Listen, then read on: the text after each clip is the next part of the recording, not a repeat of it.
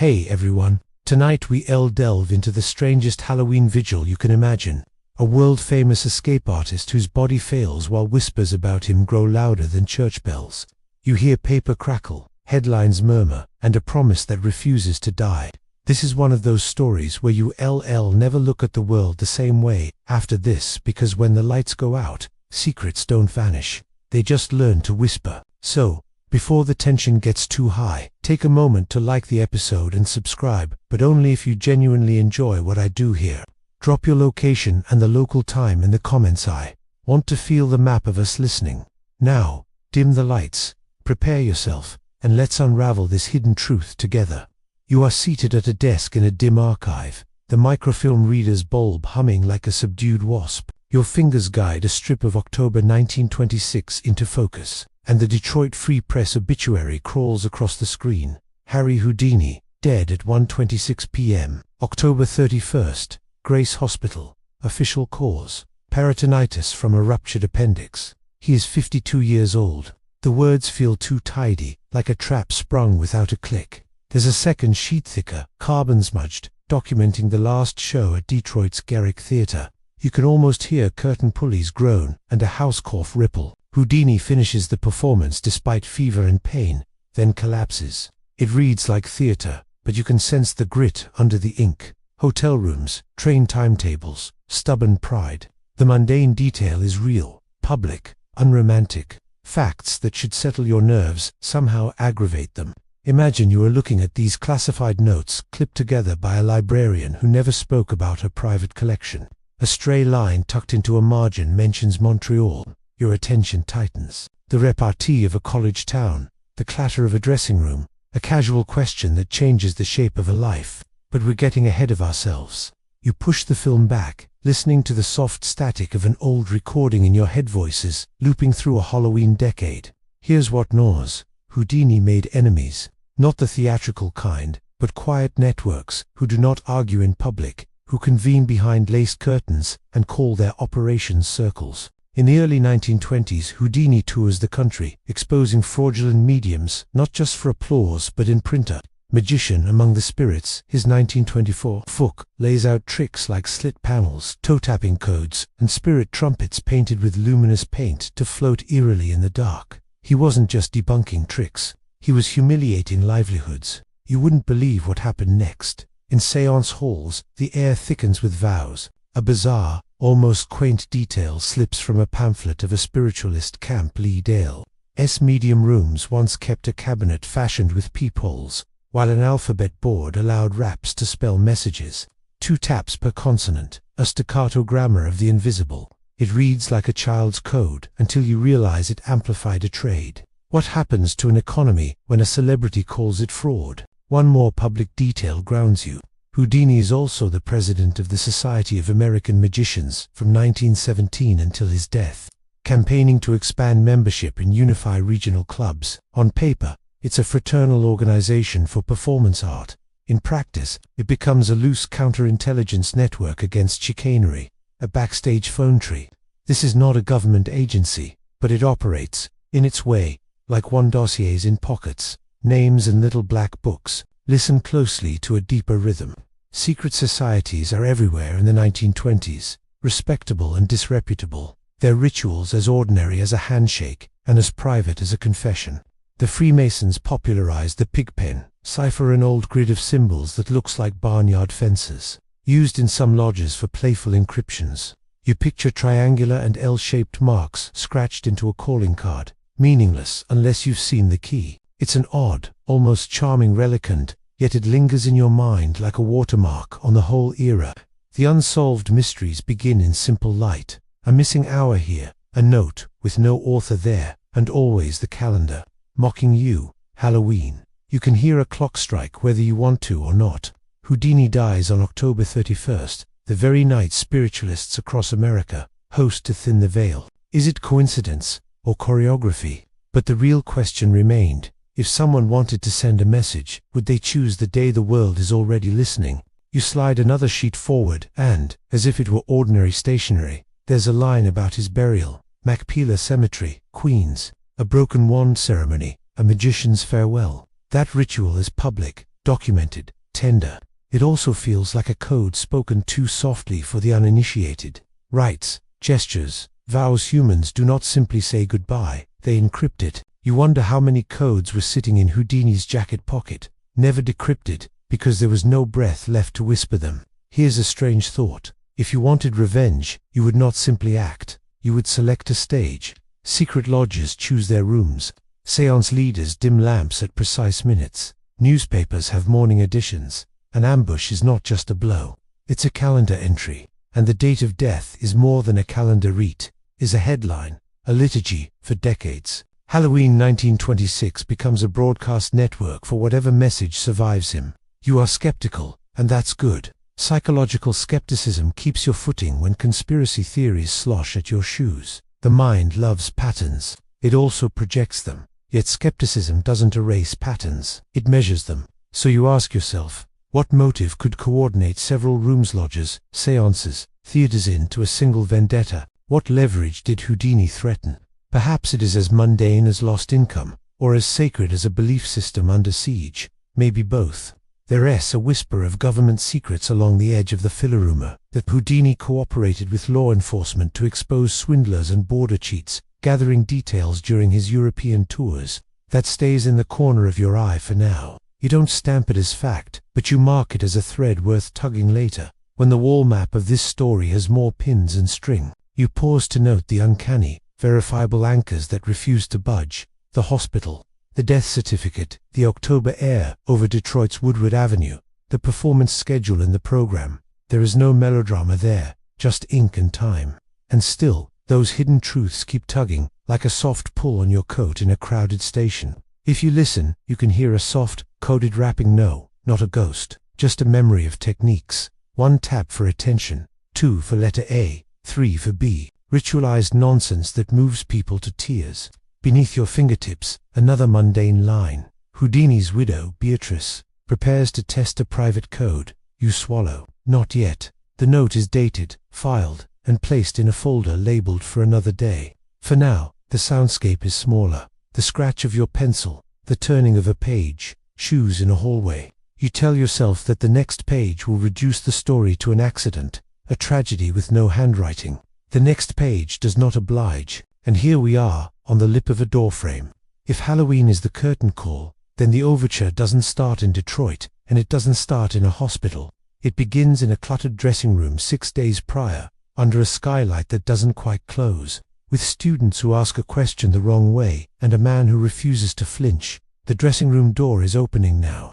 You can hear it, but the real question remained. When that door opens in Montreal, is it the beginning of an accident, or the settling of a whispered debt? You stand in a narrow corridor behind the Princess Theatre on St. Catherine Street, Montreal, listening to the muffled rumble of a matinee crowd dispersing and the light. Irregular tap of rain on a high, reluctant skylight. A stagehand's booth heel scrapes metal, a trunk clicks shut, and a door that should stay closed swings inward on a draft. The dressing room is warm, overlit, and cramped with props. Cuffs, a battered trunk, towels folding into themselves. Houdini reclines on a couch, left ankle wrapped from a fracture he sustained earlier that month during a performance. A dull, stubborn throb he treats as if it were just another lock to pick. Across the threshold, students hover curious, animated, too eager. One young man edges closer, shoulders sloped, a pencil in his pocket, the polite intensity of the university library about him. He gives his name, J. Gordon Whitehead, affiliated with McGill. You note the way he studies Houdini's jawline, the ribcage visible under a thin shirt when the magician inhales. The cadence is casual. Rumor has it, you can take any punch to the stomach. True. Can I try? Houdini nods, a practiced showman who has taken such blows before as proof of conditioning, but he is distracted sketching a trick, answering a different question, tilting his head for a caricature. He is not braced. Whitehead steps in. The first punch lands. Then another. You wouldn't believe what happened next. The room lurches the way a carriage lurches over rails. Witness accounts fracture and do not recombine cleanly. Some say Houdini nods assent. Some say the second and third strikes come too fast for assent to matter. Some count 2 blows, some 3 or 4. A student named Price will later write an account. Another friend will recall the rhythm differently. A professor's memory changes shape when pressed. The chronology, even on a day with clocks on the wall, leaks at the edges. You are looking at these statements as if they were classified memos, stamped with times that do not sync, and it makes your neck prickle. A verifiable anchor refuses to move. The date is October 22nd, 1926, a Friday. The place is the Princess Theatre dressing room, Montreal. Houdini has already broken his left ankle earlier in the month, and the cast makes him favor his right side on the couch. He will go on to perform that night, despite pain. He will go on to perform again and again, because that is his nature. And because schedules are the gravity of touring lives. Those are the public details you can hold in your hands. They do not soothe. Whitehead's punches are not heavy in your ears. They are dull, like someone knocking on a door they already intend to open. Houdini waves off concern, mentions a pain in the right side, an ache that would be ordinary if it weren't so insistent. He instructs the students to sketch him. He talks about control, about breath. He has given a talk to students that week about fraudulent mediums, how spirit trumpets are wired, how raps in the darkness can be routed through furniture legs and split knuckles. He has made himself an instrument of skepticism, and instruments don't get to choose when they vibrate. You can still hear the line he might have used. The dead don't need your money. The living do. In the hallway, a notice board carries meeting cards for societies and clubs, engineers, poets, chess. Next to them, a small postcard with 3 interlocking links and the letters FLT, an Oddfellows emblem that signals friendship, love, truth, and a weekly lodge time. A curious artifact of an era where fraternal orders speak in symbols as fluently as in words. To anyone else, it is decoration. To an initiate, it is a summons.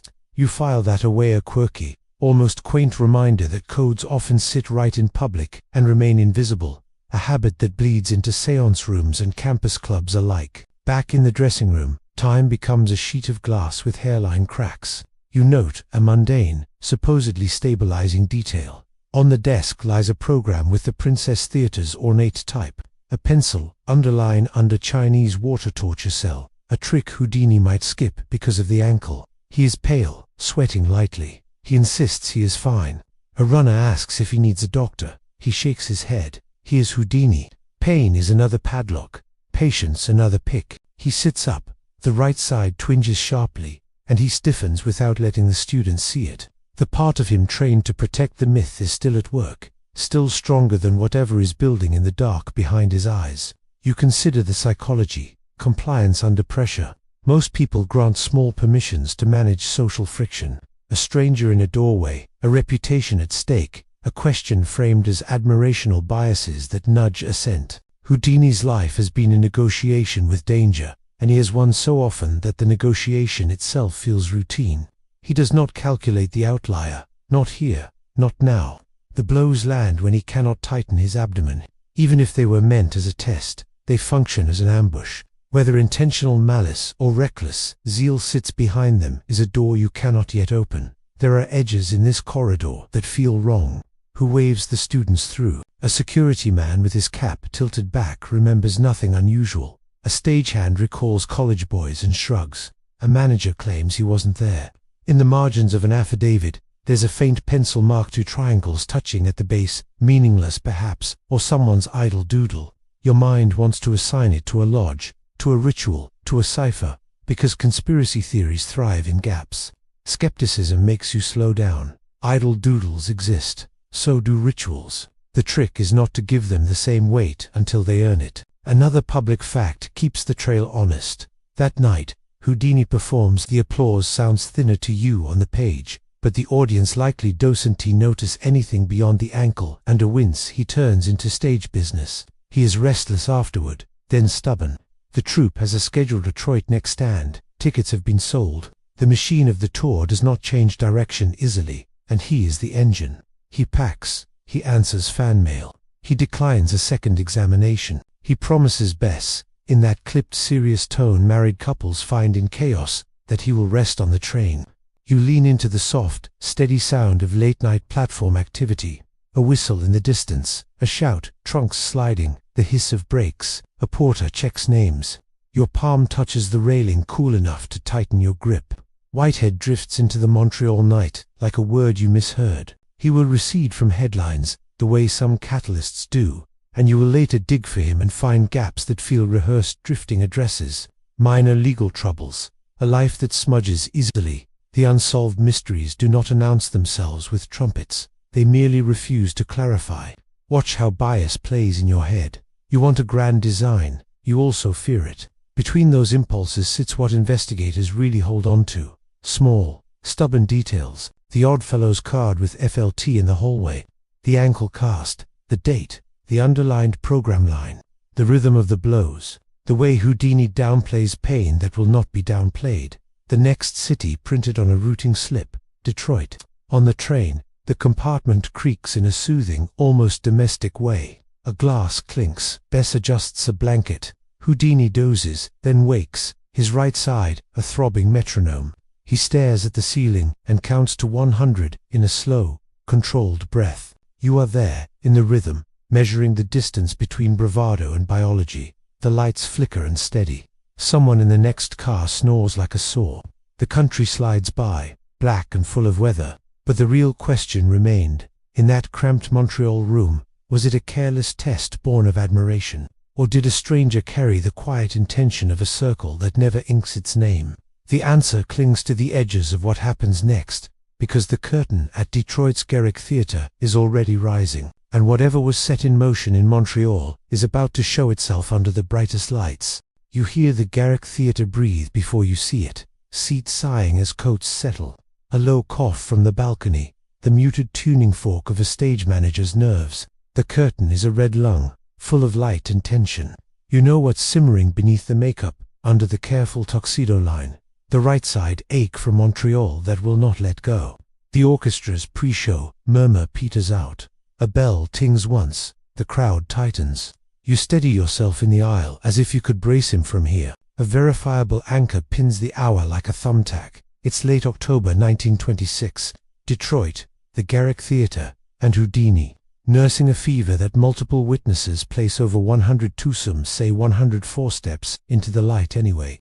The paper program lists metamorphosis, needle swallowing, and the water torture cell, but a pencil crossout suggests adjustments, the kind that happen when a man is measuring pain against obligations. He smiles like a lock, just heard the click it wanted. It is a showman's smile, and it's meant to quiet the part of you that already knows what's coming. From the wings, the rigging creaks with the poetry of habit. He lectures a bit more than usual, lets the patter stretch, uses his voice as a buffer against the body's protest. You are listening for the frequencies beneath words, the little stiff inhale before a heavier prop, the ghost of a grimace he turns into a wink. He finishes the first half and vanishes behind the curtain like a coin palmed into silence. A dresser lifts a towel. Bess leans in, voice low, the private grammar of years compressed into 3 or 4 syllables. He shakes his head. One more, he says, not to you, not to her, but to the silhouette of the show itself. The second half becomes an argument with gravity. The famed water torture cell is swapped, out tankle, fever, prudence, disguised as theatrical choice.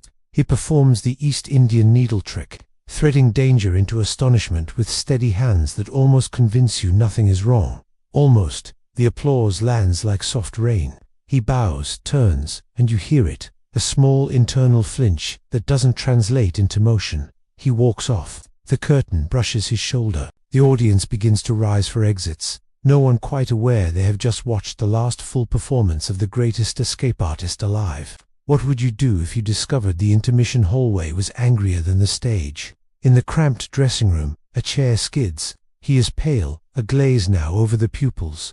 He sits, then lists, then forces himself upright by grasping the back of the chair, like it's a familiar post on a pitching deck. A theatre physician, yes. Even then, some houses kept a doctor on call for twisted ankles and fainting patrons' riches for his wrist. The pulse reads fast and thready. Hospital, someone says, as if the word could knock politely and wait for permission. Houdini says no. He has said no in 8 languages and 20 cities in all the years UVA followed him, and it usually buys him time to win. He says it again now. It will pass. He is taken to his hotel to rest, and you can hear the elevator's slow cage rattling. Each floor another turn of a wheel. Night drifts in, the fever doesn't. The ache turns into a coastline of pain. ragged and strangely bright, a dull star that will not blow out. By morning, the simple details line up like soldiers. Room number noted. House physician summoned again. Taxi flagged. Finally, Grace Hospital, the limestone exterior plain and resolute. The sort of building that promises order. Nurses in white move with a competence that anchors you. A clerk writes Eric Vishari, Houdini in a ledger. That's publicly verifiable. His birth name, his stage name, both present in ink. Tests, prods, questions. A surgeon palpates the abdomen and reads the grim braille of guarding muscles. Appendicitis is the conclusion. Peritonitis is a word you can feel in your tongue, dry and panicked.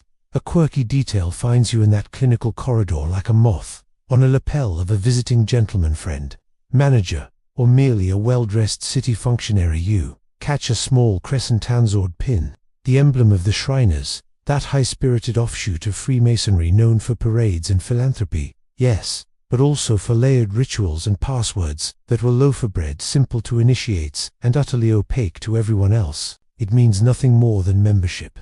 Yet in a decade saturated with lodges, you can't help wondering how many coded loyalties share space in this house of medicine tonight. The surgery comes after hours of failure to improve. Official notes will later say his appendix ruptured before the operation. That infection was already off the leash. Ether, a mask, the high cold smell of antiseptic, the peculiar quiet that follows a decisive step. Time passes both fast and sticky in a waiting room. Bess is small and fierce, her hands stacked as if to keep the world from sliding off the table. Your ears invent sounds, the ticking of a wall clock, the hiss of a radiator, the hallway's occasional squeak under a nurse's shoe. Now the bedside, and here the accounts will never fully align. Some say an oxygen tent appears, a gauzy canopy like a veil over a confession. Others insist there wasn't one, that bandages and a hot water bottle were the props at hand. One nurse remembers a bouquet with a card that bore no name, only an initial and a symbol that looked like a beehive. Another common Masonic motif, industry and unity, innocuous and yet now part of your inventory of oddness. A friend cites last words, "I'm tired of fighting." Another claims those words are an invention, that his final hours were spent in exhausted quiet, breath's labor the only language. The chart times do not always agree with recollections. On one line, a pain injection noted at 2:10, a witness swears he was speaking then. Memory is a magician too. A mundane, steadying truth is that the hospital had rules, visiting hours, sanitary protocols, limits on press, yet a reporter somehow gets near enough to glimpse him, thin and waxen, and the next day's paper carries a description you can hear like a scratched record. There's a rumor of a clergyman, and this rumor contradicts itself like a mirror room. Some whisper a priest performed a rite that would be out of place for a Jewish patient. Others say a rabbi visited briefly. Still others say no clergy at all breached the threshold. It becomes an unsolved mystery with too many narrators, each sure their proximity was closer than it was. In quieter corners of Detroit spiritualist circles hold their own meetings as the week lengthens. Lily Dale is far, but on Nearond, you can imagine the table tapping the alphabet of knocks you already know too well from your Montreal files. A coded scrap travels among them in a handheld way, not a newspaper clipping but the pigpen cipher scrawled on stationery like a child's game, each symbol an X or an L. Around dots, a private joke or a private summons. Decoded, it might just be a date and a place, or it might be nothing. Classified minds prefer somethings. You note an administrative fact with the weight of metal. The death certificate will say, October 31st, 1926, 1:26 p.m., Grace Hospital, cause of death, peritonitis, secondary to ruptured appendix. These are the government secrets that are secret, the official facts filed so flat you could slide them under a door. They should close the case. They don't. Hidden truths travel with their own passports. Days blur, the fever glares. He opens his eyes and sees Bess, and the air changes. He asks for water. Someone waits a cloth instead. The nurse's shoes whisper. The city keeps breathing. Streetcars ringing. Factory whistles. A football score shouted from a corner boy.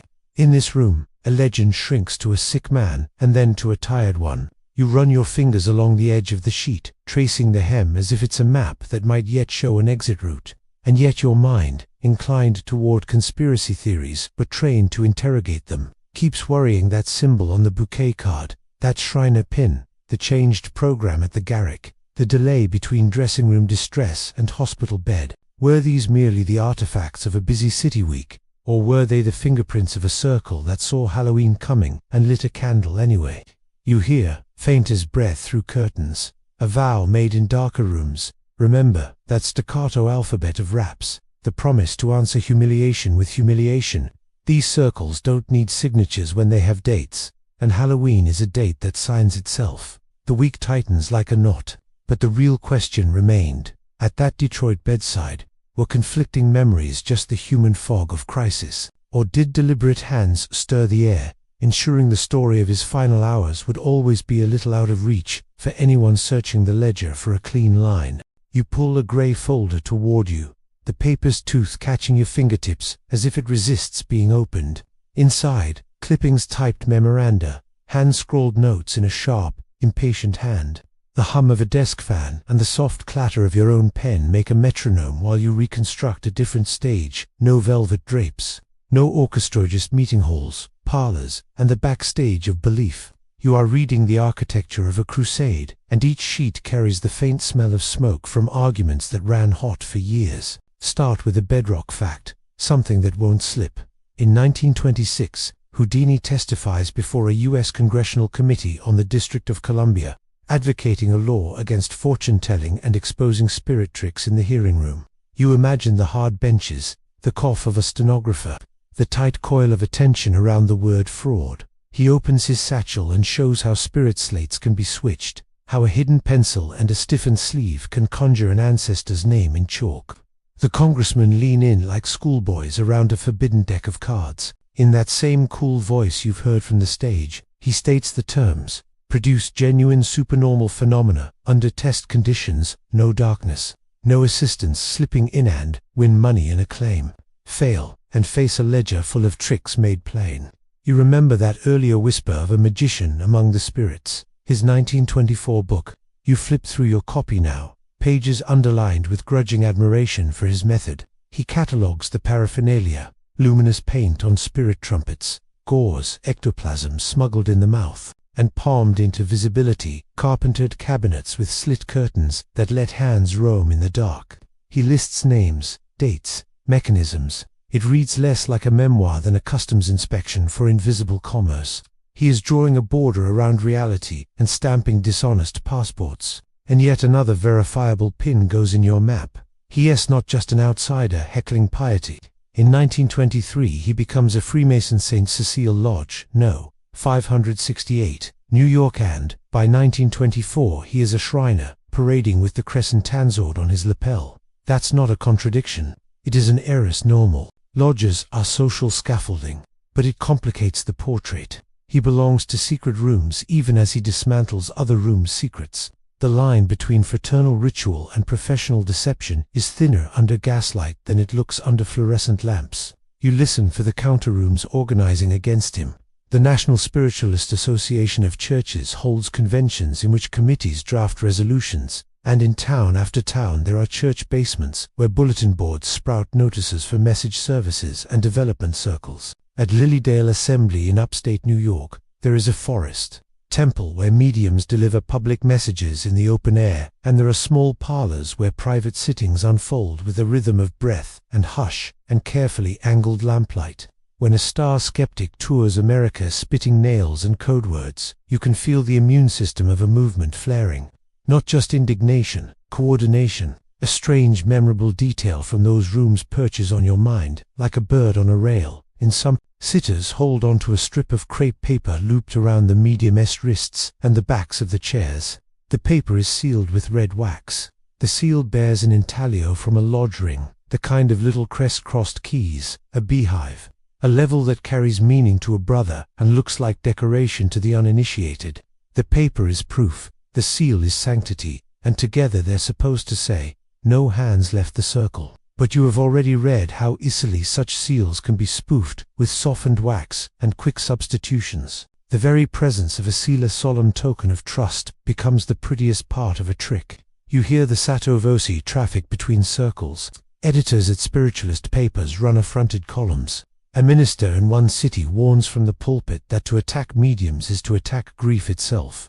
Rumors slither backstage that Houdini pays stooges to hide under tables and accuse that he bribes theater managers to cancel, that he has government secrets to ruin livelihoods in one telegram. None of that is in the record you can authenticate. What you can hold is his network. Private detectives on retainer, magicians in the Society of American Magicians swapping notes, theater managers willing to serve as witnesses. The web hums, and so does the opposition. Behind velvet curtains, you can hear the prelude to a vow. Imagine you are looking at these classified correspondences, carbon copies of letters to police chiefs warning of particular mediums, invoices for hotel rooms near halls, envelopes with cramped return addresses and no names, only a symbol in the corner, a simple square, divided into 4. With a dot in one quadrant, the pigpen cipher, easy geometry, pointing to someone who wanted to feel clever and hidden at once. Decoded. One card spells Halloween, each letter a little fence, a childlike bravado that makes your teeth go cold. You tell yourself it's theatrical posturing. You mark it anyway. He infiltrates sittings under aliases you can almost hear him enjoying. He brings along trusted observers, doctors, reporters, fellow conjurers. He popularizes the bright idea that the dark is a suspect accessory. Mediums demand that lights be lowered. He demands they stay up. Or he produces a handkerchief coated in luminous paint for the medium's fingers, a trick borrowed from the British investigations of earlier decades. In his notebooks, a phrase repeats with dry humor: control satisfactory, phenomena unsatisfactory. Behind that verdict lies a procession of thwarted raps, stilled boards, and trumpets that refuse to fly when hands are truly constrained. Tension escalates. The Marjorie affair, the scientific American contest that dangles a prize for genuine phenomena, will later become a powder keg. But even before that, you can see how a community under siege grows teeth. A camp director bans him from attending services. A circle posts a polite notice that those of skeptical temperament are asked not to sit. Postcards show up with script that swirls like smoke. You are being watched. Is that only a fan's mischief, or the communal impulse of a wounded economy drawing a perimeter? A mundane anchor steadies you. Tour schedules, printed weeks in advance, his newspaper columns, the datelines of his rebuttals. The record is public and dull, in the way truth often is the dullness of fixed times and repeatable places. That dullness is useful because it separates what can be known from what must be inferred. And yet, even within that clarity, your ear keeps catching the rattled edge of threats that don't quite announce themselves. After Halloween, reads one unsigned note. The curtain falls on your noise. That could be a theatrical jab. It could be calendar selection as menace. Psychology steps in like a careful usher. When you threaten a person's identity, they polarize. When you threaten an industry's income, they organize. Mediums aren't just vendors of the other world. They are conduits for private hope. His campaign doesn't only nick wallets. It slices rituals. Public humiliation demonstrating, in bright light, how ectoplasm is nothing more than cheesecloth slicked with egg white feels, like sacrilege in a room where the bereaved pay for possibility. The predictable human response is not to change your mind. It is to fortify the story that keeps you whole. You haven't forgotten the murmur of conspiracy theories that framed this whole archive. The magnetic urge to arrange these notes into a perfect circle with a name in the center. You resist naming, but you don't dismiss the shape.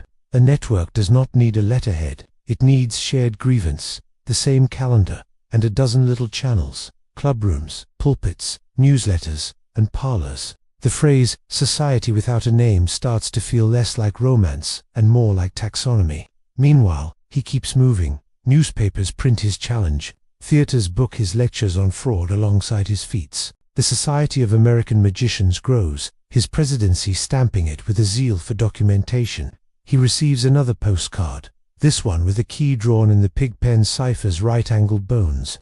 It translates to debt. You file it among the unsolved mysteries that might be theater trash, or might be the mask of something sharper. In your ears, the alphabet of raps you learned in Montreal returns with its insistent clicks. Remember that staccato grammar. And you can stop hearing it like a metronome ticking down toward a date a century will remember. But the real question remained. Did this crusade merely provoke angry rooms and editorial rebuttals, or did it harden into a quiet, coordinated appetite for payback, one that preferred to choose its moment, dim the lamps, and let a calendar do the speaking that signatures never would. You tip a velvet-lined box toward the light, and something small slides and sings a thin ring. The whisper of a chain, the faintest memory of a music hall melody. You can almost hear the tune Rosable, the song Bess sang when she first met the young conjurer in Coney Island, back when applause felt like a season that would never end.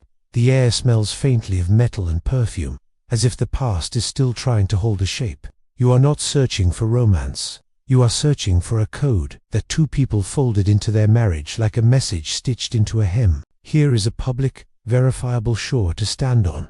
After Houdini's death in 1926, Beatrice Bess Houdini tells the press there was a private pact if one of them died first, they would try to make contact. The key phrase, the test of authenticity, would be Rossable, believe. The selection is not random. Rossable is both a song and a talisman. Believe is not a surrender to superstition, but a challenge placed in the center of a locked room. If you hear that phrase under conditions that satisfy their standards like controlled, but not extinguished, observers vigilant, trickery barred, then perhaps you permit yourself to accept a signal from the dark. But the phrase is the surface of the key, not the teeth. In their mind-reading act, developed years earlier, Houdini and Bess used a crisply engineered verbal code to transmit numbers and letters in plain conversation. 10 code words mapped to the digits 1 through 10, allowing any longer number to be spelled out as a sequence of ordinary-sounding prompts. The version most often documented in conjurer's lore goes like this: 1 equals pray, 2 equals answer, 3 equals say, 4 equals now, 5 equals tell, 6 equals please, 7 equals speak, 8 equals quickly, 9 equals look, 10 equals look, 10 equals be quick. By combining these cues, a partner could designate letter positions in the alphabets A2 to 5 to suggest the 25th letter, or a sequence that breaks a word into components while appearing to hold an innocent conversation. You imagine a theater lit by footlights, the couple's patter flowing, and inside it the shape of numbers invisible to everyone but them. This is not mysticism. It is a cipher rehearsed until it sounds like breath. Now tilt back to the marriage vow. Rossable believe is the promised knock, but cleverness respects redundancy. If a sitter ever claimed Houdini had sent a message, Bess would ask for the deeper layer, the code words in the right sequence, the unmistakable bones beneath the phrase, the private language of two working professionals. Their alphabet of looks and words would be the lock no stranger could pick. That was the theory. Anyway, before grief and publicity turned the test into a prize fight. You are looking at a clipping file that is anything but classified. January 1929, New York City. A spiritualist medium named Arthur Ford announces he has received the Houdini code and the test phrase, Rossable believe, he says. And then, in a flurry that makes your scalp tighten, he produces the code words, pray, answer, say, and so on, arranged to spell out the intended confirmation.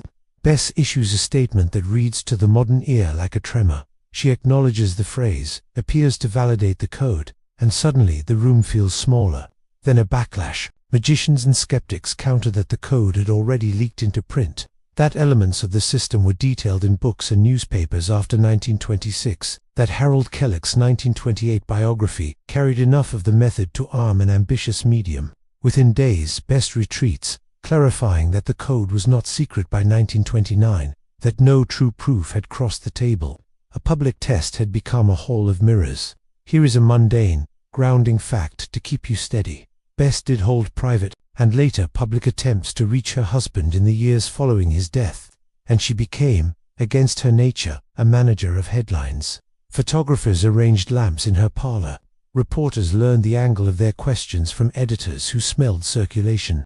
She was a woman with a grief-shaped problem in a decade that loved a spectacle force to act as gatekeeper for a lock whose key had been photocopied by Mayer. And yet, breathe deeper, there is something older moving under this. Secret societies and conjurers share a guilty friendship with ciphers. The Masons used the pig pen.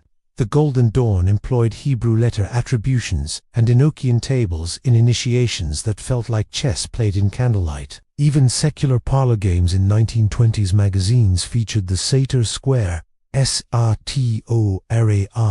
Epo T, Latin palindrome arranged in a 5x555 block, used for centuries as an amulet and a curiosity. Quirky, yes, even charming. But the consequence of such a cultural stew is simple. Codes are in the air. Anyone who wants to counterfeit sanctity can learn the grammar of a cipher in an afternoon. The line between a sacred password and a printed diversion weakens the moment the printing press licks its lips. This is where psychological dread creeps in.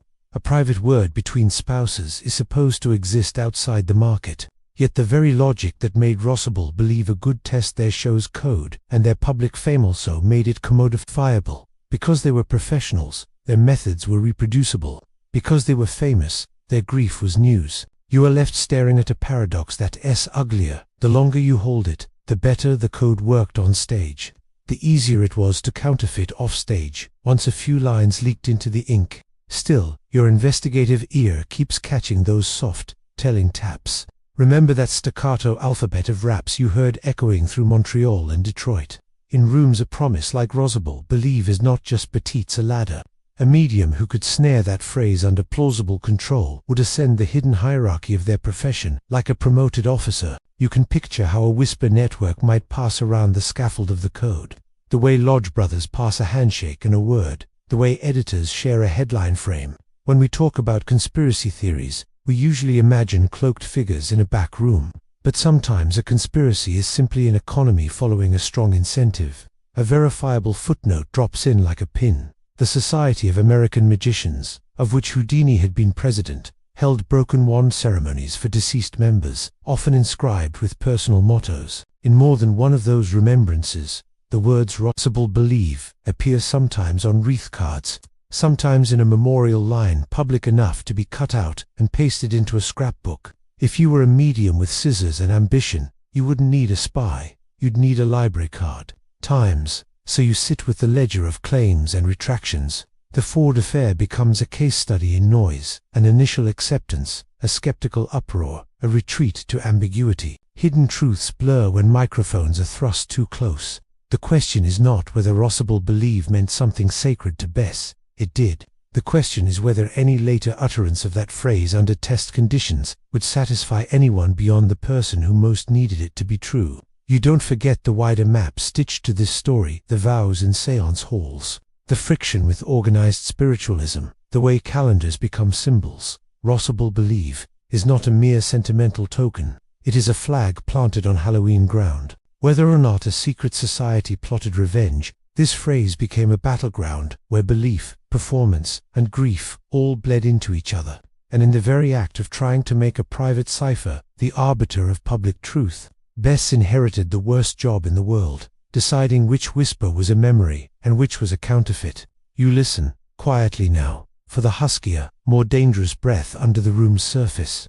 In your notes, one card in the pigpen cipher spells bride, its little fences and angles fussy and childish. Another spells believe. They could be nothing party tricks, journalists' doodles, or they could be the spoor of a community rehearsing how to fake intimacy. Either way, they remind you that codes are not crucibles for truth. They are tools, and tools can be stolen. But the real question remained, when that long-planned password finally leaped from parlor to press. Did it protect the sanctity of a promissor? Did it become the very lure that clever strangers needed, the key they could copy to make themselves sound like the voice Bess wanted most to hear? You opened a brittle letter and hear the scratch of a steel nib, as if it were still moving, measured, gentlemanly, certain. The signature flares in blue-black ink. Arthur Conan Doyle. Somewhere a lecture hall hums with expectant coughs and the rustle of evening coats. The microphone not yet live but already buzzing in your head. You steady the page and set the metronome of your breath, because you are about to walk the fault line where friendship turns into a doctrine with teeth. A fact you can plant your feet on first. In June 1922, at the Ambassador Hotel in Atlantic City, Lady Jean Conan Doyle conducted an automatic writing for Houdini and her husband. The pages she produced announced a message from Houdini's mother, flourished with a little cross at the top, written in smooth English. Houdini later pointed out that his mother spoke little English and would not have drawn a cross, given their Jewish faith. The room did not crack then, but the seam appeared, and you can still hear the sound of it, paper sliding, polite throats clearing. a thin crystalline pressure behind Houdini's eyes as he smiles and says less than he feels. Doyle's voice, by contrast, is trumpet bright. He believes with the confident resonance of a man who built Sherlock Holmes, and then asked the world to accept that logic can also approve of miracles. He tours Britain and America in the early 1920s delivering lectures on spiritualism. He writes The Coming of the Fairies in 1922, defending the Cottingley photographs as genuine evidence of beings just left of our vision. He fills halls. You can hear applause like rain on a roof. When he defends mediums, newspapers run his letters. Editors print his arguments, because knighthood and authorship confer a passport into every parlor. That is not a hidden truth. It is a public gravity. You slide to a later clatter. As the Scientific American Prize contest circles around, Mina Marjorie Crandon in 1924, Doyle praises her from afar and chides Houdini for what he calls prejudice. In print and in private notes, he asserts a counter-theory that still makes your scalp tighten that Houdini himself possesses. Mediumistic powers, perhaps unknowingly powers he uses to dematerialize from manacles and cells, and that his campaign is a magician's misdirection against his own gift. It is a neat reversal, the kind of narrative flip only a confident storyteller attempts. In Doyle's telling, skepticism is a mask, and the escape is literal spectator. You are listening to a drumbeat meant to change how a crowd marches, a mundane, even dull detail sharpens the outline of his influence. Handbills from his 192 to 1923. American lectures list venues: Carnegie Hall, Boston Music Hall, Chicago Auditorium, and ticket prices in ordinary type, with seating charts that look like any concert subscription. There's nothing esoteric about the commerce. What moves in the aisles, though, is fervor. Question cards pass 2 aisles, whispers about closed sitting invitations, and the quick exchange of calling cards embellished with SPR, the Society for Psychical Research, like a quiet credential. Not everyone flashing that initialism is truly a member, but in a decade of lodges, an acronym can be a handshake. Listen for a quirk from the research rooms themselves. Psychical researchers in those years devised book tests to check claims of spirit communication. A sitter is asked to choose a book unseen by the medium, then a page and line number, and the purported communicator will specify a word found. They're sometimes prearranged in sealed envelopes to prevent after-the-fact adjustment. Sealed packets, wax impressed, sit in desk drawers waiting for a hit. The method feels like a gentleman's puzzle night. Its scent of libraries and Latin mottos makes it charming and eerie at once. It also shows how deeply the culture of ciphers and controls had seeped into respectable inquiry. When skeptics and believers alike use codes and seals, the border between a test and a rite blurs in the hissing lamplight. Now you picture Doyle's circle as a living thing: publishers, editors, mediums, sympathetic physicians, club secretaries, nothing as melodramatic as a hooded order, everything as effective as a network with Sunday best and good penmanship. They send clippings to one another, in brown envelopes. They forward the names of hospitable reporters. A sympathetic editor at a spiritualist weekly hints that a certain critic is being watched. The phrase you heard echoed in the rooms where raps spelled out headlines. You are not holding government secrets. You are holding the postal map of persuasion. In private, Doyle writes Houdini warm letters laced with steel. He insists the Atlantic City sitting was sincere. He suggests that rejecting comfort given to the sorrowing is unkind, even cruel. The tone is paternal and wounded. Houdini, in turn, publishes a careful but devastating account in which the cross and the fluent English are not flourishes but flags. The fracture is now public enough to draw blood without anyone lifting a hand. You hear newsroom type bars snap like taut wires as the feud becomes copy. Doyle's authority magnifies odd small things into loud signals. A medium drops his name and a parlor fills. A manager hears Sir Arthur and moves a chair closer. A police captain, this is how influence works, lets a late meeting run longer because a night is called. None of this is classified. It is the soft currency of reputation. It shifts doors on their hinges and smooths rough edges for those in Doyle's camp. If a coordinated league of mediums ever needed cover, a gentleman's card could be better than a mask. You note how the rhetoric hardens. Doyle writes that Houdini should beware the wrath of the spirit world, a phrase both theatrical and designed to be reprinted. He adds that the prankish dead do not tolerate being mocked. Those words sprout in clippings like winter weeds. In the same breath, he frames Houdini as a man dancing on sacred ground, with muddy shoes, and an audience already sympathetic to grief nods along. You can hear the room, murmurs, chair legs shifting, a cough a little too loud. There is an unsolved mystery that remains almost domestic in its scale. Did Doyle ever explicitly urge anyone to act against Houdini beyond rhetoric and reputation? No memo surfaces. No signed directive emerges from a desk. What you find instead are concentric letters of introduction, gentle conferrals of legitimacy, and a steady drumbeat of public scorn for one man's exposures. If a circle wanted to make Halloween a stage, Doyle's campaign made sure there would be an audience and a script already a second verifiable pin. In 1930, Doyle publishes The Edge of the Unknown, a collection of essays that includes his claim that Houdini's powers exceeded mere trickery, that he could leave his body, a phrase as serious in Doyle's prose as any diagnosis in a hospital chart. It reads today like a flourish. In 1920s rooms where raps and whispers have payrolls attached, it reads like doctrine. When a figure of that stature speaks doctrine, it becomes practice in a dozen smaller rooms you can't see.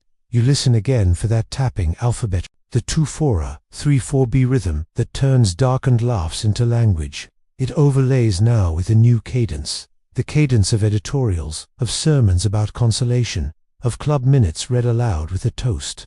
The systems of belief and the systems of code share a beat, and Doyle's circle keeps time with confidence. The effect on Houdini's campaign is not a frontal assault. It is a steady erosion, a making of enemies who think of themselves as defenders rather than attackers.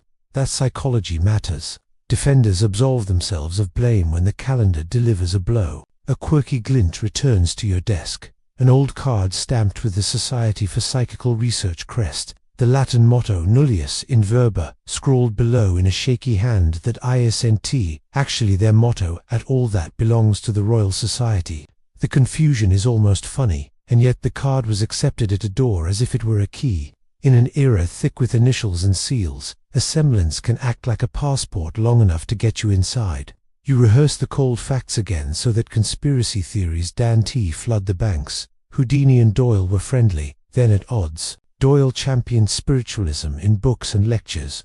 He believed in the reality of mediumistic phenomena. He defended Marjorie. He accused Houdini of hiding his own psychic powers. There is no document in your hand that orders revenge.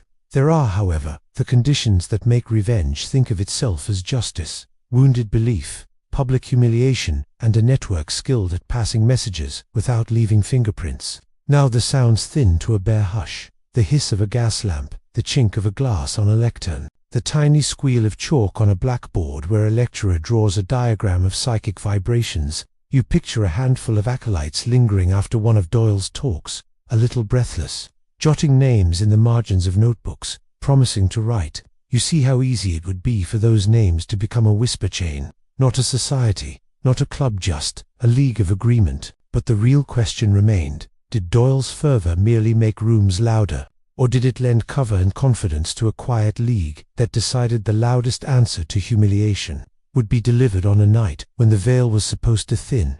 No signatures necessary. You angle a banker's lamp over a spread of browned clippings and postcards, and the light feels conspiratorial, like a confidant leaning close. The paper fibers lift under your thumb, brittle as old leaves. You are not cataloguing gossip. You are measuring the hum between rooms. How a phrase in a parlor crops up in a church basement 3 states away. How a vow made where hands are linked appears again, anonymized, on a postcard stamped with a 2-cent Washington. You listen for the league that never prints its name. Start with a public anchor you can verify without squinting. The Lilydale Assembly in Western New York has since the late 19th century held summer seasons where mediums give messages at the Inspiration Stumper Glade transformed into an open-air pulpit. If you stand there on a July afternoon, you hear the cadence of confidence. First names thrown like lifelines, the soft intake of breath when a hit feels right. That is not an unsolved mystery. It is a place on a map. Now move the pin to October and the voice lowers. Gatherings migrate indoors, parlors, lodges, rented halls, and the calendar begins to tint everything with a Halloween glaze. You are looking at these classified seeming scraps. A clipping from a Chicago spiritualist weekly quoting a minister who calls skeptics grave robbers. A letter to an editor in Cleveland defending message work as a sacrament. A column from a Boston paper noting a sudden surge of private circles scheduled in the week before All Hallows. Dates line up like footfalls. Nobody says league. Every paragraph sounds like independent indignation, yet the language repeats. You put a pin on charlatan, another on persecution, a third on defamation, and your string starts to cross in places that do not know each other on paper. The postcards themselves are the quiet drum. Domestic postcard rate, 1926, 1 cent. You hold a handful of penny cards addressed to theater managers, to church boards, to newspaper city desks. In short, indignant sentences they warn against platform trespassers and slander by conjurers. No signatures, no return addresses, only postmarks triangulating a route: Buffalo, Rochester, Detroit, Toledo, like bootprints across the Rust Belt at the pace of a touring show. One, from Montreal, carries a symbol instead of a name, a tiny grid of right angles and dots you recognize now without a key. The pigpen cipher for the letter H. It could stand for Houdini, it could stand for Halloween, or it could stand for nothing more than someone's sense of drama. You record it anyway. The quirky detail that will not leave you alone is smaller still, a torn quarter of a program from a hall. Edges browned, with 3 numbers penciled lightly in the corner: 21, 34/5. To a sitter, it is nothing. To someone in the trade of testing, it looks like a book test index page. Line worder, way to guide an accomplice to a pre-arranged hit. You check a cheap edition of Shakespeare's sonnets, common in parlor libraries. On page 21, line 34, counting generously, the 5th word is believe. The room inside you sinks half an inch. You remind yourself that confirmation bias is a useful demon who loves to work overtime. Still, the coincidence sits down and refuses to move. You picture the circuit of Whisperther magazine exchanges and envelopes with stamps damp-dusted in midnight kitchens. The National Spiritualist Association of Churches, founded in 1893, holds conventions and drafts, resolutions with sober preambles and tidy minutes. Those are above the table. Below, where you are listening, runs the sympathy of professionals watching an industry become a punching bag with a famous name returning the blows. In one unsigned clipping margin, a hand has written, "A circle is a circle, do not let him in." It is ordinary gatekeeping. It reads like a perimeter. Remember that staccato alphabet of raps from Montreal, the 2 taps for a grammar that became a metronome of dread in your ears. It surfaces again in a travelogue column from a small-town paper, where a visiting medium boasts of direct voice in perfect darkness. A correspondent writes in to protest, invoking the skeptic's demand for light. The editor prints both letters, then adds a note: "We shall revisit this matter after Halloween." The words are meant to be calendar filler. They carry a tremor you cannot justify, but also cannot dismiss. You listen to the way money moves. A medium blacklisted from a hotel parlor for exposure needs a new room. And a friend knows a friend whose lodge will rent quietly on a Tuesday. A collection plate bulges, and a postal order travels the next morning to a newsletter in Ohio that will print a defense twice as loud as the outrage that provoked it. An unsigned telegram, no sender. Only a typewritten message on a Western Union blank arrives at a theater. Photography is THEFT. Close curtain on the thief. It is melodrama. It is also a pattern. Venues prodded, managers spooked, schedules pressured at the seams. Here, a mundane pin. Directories of 1920s, telephone exchanges with names like Hemlock and Melrose. Party lines where operators sometimes listen as a sport. In a margin note from a theater secretary, the phrase "party line gossip" is underlined. She complains of calls that warn her against booking a magician agitator, as if someone somewhere in the web has decided that moral suasion should ride the wire in the late afternoon, when office girls are likely to be at their desks. No names. A league without membership cards can still coordinate tactics when timing turns into a tool. You move from the macro to the tiny weird. A folded slip sits in your file. Thin onion skin with a watermark of crossed Keyser stationer's flourish, but also an emblem shared by more than one fraternal set. The message is 5 letters long, when decoded from Pigpen, DEBT. You saw that word once already in your pile, scratched on a postcard. Layered over it, an acrostic from a newspaper column, where the first letters of consecutive lines spell hallow. It might be a prank, a typesetter's smirk. It might be nothing at all. Yet, if you were telling yourself a story about a vow of payback, those letters would do more than wink. You keep your skepticism brisk and near. Conspiracy theories blossom in the damp of ambiguity. You refuse to water them without cause. You ask simple questions. Do these cities share personnel? Are the turns of phrase that repeat simply the jargon of a trade? Is after Halloween just a seasonal hook? You find no memo, no central switchboard, no bylaws. What you find is in ecology camp meetings and message services, parlors and newsletters, lodges and back rooms where the same grievance rings like a tuning fork. When a musician strikes an A in one room, the string in the next room hums in sympathetic resonance. No conductor necessary. The unsolved mysteries still have fingerprints. In Detroit, the week before the Garrick Theatre's performance schedule, a small classified ad appears in a local paper offering rooms for circles discreet no questions. That is ordinary commerce in a city with traveling practitioners. Yet the address given is 2 blocks from the hospital where Houdini's chart will be written. Coincidence keeps walking beside you as if it were invited. A verifiable, modest detail anchors you again. Bess Houdini receives floral tributes after the funeral, some signed, some not. Among them, according to a florist's ledger, is a wreath ordered by telephone, paid in cash at pickup, the card reading only FBT. Those 3 letters could mean friendship, love, truth, the Oddfellows triad, already hanging on a bulletin board in your memory from Montreal's hallway. Or they could be someone's initials, or they could be the shorthand of a grieving friend unused to cards. You refuse to yank the thread too hard. You let it hang, visible. Then there is the matter of meetings. Minutes from a small church north of Pittsburgh record a special test circle convened for the defense of truth against malicious defamers. Names are listed. The chair moves on to bake sale receipts. The innocence of the switch feels like a disguise more than a rhythm. A week later, a manager in the same town receives one of those penny postcards warning him against providing stage for a blasphemer. No signature, a postmark that matches the church's zip. Your pencil squeaks an involuntary line down the margin. You remember, too, that coded cards sometimes overplay their hand. Tucked into a disbound scrapbook is a Child S drawing of a triangle with an Arja dime store parody of an all-seeing emblem over the word Rossable. It could be a piece of cruel fan mail. It could be a medium's joke. It could be a journalist's prop. The problem with hidden truths in a marketable story is that even the hoaxes cast shadows that look like footprints. The soundscape narrows, paper rasping, your heartbeat picking up when a postmark aligns with a performance date, a whisper of graphite as you draw a faint line between cities. The outline that emerges is not the bold circle of a formal society. It is a weather pattern of pressure that falls across a region when a storm is announced and does not change course. Inside that pressure, people tell themselves that defending the dead from mockery is a righteous task, and righteous tasks borrow whatever tools are nearby. Phones, postcards, clubrooms, and the calendar's oldest stage, Halloween. Edge closer to the dark door, you feel waiting.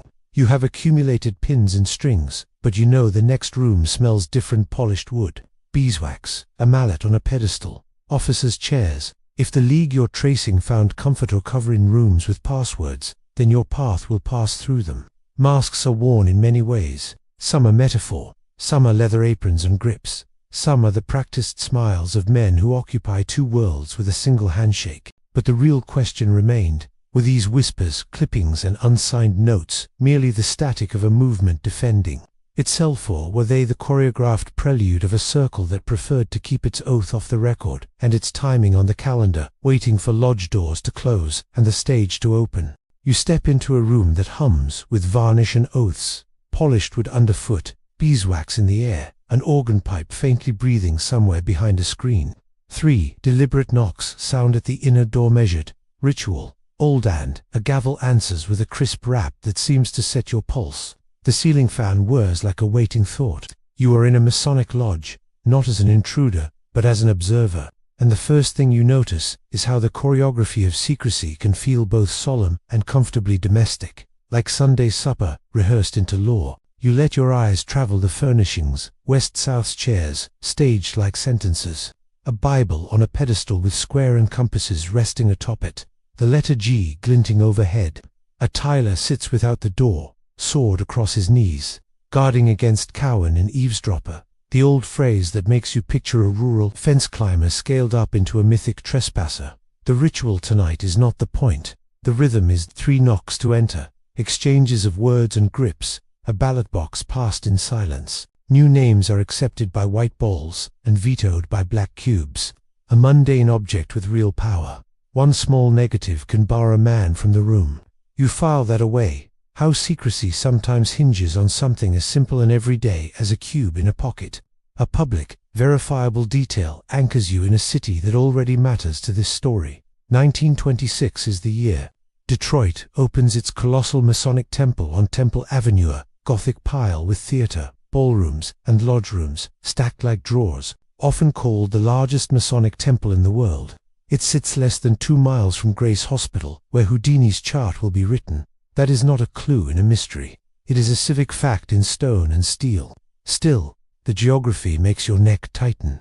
The city that holds his last breath also houses one of the grandest rooms for men who keep passwords like pocket change. Your ear picks out a quirk that doesn't quite belong to this building, but lives in the family of rooms that call themselves esoteric. A century earlier, in London, the Hermetic Order of the Golden Dawn sprang from a sheaf of cipher manuscripts, Victorian papers written in a substitution cipher whose provenance remains an unsolved mystery to scholars and initiates alike. Their decoded rituals birthed a cascade of temples and offshoots, and though the original order splintered by the early 1900s, its children Alpha et Omega, Stella Matutina lingered, like after. By the 1920s, New York had its own occult clubs and studies circled, some formally Rosicrucian, some a half-sincere, half-theatrical borrowing of those old ciphered dreams. The manuscript's origin remains a polite controversy. The effect is plain. Modern secret rooms learned to speak in diagrams, correspondences, and keys. You pivot to a different ritual language with more parade flair. Shriners Masons in red fesses sponsor hospitals and march with brass bands in civic processions. In Manhattan, the Moorish Revival Auditorium built for Mecca Shrine opened in 1923. You know it today as New York City Center, a public concert hall with the same sandstone skin. That is a fact you can touch, a building you can visit. The fez and the parade are the public face. The private face is the network, a roster of men from police, press, city hall, stage, and shop, breaking bread, swapping favors, conducting good works and, because they are human, sometimes granting a pass to friends who share their passwords. You imagine how easily such rooms become waystations for parallel cultures. Rented on off nights, a lodge room can host a development circle, or a message service, the language softened to pass muster with landlords who value decorum. You've seen the rental slips cash, key returned by 10, name of signer, a common noun like Brown or Smith. In 1920s cities where publicity makes or breaks reputations, a room safe from nosy reporters and party-line telephones is a commodity. No government secrets change hands here, not that you can see, but you hear the quiet security, doors that close, windows that shutter, members who vouch. The double lives become obvious once you look for them. A theater manager wears a Masonic ring with discreet pride, right hand turning it clockwise when he thinks. A police captain's cuff glints the same way when he shakes hands with a visiting Shriner. A hospital trustee writes a check to a Rosicrucian lecture series, not because he believes in alchemy, but because his brother-in-law does, and favors are the oil of civic machines. These are not villains from conspiracy theories. They are the men who keep cities moving, who sign permits and book acts, and assign night duty. In their calendars, lodge night is as real as board meeting, and the contacts in their little leather books do not distinguish between sacred, social, and strategic. You pivot your attention to another rival esoteric brand, now blooming in the decade-s brisk air, AMORC, the ancient mystical order Rosicrucis, founded in New York in 1915 by H. Spencer Lewis. They mail monographs in sealed envelopes, graded like schoolwork through degrees that promise harmony between ancient wisdom and modern life. By 1927, headquarters relocates to San Jose, but in the years before, their Manhattan offices run a tidy little postbox empire of lessons and dues. One quirky detail sticks. Some lodges used wax seals stamped with zodiac glyphs on their envelopes, not because anyone needed that security, but because the iconography felt like a rite at the point of a letter opener. A seal makes a kitchen table conspiratorial. It turns paper into a ceremony. You don't confuse parallel with causation. Not tonight. Houdini was himself a Mason. Your notes already hold the date he took degrees and the year he put on a Shriner's fez. He was also president of the Society of American Magicians, presiding over broken wand ceremonies and encouraging a fraternity of performers to share methods for exposing frauds. In the frames of a single photograph, you could find him standing in a Masonic ring and then in a magician's banquet, the same man toggling languages smoothly. That is the texture of the 1920s. Men inhabiting overlapping rooms without feeling the seams snag. Listen to the parts where ritual and stagecraft rhyme. 3 knocks on a lodge door. 3 raps of a medium's trumpet in the dark. 3 taps of a stage manager's baton calling for quiet. The pigpen cipher scratched into a boy's notebook. The trestle board in a lodger chalked diagram of the evening's work. The control sheet Houdini carries into a test. Even the ballot box's black cube, the smallest veto, feels like a cousin to the blackened room where a single skeptical voice can recognize receipts. Codified secrecy bleeds into habitual privacy, and habit more than any hidden oaths, the infrastructure of power. The mundane details that keep this from turning into fog are stubborn as nails. Lodge nights are printed in newspapers, community calendars. Shriners' parades clog streets with fanfare and candy for children. Detroit's Masonic Temple sells tickets to public shows in its theater, the same way the Garrick does. These are public details, Inc. Stone. Timetables. What's hidden are the conversations after the meetings, a quiet word about a touring skeptic, a suggestion that a venue might reconsider a booking, a phone call that begins with a half-joke and ends with a favor. None of it is classified. All of it is easier in rooms trained to keep confidences. A quirk in your folder glows like a cold, a visiting card embossed with crossed keys, and a Latin motto that is almost correct. Clavis Veritatis, a mock Rosicrucian flourish adopted by a study group that met above a pharmacy. On the back, in the pigpen cipher, 5 letters, hello. It is either a child's prank or an adult's calendar. You remember the beehive emblem on a hospital bouquet card, the Oddfellows FLT postcard in Montreal's hallway, the Shriner pin on a lapel outside a Detroit ward. Symbols accumulate like breadcrumbs. They may lead nowhere.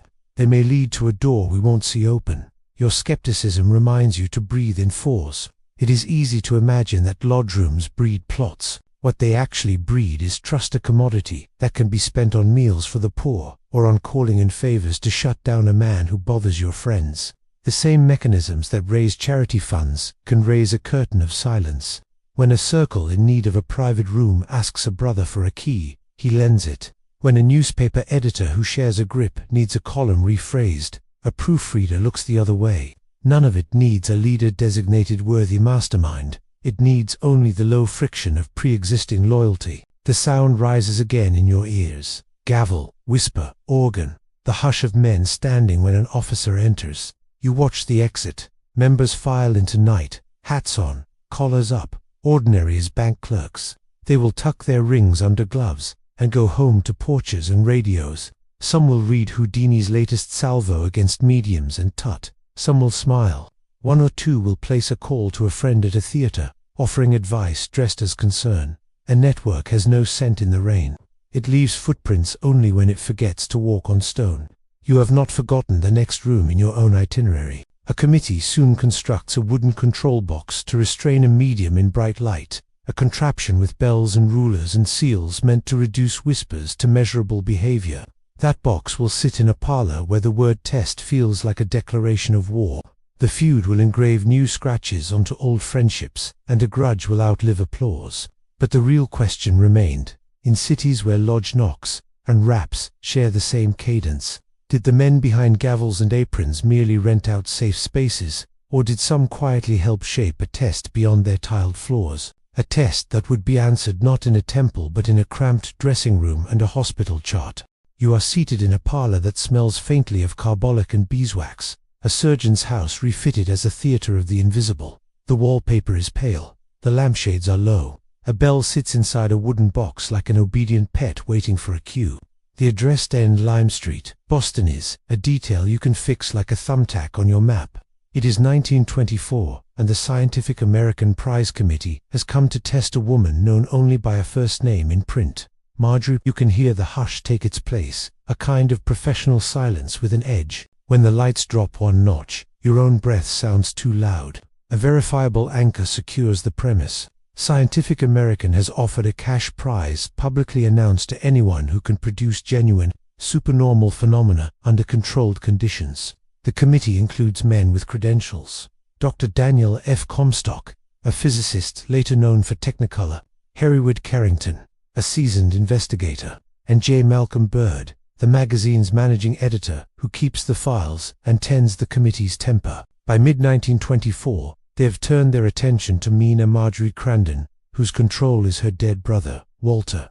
When Walter is supposed to speak, the room's temperature seems to change, and the hair at the back of your neck behaves as if it were listening. Now the box. Houdini arrives with it like a carpenter bringing a lawsuit: clean pine boards, inspection screws, slots for head and limbs, a control device that puts the medium's hands under seals and her feet in sight.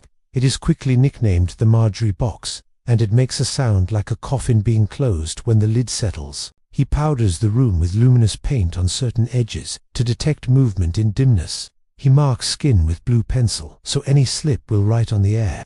He asks that the bell box be placed out of footreach, and that the committee, not the household, handle the setup. Rituals attend every seal. Wax is impressed with witnesses' stamps. Cords are knotted and signed. You are in an operating theater where the patient is a claim. The first sitting begins like a dare. Walter cracks jokes in a disembodied baritone, teasing the cop in the room Houdini, with the air of a rowdy brother leaning back in a chair. Then the bell rings, bright and percussive inside its box. Once, then again, a triumphant little clang as ridiculous and thrilling as a toy. You feel the old bodily shiver of primate awe noise, without visible causality. You hate yourself for it, and you love yourself for being honest enough to name it. Houdini's eyes are already moving the way locksmith's eyes move, measuring the space between boards, counting the seconds between rings, watching breath as if it were a tell. Control satisfactory. He will write in a note you can hear in his tone. Phenomena unsatisfactory. He suspects a slipped knee, a freed hand, a wire for the bell. He suspects collusion. He says so, politely at first, then with the practiced precision of a man unrolling a mat for a fight. In a subsequent sitting, a wooden ruler leaps or is knocked from its place in the dark, and the spectacle feels cheap in the way that cheap things can still make your heart jitter. The committee's pencil scratches are the loudest sound in the room afterward. It gets messier. Bird's neutrality is questioned. He is accused of being too receptive to Marjorie's charm. The committee splits into camps that glare without looking. A thumbprint taken in wax purporting to be Walter's circulates in the papers like a relic, then becomes a scandal when investigators suggest it matches a living man connected to the household, rather than a dead brother. It is another unsolved mystery with too many hands on it, another photograph that changes meaning under different light. The Scientific American Prize is not awarded that year, or any other. A mundane yet ringing outcome that reads like a verdict, shouted politely. What stays in your ears is the little bell and the human heat around it. The box becomes a character, a wooden conscience that creaks when pressed. In one session, Houdini claims to catch the tip of a yardstick under Marjorie's cushion. In another, he accuses Walter of being nothing more than clever toes and practiced pulses. Marjorie laughs. Dr. La R.O.I. Crandon, her husband, bristles with the offended dignity of a Boston surgeon whose parlor has been turned into a courtroom. Grievances are filed in the air. You can feel the axis turn. This is no longer a test. It is a campaign inside a house. Your file yields a public detail with the weight of ink. In 1924-1925, Houdini publishes a pamphlet titled with an unblinking directness his Exposure of the Boston Medium Marjorie, circulated to newspapers, committees, and anyone willing to read mechanical descriptions of rope, passes, bell triggers, and seat substitutions. He names names. He stamps diagrams. He accuses Bird. He turns a parlor into a blueprint. The applause he wins on stage flattens into headlines. The headlines splinter into letters. The letters return as drafts of wrath. The grudge begins to settle in like a winter. Listen for a quirk amid all this sober testing. In a private library not far from Lime Street, the sort of room where the American Society for Psychical Research held its minutes, you find a bookmark doodled with the pigpen cipher S, little fences and angles, spelling a single word, box. It might be a board member's joke, it might be nothing, but its coincidental echo of the object around which tempers now orbit makes your scalp tighten. We live in a decade where parlors and lodges love codes the way children love scrolls. Sometimes the alphabet of secrecy bleeds from rituals into habit, from habit into the way an argument is carried. You remember those wax seals from earlier rooms, the lodge rings, the Odd Fellows, 3 links, the beehive emblem that showed up on a hospital bouquet card in Detroit. Here, in Boston, the seals strike for a different reason. Their solemnity makes you acutely aware of how thin authority can be. A softened wax, a borrowed stamp, a practiced switch hand, the whole ceremony of control turns into theater. Houdini's method is to add more wax, more light, more eyes. Marjorie's method, if you believe him, is to add more charm, more patter, more distraction. The committee's method, if you judge it by the record, is to add more disagreement. A mundane truth you can't ignore. The tests at Lime Street went on for months. The newspaper coverage climbed and fell with the regular appetite of the 1920s press. Doors continued to open for both of them, but inside those months, a private chemistry curdled. Dr. Crandon is said to have called Houdini a man without heart. Houdini called Crandon a man without scruple. An exchange like that doesn't end when a committee adjourns. It travels, enters other rooms, grows couriers. You keep your skepticism clean. Conspiracy theories love to cast Marjorie's parlor as the womb of a revenge plot. What you have are verifiable antagonisms, public and private, a contest that promised money and recorded fame, a house that offered the illusion of glittering laughter, control box, the wax, the signatures, and delivered nothing that satisfied all parties. You also have a calendar. Marjorie's circle did not need to win the prize to win the story in dozens of little rooms that trusted her. All they needed to do was whisper that the skeptic cheats the grieving and preys on hope. In a city of lodges and circles, that charge walks fast. The oddest sound remains the most revealing. The bell, anonymous in its box, ringing because something touches it, hand, foot, wire, breath, hand, asking to be believed as a messenger from the unseen. In the tension between message and mechanism, people choose sides, not just with their minds, but with their loyalties. When those loyalties harden into a quiet league, the word revenge stops sounding melodramatic and starts sounding like the blunt name for an appetite shared in whispers. A small, mundane calendar notice cracks like a seed in your palm. The Scientific American Committee schedules another visit, then delays, then convenes again. The reporters tire. The public shifts its gaze. The prize is not awarded. The box gathers dust, but the grudge in that house does not. It will sit behind people's eyes in other cities, where a man with a broken ankle and a stubborn will nods to a student in a doorway. Remember the alphabet of raps, the 2 taps for a 3-4 you first heard echoing in Montreal. Hear it now, faint through the pine of the control cabinet, a metronome of will meeting will. Hear also the rustle of papers on Bird's desk, a draft of an article that will never satisfy everyone, a ledger of hidden truths that refuses to settle. In the long shadow of that parlor, the bell rings again in memory, a bright, silly sound with barbs in it. But the real question remained. Did Lime Street merely end with a pamphlet and a door closed on a noisy argument? Or did it plant a private oath in a circle of believers that a man who boxed a woman and her ghost would learn, on a different stage, what it feels like when a bell rings that you cannot unring? You are hunched over a theater manager's desk that still smells of glue and ink, your fingertips shiny with graphite as you sort a small avalanche of playbills, route slips, and backstage notes clipped together with a rusted pin. The edge of one Princess Theatre handbill rasps your skin. The paper is thin, wood pulp, brittle, cheap stock a printer uses when the week is busy and the seats will fill regardless.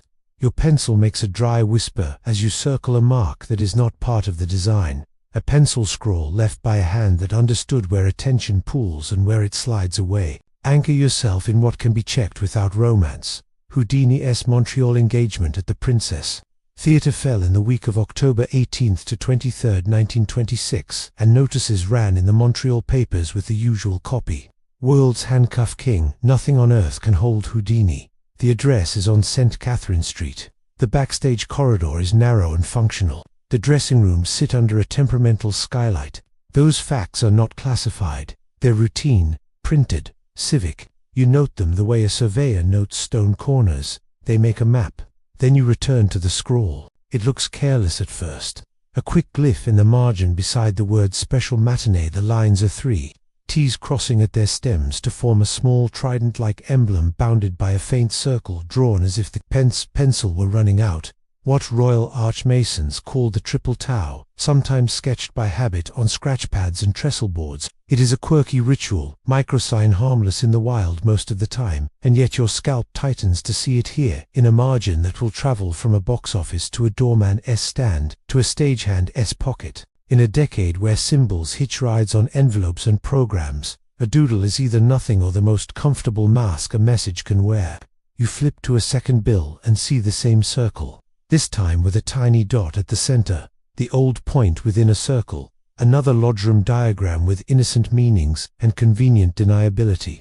You breathe out and call your skepticism back to heel. People doodle. Men who attend lodges doodle more, but your eyes won't stop tracking placements, always by time notations, always near the day a schedule changed or a matinee was added, or a lecture on fraudulent mediums got penciled in. You slide a different paper forward. A backstage note on cheap onion skin, the kind any assistant could roll into a Remington portable and hammer out in a minute. The type is uneven one, lighter than the rest, a signature of a worn armature hand. The message is declarative without being informative. Guests permitted backstage must sign book. No exceptions. Below, in faint pencil, a second hand has added, Whitehead Maguloke. You feel the room tilt. You are listening not to conspiracy theories, but to office procedure rubbing against the door that did not hold. Was the policy followed? Did someone initial the exception? Your eraser leaves a pale smear where you try to lift an earlier erasure. The steady, verifiable detail that keeps you sane. Theaters keep logbooks for passes and deliveries. They list trunks, florists, property men, special police. At the Princess, the log for that week shows an extra crate marked posters Detroit hold. A routing quirk of touring life. It also shows 2 deliveries with no signature common enough when a driver is late and a stage doorman is off his stool. But now they loom because absence always does in an archive.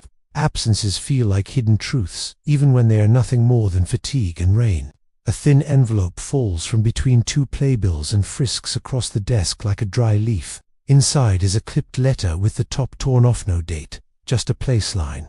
Montreal. The salutation is gentleman. The tone is officious and warm with borrowed authority.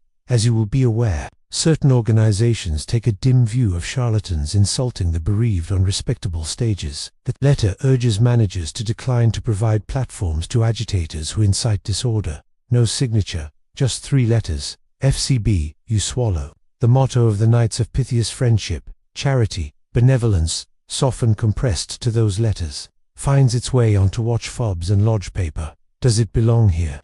It could be a coincidence of initials. It could be a borrowed stamp of seriousness. It could be theater air in a city tiled with fraternities. You do not let it be more than it is, but you do not let it leave your palm either. Your eye catalogues the ordinary oddities that surround the extraordinary. A playbill from the Detroit Garrick packed for shipment to Montreal and back bears. A ring from a water glass and a penciled X beside needle swallowing. The act Houdini favored when he needed to reduce strain. The edges of the X dig into the fiber as if made by a hard, hurried hand. On the back, a child's scrawl, boo. You remind yourself that a touring company drags a community with it porters, bilkers, fans, letter writers, hopefuls, hecklers. Chaos is not a plot. It is a habitat. Now, the Montreal program with the mark you can't shake. Along the inside gutter, faint but deliberate, sits a pigpen cipher character you recognize from your stack of postcards, a square, with 2 right angles, indicating the position for the letter H. Just one glyph, just one flourish. Placed a thumb's width above the printed note management requests. Patrons refrain from approaching the performer. Someone folded it along that line, like a private joke. H can stand for the showman himself. It can stand for Halloween, already recruiting the future. It can stand for nothing more than a mimic wanting to feel clever. The danger in a decade addicted to codes is that performance and threats share a handwriting. You can hear the hallway again, the soft pad of shoes, the rattle of a key, a quiet request to see the star. Imagine you are looking at these classified seeming marginalia while you weigh the simplest hypotheses. Young men, dazzled, pushing boundaries against the stickier one, network testing fences. The unsolved mysteries often look like office work, a changed time, a scribbled approval, a pencil that belonged to no one in particular. The quirky edge that one T-stop catching light is small enough to slip in a vest pocket. A stagehand's whistle lies in the desk drawer, brass dulled by breath, with 3 notches carved in its side. 3 short blasts means curtain, the agreed code in many houses. You think of 3 knocks on a lodge door, 3 raps of a medium's trumpet, 3 light pencil marks near a matinee's hour. 3s cluster like they always have, in rooms that take themselves seriously. Symbols habituate people. People habituated to symbols move like water to paths already carved. You ground yourself in mundane practice again.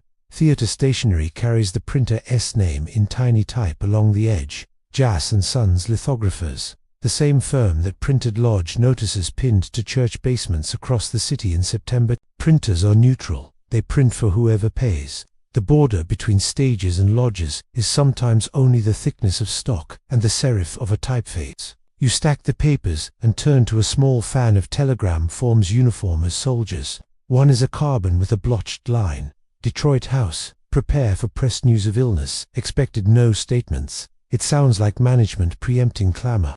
It also sounds like a different kind of choreography, the sort that knows press rhythms and wants to steer them. Government secrets don't sit in these forms. Public relations does the respectable cousin of manipulation. If a league wished to bend a headline, it could do worse than mimic a manager's caution and borrow his letterhead.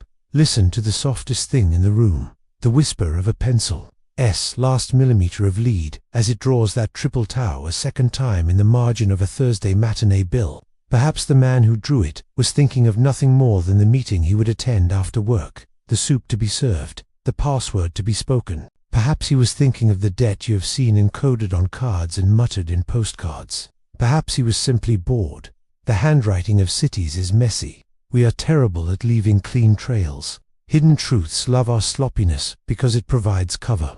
You set the program down and glance at the hospital notes queued on the next stack. The Grace Hospital chart with its neat lines, the surgeon's precise hand. In that ledger, marginalia will turn into measurements, pulse, respiration, temperature. You hear the hum of the ward fan, the squeak of a gurney wheel, the clipped murmurs of nurses transcribing pain into numbers.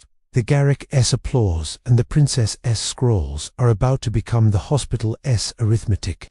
But the real question remained. Were these ominous marks and backstage letters merely routine ink smeared by a long week? Or were they a quiet perimeter drawn by hands that knew how to speak in symbols, hands that understood that a mark beside a matinee could be as pointed as a fist, and that the final notation would be written not on a playbill, but in a surgeoness book under the word peritonitis? You slide the Grace Hospital chart from its manila sleeve, and the paper has a stiffness that sounds like winter crisp, a little resistant, precise.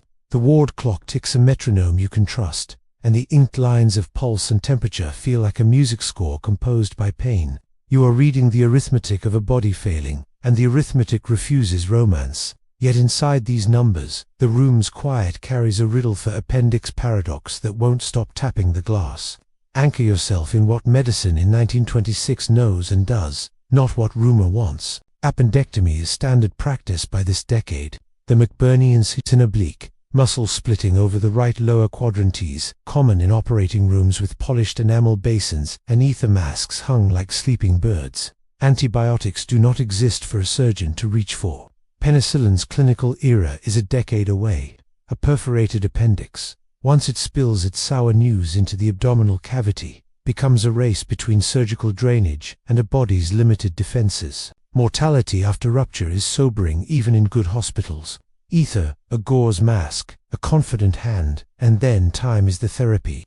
You track the charted signs, fever that will not respect sleep, right-sided guarding like a door wedged shut, pain migrating and localizing, a classic pattern described in lecture halls since Charles McBurney drew it on blackboards. Rebound tenderness Blumberg S sign elicits, a wince you can hear in a nurse S report, even if she never wrote the word. If you tilt your head, you can hear the pencil S-minute squeal on the graph paper as someone charts a temperature climbing by halves. Now place the paradox in bright light. Trauma to the abdomen and appendicitis have shared rooms in textbooks, but not a comfortable bed. Doctors in this era argue in journals. Can a blow precipitate an inflamed appendix into rupture? Can it dislodge a ficklith inert stool stone into an orifice, obstructing a lumen until pressure and infection do the rest? Or is trauma a red herring, painful on its own but irrelevant to a disease that begins in silence? Case reports are printed and rebutted. The literature sits on shelves in hospital libraries like a jury that refuses to be sequestered. You imagine the surgeon's exam the way a professional hears it. A hand, cool and practiced, palpates the right lower quadrant. The abdominal wall tightens like a board under a boot. The pulse is fast, thready, wrong. A white cell count might be ordered. In some houses it isn't, and the diagnosis remains clinical. Fever, pain, guarding, nausea, a face that looks like it's keeping secrets it didn't ask to know. The decision to cut becomes less a decision than a convention. The clock's voice turns imperative. You still hear his other clock Montreal's dressing room ticking in the margin. In that cramped space, 3 or 4 blows landed while his abdomen was unbraced. He mentioned a pain on the right side. The connecting line asks to be drawn. Yet your skepticism insists on using a straight hedgish. Appendicitis does not present in a single scene. It unspeaks. He had back-breaking schedules and a stubborn habit of ignoring discomfort. When people with obligations delay, appendixes do what they do. The paradox is not perfect, it is messy. And messiness is where conspiracy theories go shopping for certainty and buy illusions that fit too well. Nurses' notes steady your breath. The handwriting shifts, but the requirements do not. Intake output, temperature, respiration, skin color. Urinary notes that read like financial ledgers of fluids. One entry is mundane and revealing a list of visitors. One escorted to the ward's threshold and no further. Another permitted 5 minutes. That second visitor, S. Lapel, bears a pin you recognize, not from medicine, but from a professional fraternity Nu Sigma. Nu, one of the oldest medical fraternities in the United States, a small shield with a caduceus entwined, harmless, collegial, even comforting in a hospital corridor glum with linoleum. Yet you remember how symbols travel between rooms, Shriners, crescents, oddfellows, links, and you watch, without overreaching, how badges serve as lubricants for doors. The operation is charted note with poetry but with brisk headings. Time taken to theater. Anesthesia start. Incision. Condition of appendix. Fluid described simply as foul. You flinch at the word not because it is graphic, but because it is plain. The surgeon does what surgeons do: ligate, remove, irrigate, place a drain if indicated, then turns the room back to nurses whose chief ally is time and whose chief tools are observation and restraint. Ether leaves a taste. The recovery when it comes begins with grim patience. Here, patience fails. A quirky whisper pokes its head up even here, where you expect only scalpels and carbolic. In a drawer with folded linen charts, you find a lodge circular slipped between blank forms: order of the Eastern Star Women S Auxiliary to Freemasonry, announcing a charity tea for distressed families. The star on the letterhead is a 5-pointed rainbow. On the back, someone has sketched a quick pigpen cipher square, as if doodling during a quiet shift. It spells nothing but its own love of angles. Out of context, it would be adorable. Here, it is a reminder that hospitals are small cities where private affiliations commute with uniforms. Hidden truths do not need to act to breathe. Medical paradoxes have psychology as neighbors. Houdini's brand is denial of limits. His muscles learned to pretend they could order organs to heal. Compliance bias. The thing you noted in Montreal, the instinct to nod when a social cue corners you, has a medical cousin. Optimism bias. The belief that what hurt yesterday and receded will do so again. Body as stagehand, mind as manager, both committed to getting through Friday. Appendixes do not read contracts.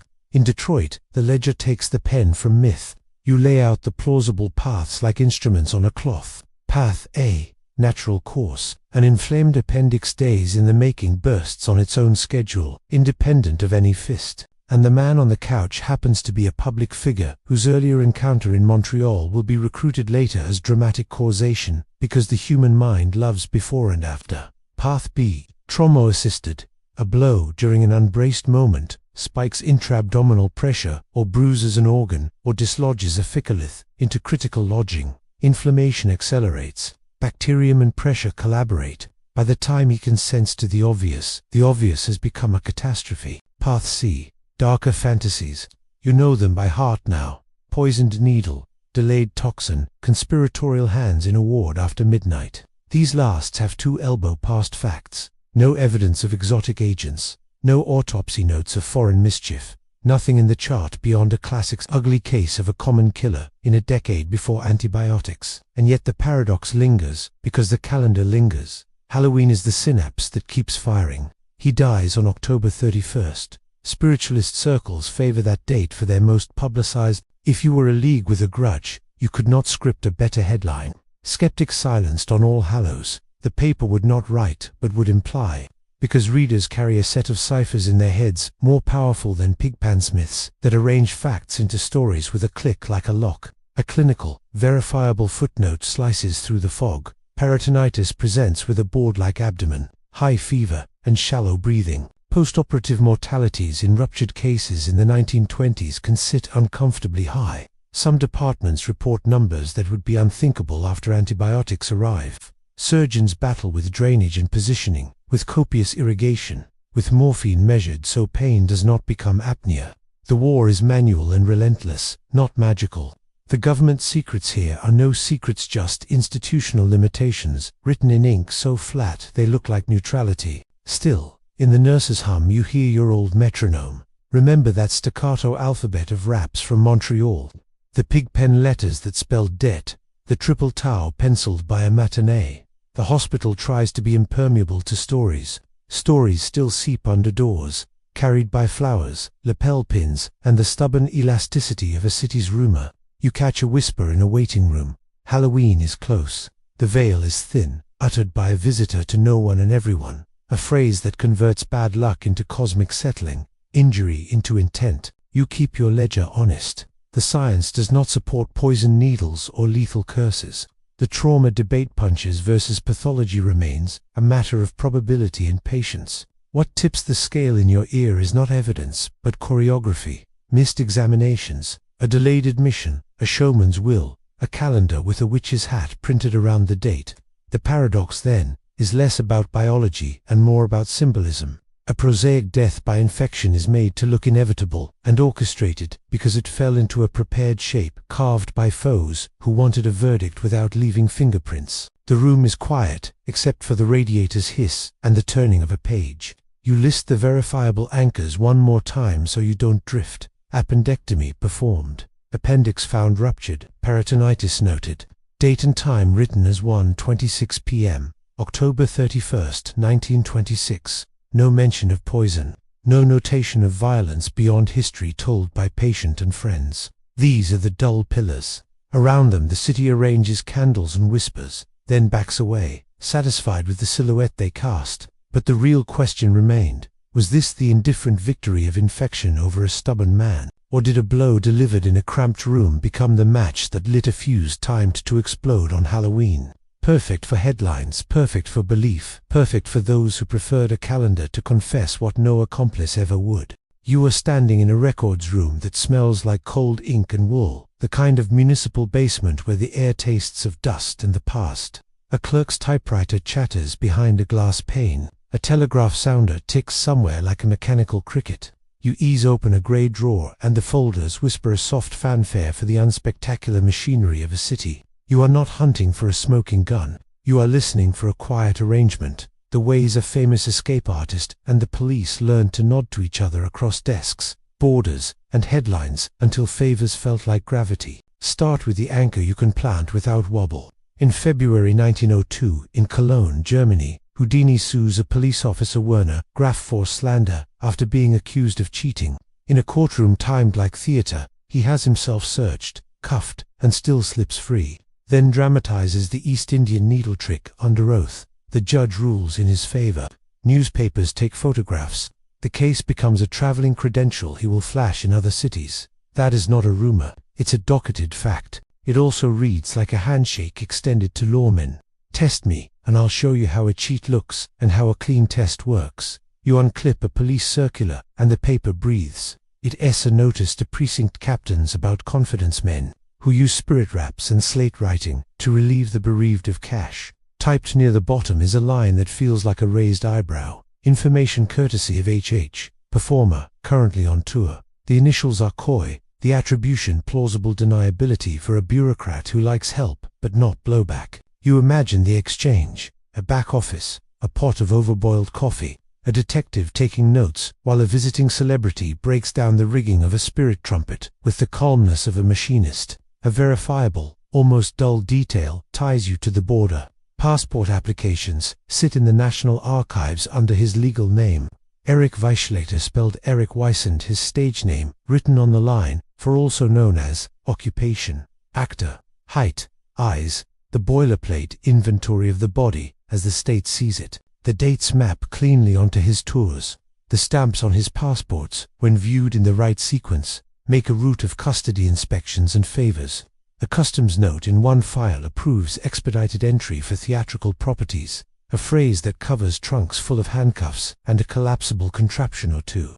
At borders, the difference between a headache and a wave-through often lives inside the word exhibition, a word he knows how to pronounce like a permit. You guide your ear toward the rumor that glows like a cigarette in a dark hallway.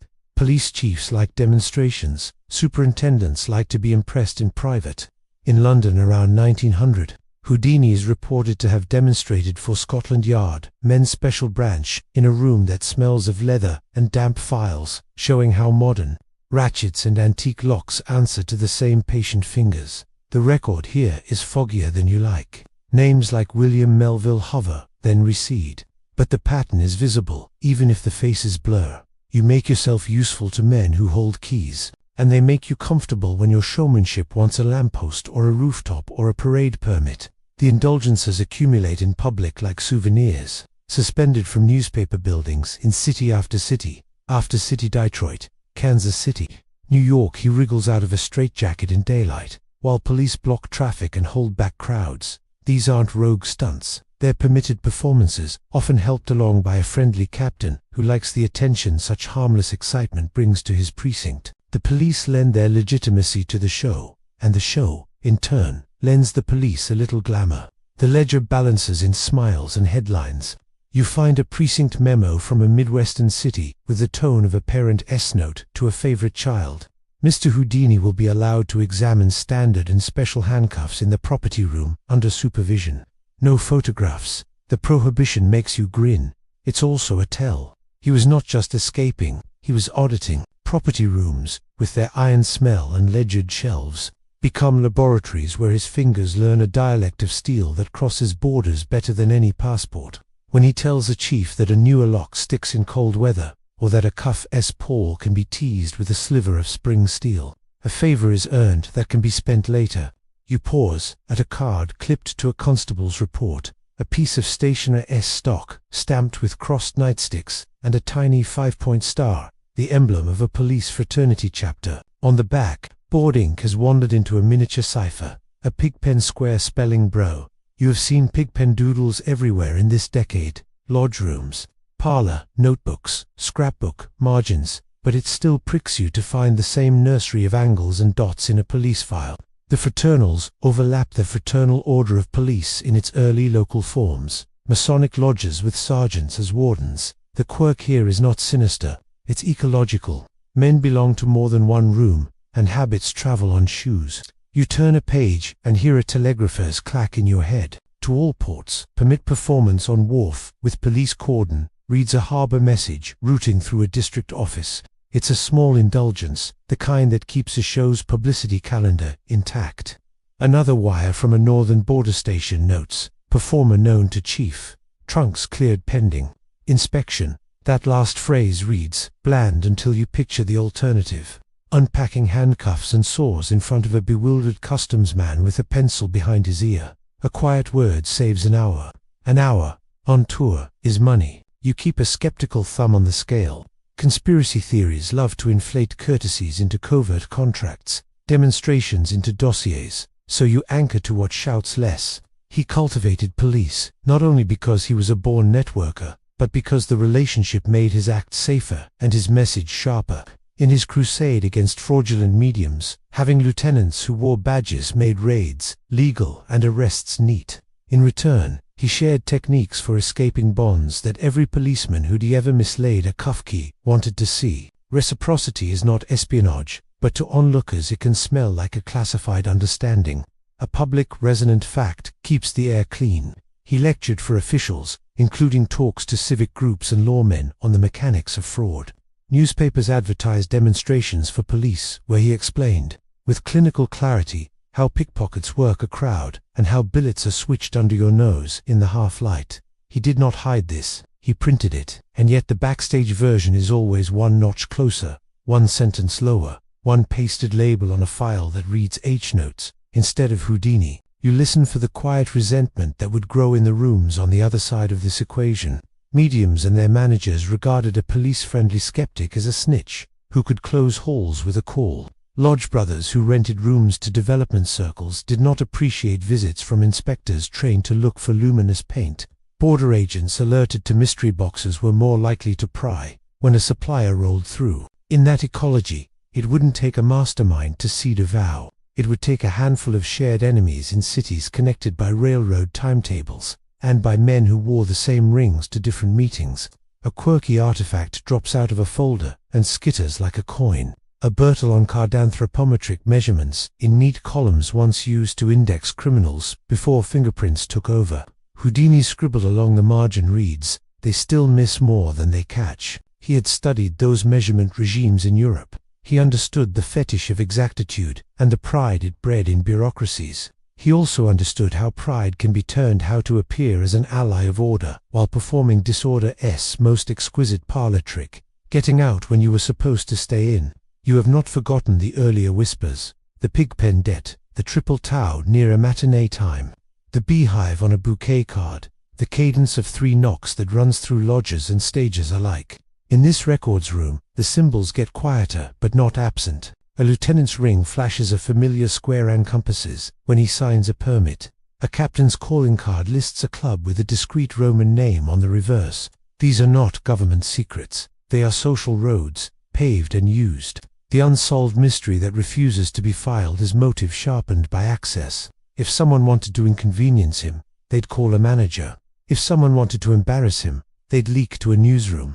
If someone wanted him truly harmed, they'd need opportunity backstage, unbraced, the kind of proximity a kindly introduction could provide. Police friendships close doors on criminals. They might also have opened a door to a student with a pencil in his pocket. The ledger doesn't prove it. It shows only that doors opened easily where his name was spelled correctly. You close the drawer and the typewriter behind the glass pauses, as if listening to, your palm is dusty. Your pocket is full of little ordinary details that together make a pressure system rather than a plot. Permits, property, room visits, border shortcuts, lectures to men with batons and gavels. Hidden truths prefer pressure systems. They don't need orders. They need tendencies. But the real question remained, did those quiet understandings with police and bordermen merely grease the skids of a touring life? Or did they also, by making doorways familiar and trust casual, set the stage for a stranger to be waved through at the one moment when a guarded body let its guard slip, leaving the rest to timing, infection, and a headline that read like a verdict? You turn the brass key and hear the small mechanics inside the drawer, consent one click, then another, then a little sigh as the lock remembers you. The banker's lamp pulls a green oval over grey folders, and the paper smells like an attic after rain dust lifted, glue waking. Your thumb rubs the ridge of a tab labeled with neat librarian hand. Miski, correspondence, HH. The first folder opens like a throat clearing. Inside, letters with dates shaved off, clippings with columns carefully excised, and on one page a rectangle of missing newsprint so perfectly cut you can almost see the hand that steadied the ruler. Anchor yourself in a fact that refuses romance. After his death in 1926, Houdini's vast library on magic and spiritualism, thousands of volumes and pamphlets he had hunted down like quarry was, transferred to the Library of Congress's Rare Book and Special Collections Division, where it remains a catalogued trove. This is not classified lore. It is public record, accession numbers, and finding aids in tidy fonts. Some of his scrapbooks also survive at the New York Public Library's Billy Rose Theater Division, glued columns and ticket stubs layered like sediment. You can walk into those rooms and ask to see the spines yourself. The past is not always shy, and yet here, in a smaller archive that smells of chalk and lemon oil, The pages act like they have histories they do not want to share. A letter from a Boston physician begins, "Dear Sir," and then trails into a tier where the names of attendees at a private sitting should be. A carbon copy from a Detroit publicity agent assures a manager, "We have arranged matters with the press," and then a heavy rectangle of darkness swallows 3 lines under the word "arranged." The redaction is modern, the ink to new. A censor's brush added sometime after the fact, to protect someone who still has a grandson reading scrapbooks. Government secrets leave eraser crumbs even when they are social rather than state. You slide out a ledger bound in cheap board, the sort a treasurer would buy in a hurry at a stationer. As labeled in pencil, "Challenge Guarantee Fund." The breath in your chest changes. You have been waiting for this without knowing it. Inside, columns run like courthouse steps: date, name, city, conditions, and, down the right margin, sums. You listen for that mechanical cricket of a telegraph again as you turn the page. Beside a few names, some familiar from your Marjorie files, others nobody's lost to time the conditions. Column holds shorthand, that isn't shorthand at all, but code words that look like props: lamp black, blue pencil, seal in sight. No cabinet. A few entries are underlined in red, as if the pen were a little angry. Where you expect a signature, you find instead a symbol, a small, careful cross inside a circle, no Christian flourish. More like a surveyor's target repeated where an initial should be. You have seen a target like that in lodge trestle boards, and in parlor doodles for point within a circle. It might be a clerk's habit. It might be a handshake drawn by a hand that preferred to speak in shapes. A sheet tucks into the ledger like a stowaway, a list of phrases to avoid in print. They read like a director's notes: expose, use, demonstrate, fraud, use, trick, debunk, use, test, and a final line that makes your knuckles tighten.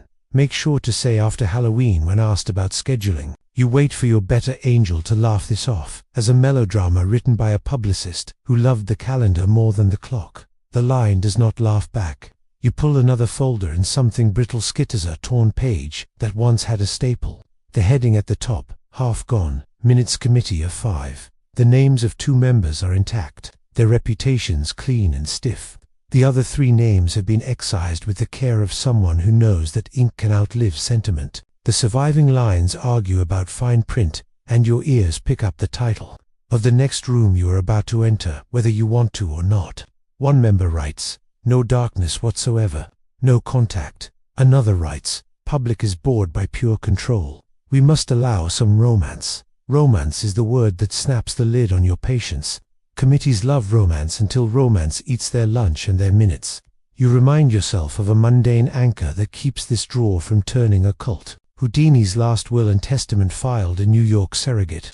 Court, in December 1926, bequeathed his magic equipment to his brother, Theodore Hardin, with instructions that it be destroyed upon Hardin's death to prevent misuse. That will exists and can be retrieved by anyone who knows how to ask. The man loved control so much, he wrote it into the fate of his props. Of course, he kept ledgers. Of course, he wrote conditions. Of course, he tried to control how the story would walk after he could no longer chase it. A quirky detail slants into view from a different drawer. A misfile that feels like an envoy from a lodge room. A small vellum card embossed with a 5-pointed star in colored points. Order of the Eastern Star, and a motto in French, "Foy," on the reverse. A neat little square is penciled 26 letters on 26 lines, ready for a keyword. Beside it, the word "irresistible." You wince at the obviousness of the theft. Anyone who read the newspapers after 1926 knew that name.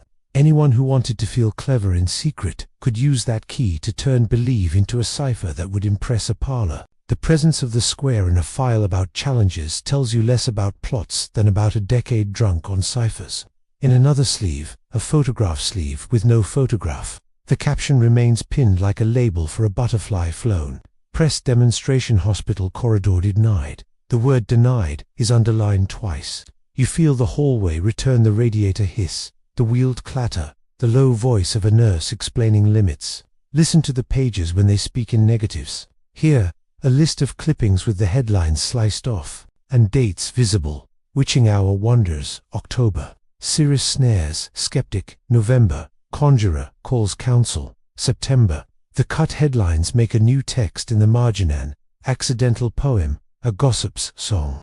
You turn the stack and glimpse, in pencil, an acrostic down the left edges of clipped paragraphs, first letters shaded to spell Halloween. Someone with time and a mean sense of humor arranged the cuts that way, or noticed after and traced it. Either way, your ear fills with the metronome you cannot shake.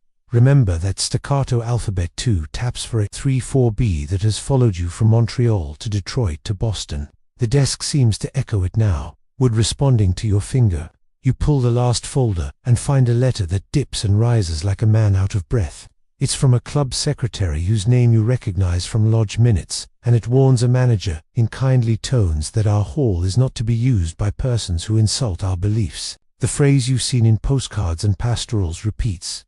After Halloween, we reconsider. The polite postponement is the tooth behind the smile. The letter is filed here because it copied a lawyer, and a lawyer kept it because lawyers are archivists who bill by the minute. You pause and lay your palm flat on the ledger, labeled Challenge Guarantee Fund. Its existence should be unremarkable. Men in public life keep books. What snags you is the handwriting in the margin, tilted and different, not the clerk's neat rulers, but a looser, gifted hand that ornamented capital letters and enjoyed flourish.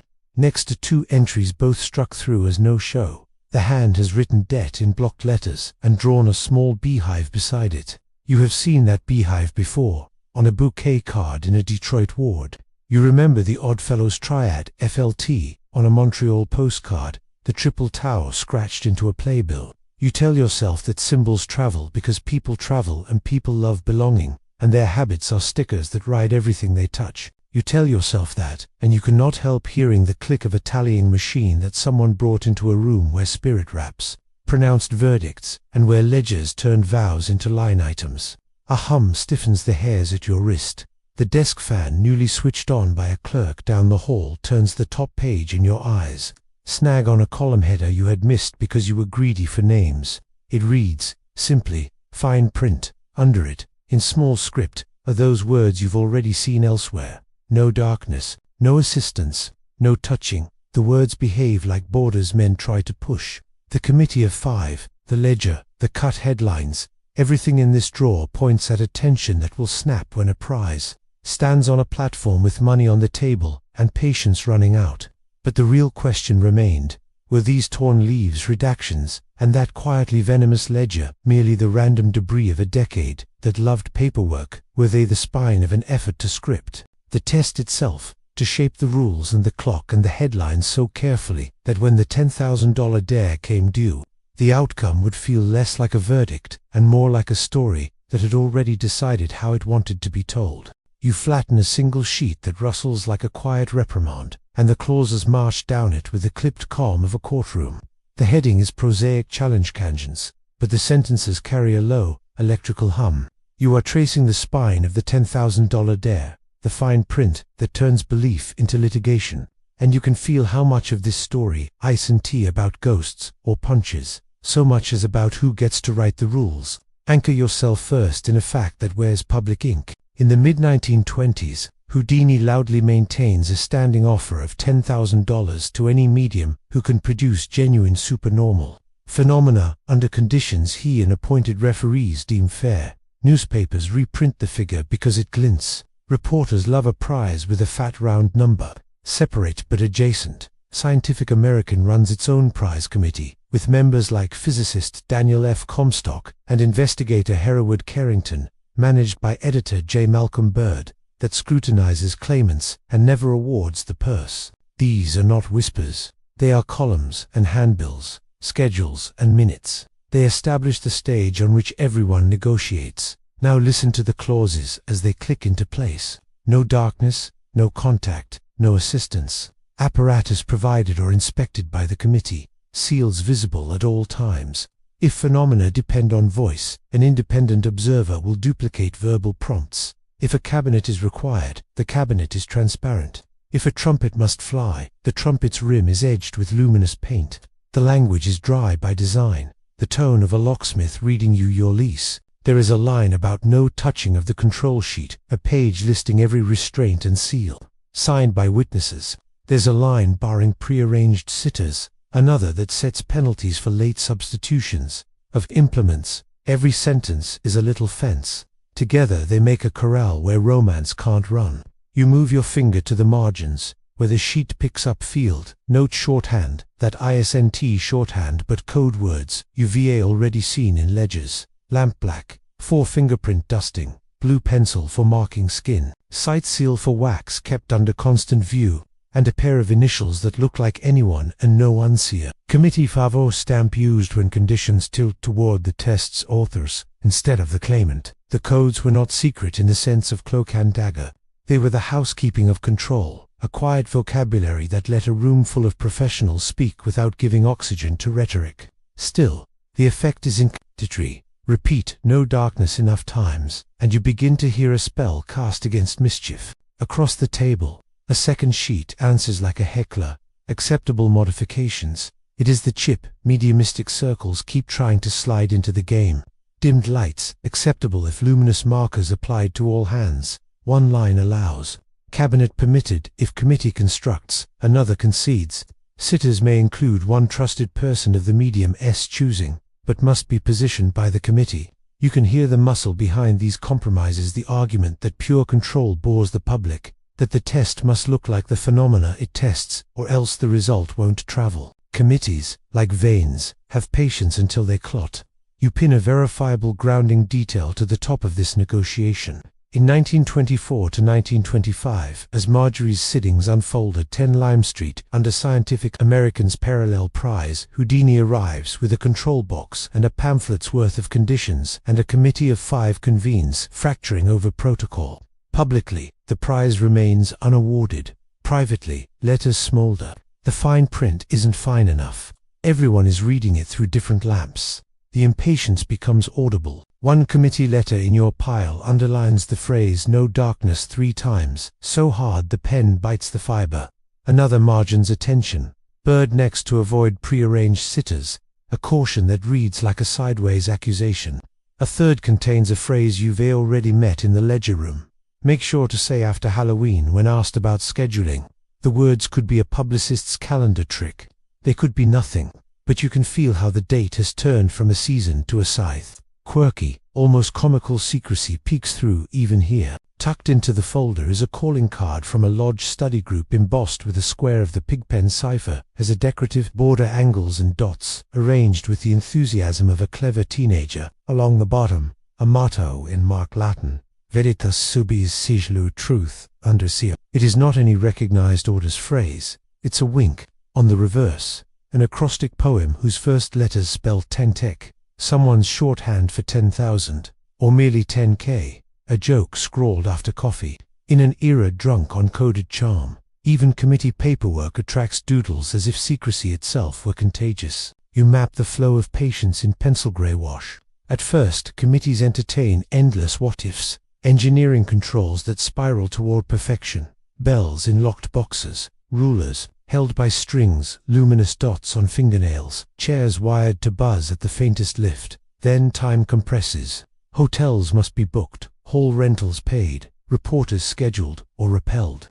A manager writes, "We have a matinee." A medium's husband writes, "We have patience." The control sheet becomes a battlefield of revisions, and each revision feels like retreat to one side, siege to the other. You ground yourself again.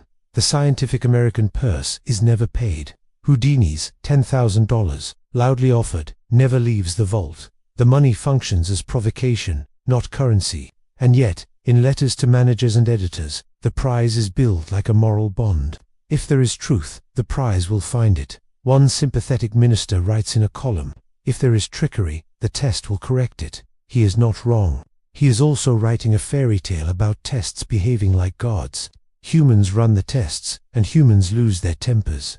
That temper bled into public copy. You can hear it in the shift from demonstration to exposure, from investigation to attack. A secretary's memo advises swapping words the way Houdini swapped grips on stage. Use test, not debunk, to preserve a tone that juries like. It is a small, strategic lie at the heart of every hidden truths campaign. If we sound colder, we will be cleaner. Sometimes that's true. Sometimes it's camouflage for bruised pride. Your pencil returns to a line that flickers like a fuse. No phenomena will be judged in darkness. The sentence is both a metaphysical stance and a technical condition. To men and women whose rituals began by dimming the lamp to the milk blue of dusk, it reads like exile. To those who have sifted cheesecloth and luminous paint from their lapels after sittings, it reads like sanity. If the $10,000 dare had a soul, it lived in that sentence, and it made a lot of rooms smaller. Remember the metronome of raps you first heard in Montreal, 2 taps for a 3/4 beat the silly, steady grammar that turned rooms into Morse. Hear it, overlay the committee minutes now. A cadence of I and no, of permit and deny. Remember the pigpen, DEBT, and the triple tau scrawled by a matinee time. The beehive on a ward bouquet. The hallow, acrostic hiding in clipped headlines. You are not claiming that every doodle is a dagger. You are hearing how a culture of codes and countersigns made it easier for grievances to find allies without names. From your stack, a public line rises with the plainness of a ledger. Houdini prints challenges and exposes in pamphlets and lectures. He wires editors with offers to demonstrate controls. He offers the $10,000 under named conditions. Mediums, through pastors and club secretaries, reply with invitations to come and see, but bridle at the fine print. The committee, this one and that one, Scientific Americans and Houdinis rotating caste keeps, losing patience. A meeting adjourns, sign die, without day. A reporter shrugs, call me when the money moves, and yet a calendar holds its breath. After Halloween, the line keeps saying, after Halloween, the dare's rules are timeless. The rooms that enforce them are not. The 10,000 becomes less a purse than a tolling bell, ringing out a promise that no one will collect. And promises, denied, curdle into debts. You remember the ledger margin, where a gifted hand wrote DEBT in block letters and doodled a beehive. You remember how debts are paid in cultures that prefer whispers to writs. You lift your eyes from clauses to consequences. If the fine print made the tests unstageable for those who needed darkness, and if the prize dangled in headlines but never fell into hands, then the narrative that congeals is simple and poisonous. The skeptic cannot be satisfied. The committee rigs the terms. The money is a mirage. From there, it is a short, bitter step for a circle to declare that a different kind of test, unwritten, unfiled, timed to a night the public already fears will settle the account. But the real question remained: did the $10,000 challenge with its immaculate fences and public drums merely keep the prize safe? Did the very architecture of its fine print harden resentment into a private oath, the kind that would not show itself on a committee's calendar, but would arrive anyway wearing a student's smile and asking a question in a Montreal doorway? You sit at a long oak table in a university reading room where the lamps hum like bees and the hush has a texture, a woven thing that catches on your sleeves. The librarian slides a slim folder toward you as if it were warm. The typed label reads, in careful underlines, Whitehead, J. Gordon Misk. Notes. You hear a rain of soft sounds pages, pencils, a door's soft latch like the small weather that accompanies unsolved mysteries. You're not hunting for confession. You're hunting for the shape a life leaves behind when it keeps changing rooms. Anchor yourself to the peg that doesn't shimmy. October 22nd, 1926. Princess Theatre, Montreal. A dressing room, a couch, a broken ankle, a visitor who gives his name as J. Gordon Whitehead and asks to test the legend of a famous abdomen. 2 or 3 or 4 punches land accounts disagree and Houdini goes on to perform that night anyway. That verifiable public detail sits like a fixed star, no matter what else moves. Around it, the sky is mostly dark. The first page in your folder is a clipped column from a Montreal paper, no byline, late 1926, summarizing a student account of the dressing room visit. The name attached to the account is J. Price, a student who sketches the scene with earnest care. Whitehead is described as soft-voiced, mild, more library than locker room. A pencil behind one ear, a notebook in his pocket. We had heard he could take any blow. Price writes, and you can hear the gullible swiftness of youth turning rumor into test without first granting the body its due. It reads like a small-town dare transplanted into a professional's private space. Imagine you are looking at these classified seeming registers behind the desk. University calendars, student society lists, a worn index card file for lockers and mail slots. The name Whitehead appears in clippings. In some term roles he is foggier, a marginal notation suggesting withdrew, a question mark where faculty should be. McGill, in the 1920s, is a hive engineering, arts, divinity, and the republic of clubs. Finding one B again after a season takes more luck than skill. You find a note from a bursar's office. Tuition overdue. Letter sent. You find nothing where a student number should have been. The absence is not proof. It is the sound of ordinary paperwork, doing what it does: lose edges, misfile, fade. You turn a page and catch a flash of bright, ordinary life. The McGill Daily lists public lectures for that week. Debating Union meets. On Wednesday the YMCA holds a devotional. On Friday, and a Theosophical Society talk, Man and His Invisible Bodies, offers free entry to students. The Canada White Christian Endeavour Society has a notice on a church board not far from campus. The Newman Club posts a dance. You mark them as ambient light. The Society's Whitehead drifted near, whether or not his name ever inked a ledger. Montreal is a city where rooms overlap. A student can be a skeptic at noon, a mystic by twilight, and a practical man at breakfast the next day. A quirky detail tumbles out of a library book, like a beetle disturbed under a stone. In the margin of a battered ethics primer, a volume with McGill's stamp, faint on the title page, someone has penciled a tiny pigpen square and filled it with a single glyph, the figure for the letter H. It is the same silly cipher you have seen on postcards and playbills, a habit of a decade drunk on codes. H could mean anything. It makes your pulse tap once anyway. In the front flyleaf, a hand has written J. Gordon W. in ink that has browned. The librarian shrugs. We never throw much out. The code is a child's mischief, or it is a calling card so modest it can sit in public for a century without feeling caught. You step out of the reading room's warmth into a corridor that smells of chalk, newspaper, and wet wool. Legal digits turn up cold as coins. In the courthouse blotter for 1920, 80 a year, already losing its voice, under dust you trace a line to a Gordon Whitehead, charged with petty theft. The address given sits a streetcar ride from campus. The item is small, the kind reporters tuck into a column of 13 such stories between an advertisement for coal and a notice of a church bake sale. The name is common enough to make you hesitate. The detail book's taken. A clerk suspicious stilts you forward again. You do not declare identity without a middle initial.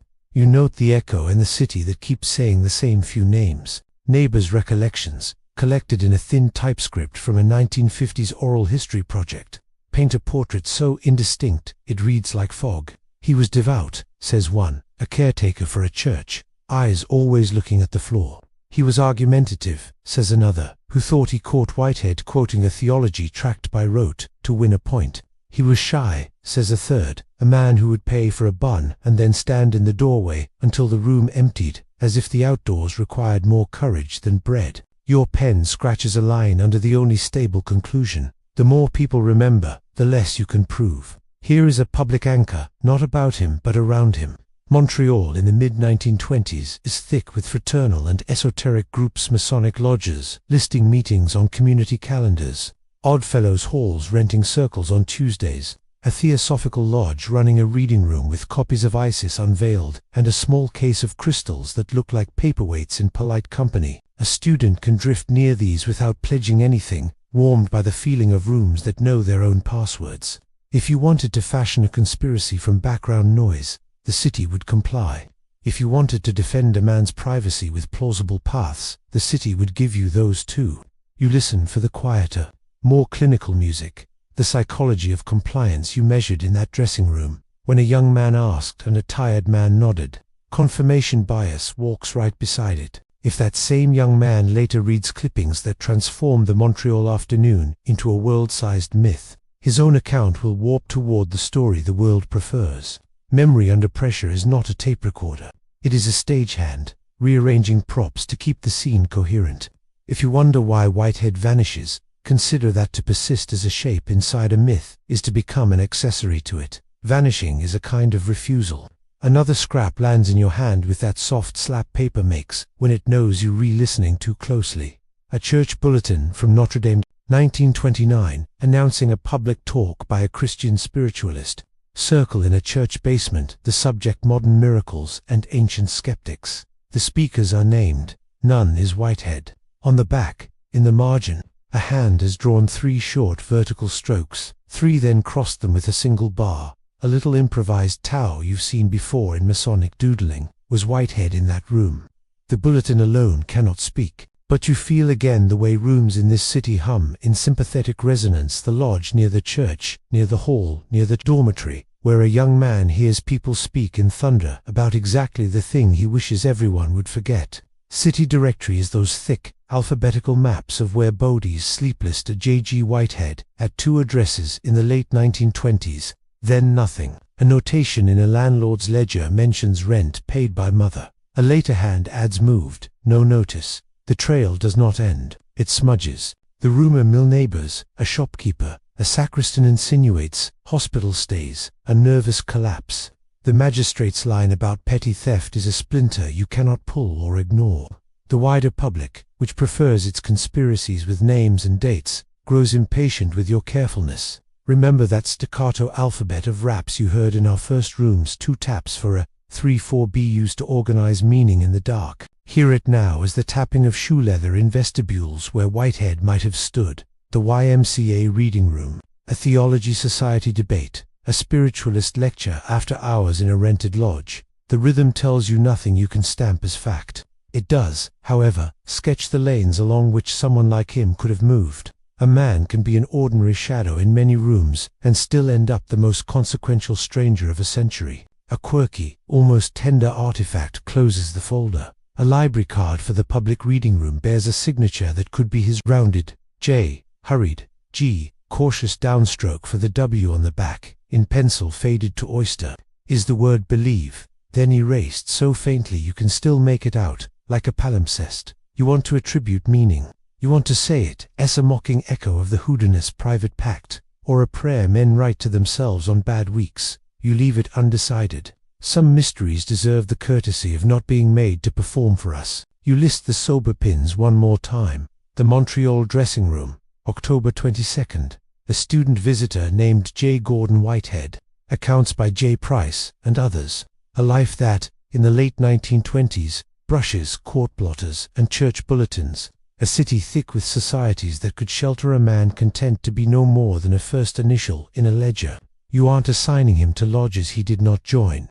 You remeasuring the easy drift a young man could make between rooms that bless privacy and rooms that turn whispers into weather. But the real question remained. Did Whitehead fade because he was ordinary, or because a circle with long memories made certain the most important stranger in this story would melt into directories and rumors useful to them as a shadow, perfect as an instrument, and impossible, by design, to follow once the calendar turned to Halloween and the headlines wrote his act without ever needing his name again? You enter rooms that smell like incense and printers, ink half parlor, half classroom, and discover that the hush here isn't emptiness, it's choreography.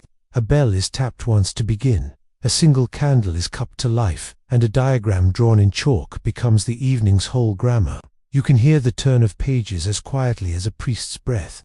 These are the orders behind curtains, little-known occult fraternities, active in the 1920s, from Montreal's stone neighborhoods to New York's brownstone lodges, each guarding rituals like keys, each convinced its maps of the invisible are not metaphors but operating instructions.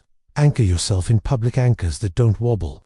The Theosophical Society maintained urban lodges in both cities by the 1920s, with weekly lectures advertised in local papers on karma, subtle bodies, and the sevenfold constitution of the human being.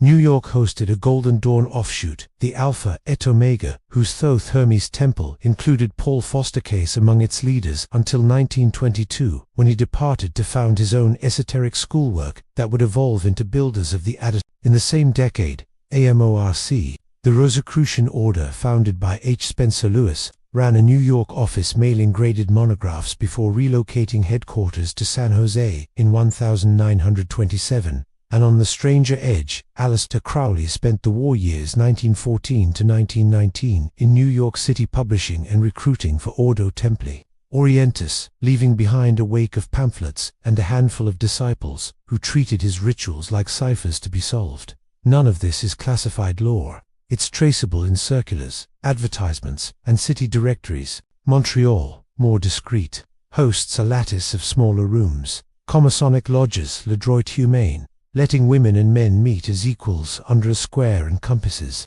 a theosophical reading room with a glass case of translations and a notice board for study circles. A Martinist group borrowing Papa's language of reintegration and scribbling SI on envelopes as if punctuation could make a vow. A rented upstairs hall near the tramline becomes all things on different evenings. A temperance lecture on Monday, a development circle on Tuesday, a Rosicrucian discourse on Wednesday with the blinds drawn, and a single lamp focused on a diagram of concentric circles. Physical, astral, mental, the kind a careful hand can draw in one slow breath. The rituals they guard are precise enough to taste.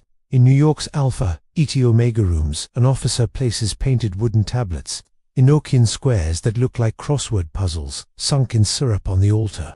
S-edge, each square a coordinate for angels in a system birthed from John Dee's scrying diaries and polished by Victorian minds addicted to telegraphs and tables. A rose cross, layman petals painted with Hebrew letters and color scales, hangs on a chest with the gravity of insignia.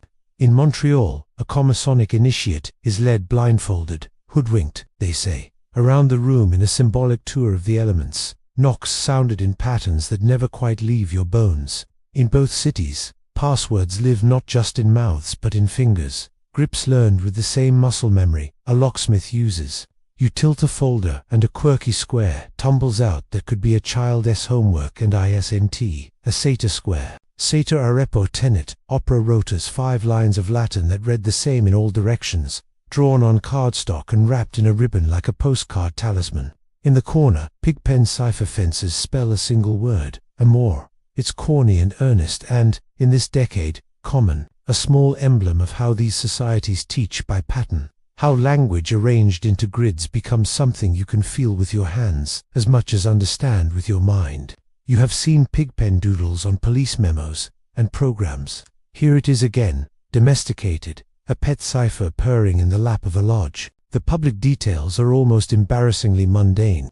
Meeting notices run in club columns. Hermetic study Thursday 8 p.m. Visitors kindly inquire. Libraries lend Blavatsky and buy card. Printers who set playbills for theaters also cut forms for temples and circles. The same serifed steadiness doing duty for both show and sacrament. Even Crowley's American detritus pamphlets of the blue equinox, can be found in second-hand shops by patient fingers. Hidden truths often hide by being obvious. Listen to how ritual trains bodies. 3 knocks to enter, 3 taps on a gavel to rise. A candidate placed at the north, then the east, then the west, learning to read a room like a compass. The sound of those knocks overlays the other rhythms you've been tracking, remember. The raps, 2 taps for a 3-4-B, a staccato alphabet that turned darkness into grammar. And you realize how easily habits migrate. A man who counts steps by degrees and answers passwords with his palm docen.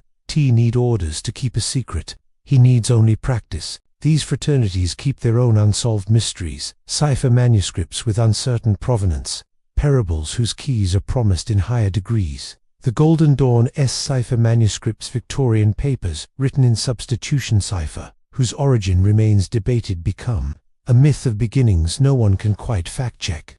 Martinist rites speak of invisible superiors whose existence is politely left unproved. Rosicrucians decorate envelopes with wax seals stamped with zodiac glyphs, more theater than security and yet effective. A seal makes paper feel like a vow. Secret organizations, it turns out, are as allergic to proof as are, and for similar reasons. Ambiguity creates devotion better than certainty does.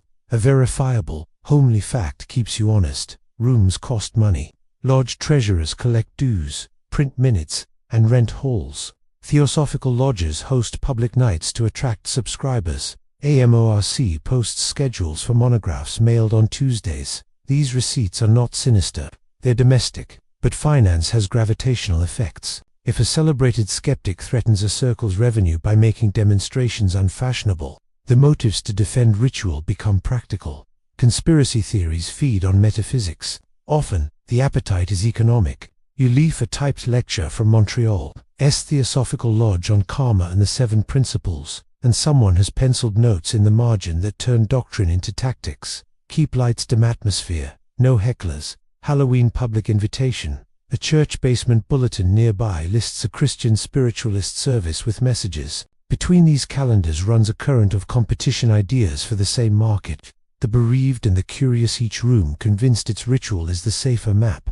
You don't need government secrets to move people. You need a date, a door, and a word that sounds like sanctuary. Quirks keep accruing. In a Montreal Comasonic Minute book, a small sketch of a beehive, noted as industry, reappears in the margin next to a vote to rent the hall to an outside development circle. In New York, a Rosicrucian study sheet carries a square faintly penciled with Rosabelle as a trial key. An unoriginal theft from headlines and biographies that feels like an inside joke. You've seen that name before. You keep seeing it. Codes are sticky. Once people learn to enjoy them, they decorate everything with them. You remember Houdini's own double citizenship in these mapped rooms, Synitiate of St. Cecile Lodge No. 568 in New York, Shriner in parades with the crescent and sword, and his very public campaign to strip spiritualist phenomena down to mechanics. That paradox breathes here. The same man who stood within tiled floors also stood on theatre floors, exposing effects cousins to what some lodges rented to circles on off nights. He lived at the crossroads, fluent in passwords and in padlocks. You attend to psychology, the quiet law these fraternities enforce without ever writing it down. Oaths shape perceptions. Once a sign and grip teach you that some truths are for those who know, you begin to prefer them. You learn to trust a classified syllabus over a printed one, a closed door over an open invitation. It's not malevolence, it's pedagogy, but it primes 1,000 little decisions. A secretary chooses to rent a hall to allies. A printer chooses to rush one job and delay another. A member chooses to tell a manager that a certain showman brings disorder. No master plan required, only rooms trained to move together. The mundane anchors keep you from floating into incense. New York's newspapers list public lectures by Case and other esoteric teachers. Montreal's club columns print Theosophical Hours. AMORC relocates west in 1927 and advertises it. These are city facts. And yet, laid over them, your ear still hears that tapping 2, 4A, 3, 4B an hour, braided with 3 knocks to enter, 3 taps to rise. The cadences match. The habits reinforce. In a decade that loves diagrams, people start to live like them. Remember the earlier marks you traced. Pigpen DEBT on a card, a triple tau sketched beside a matinee, a beehive on a bouquet card, an acrostic halo hiding in clipped headlines. You are not stitching a single cloak from these patches. You're noting how the same hands that love symbols leave them everywhere, like burrs. If a circle somewhere took offense deep enough to call it a debt, it would not need to invent a new language to coordinate. It already had one. But the real question remained, did these fraternities merely provide comfort and study for those hungry for meaning, or, trained in oaths and clocks and knocks, did some of their members quietly lend timing, rooms, and ritual discipline to a revenge that preferred to leave no name, only the echo of a pattern and a date the public already feared? You hear steel before you see it, keys grazing a ring, a cuff's pawl giving that insect click that only locksmiths and warders love. You are in a European police station with walls the color of old paper and a smell of damp wool and oil, a room borrowed out of time where a constable, S-boot, scuffs the plank as he watches a visiting American study the hinge of a manacle like it's a passage of music. Your breath slows to the rhythm of habit. Examine, test, return. The ledger on the sergeant's desk holds 2 columns, property and demonstrations, as if those words were cousins. In this room, they are. Anchor yourself to a public post no one can uproot. In 1900, Harry Houdini crosses the Atlantic and plays London's Alhambra Theatre in Leicester Square, a booking that becomes a sensation. The city's newspapers swelling with the novelty of the handcuff king. Within 2 years in Cologne he sues a police officer for slander and wins a fact stamped into court records and suffused with theatre. He submits to searches, defeats cuffs in front of a judge, and leaves Europe with headlines that double as passports. Between those dates, and after, he tours Berlin, Paris, Amsterdam, and a dozen cities where his most important critics wear uniforms. The exchanges are quiet and domestic: tea in chipped cups, a property room, key passed under a half smile, a request not to bring photographers, but they amount to a barter. You give us a peek at how bad men might wriggle free. We give you a corridor, a rooftop, a rope stretched between buildings, a newsboy hollering your name, while we hold the crowd. You can hear the bargain in the way a superintendent clears his throat and gestures without looking. This way, sir. Bureaucracy is like being useful to celebrities, because the ledger of use runs both directions. You lean into a morning at the Quai des Paris, where the police prefecture sits like a hive of ledgers. A clerk shows you the Bertillon Tools Calipers cards, and the ink slab that's made 1,000 thumbs black. You've already handled one of those cards back home, and grinned at Houdini's sarcastic margin note. In Berlin, the criminal police talk shop with him the way locksmiths talk at a trade fair. Pawls, springs, the oddities of English ratchets versus German. In Amsterdam, a constable takes a bet he will lose, and blushes while he loses it. The sound under all of it is a key testing a tooth. Listen for a quirk that belongs to alleys rather than stations. On a plaster wall behind a theatre in Hamburg, faint chalk marks cluttered the eye triangles. Forks, circles bisected with slashes gonna zinken, thieves' signs, the European cousins to American hobo glyphs. A circle with a dot may mean man lives alone. A crooked cross, there is little to take. Two parallel lines, danger here. They are a secret street cipher, passed from palm to palm, a way for the unseen economy to write notes in plain sight. You have spent pages cataloguing lodge marks and pigpen cipher fences. Now you see how the underclass road to cities are palimpsests of signals, and Houdini, moving backstage and station house with equal ease, reads more of them than most men ever learn exists. You shift to London and feel the floorboards change timbre. Special branch S rooms, whether or not he truly met with William Melville, as later stories imply smell of leather, dust, and the Official Secrets Act, that 1911 hush that taught officials to carry silence like a second hat. If he demonstrated there, the minutes don't say so. They wouldn't, but the pattern repeats even without names. A deputy nods. A property officer admits him to a cell. A cuff labeled Regulation 104 yields to a sliver of spring steel filed out of a clock mainspring. The men in the room are not affronted. They are relieved to learn where their keys fail. What you call government secrets in this decade often amount to quiet competence spread by hand. A slower rhythm ticks in the background, continent-wide. In 1923, in Vienna, the International Criminal Police Commission forms the organization the world will later call Interpol, built on the premise that criminals cross borders faster than paperwork does. That's a verifiable civic milestone, not a rumor. It matters to you here because it firms up a trend Houdini rode for 20 years. Police as a growing network, an informal fraternity, sharing methods and warnings. You can see how easily a famous man who made locks into headlines would be treated as a friendly apostle of technique among men who wore the same cut of coat in different languages. In the notebooks he never meant for applause, you hear his accuracy.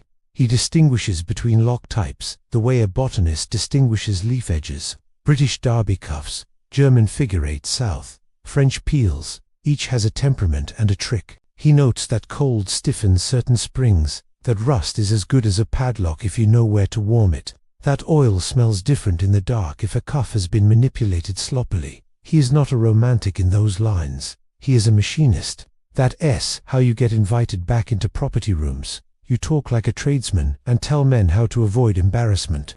Permits appear in letters like shy animals. Permission is granted for Mr. Houdini to perform a suspended straitjacket escape from the facade, writes a city. Office in a slate blue hand that makes you think of civil servants with tidy moustaches.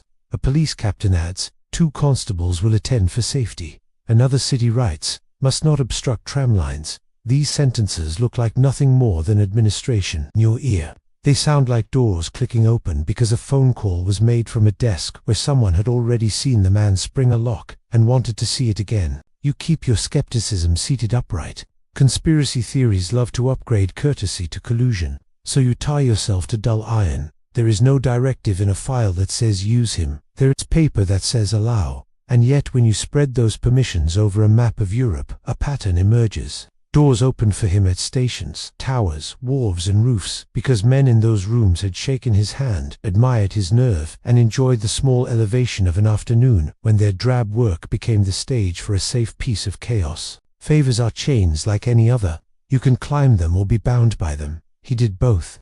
In the spaces between demonstrations, he does something policemen respect more than flair. He reports.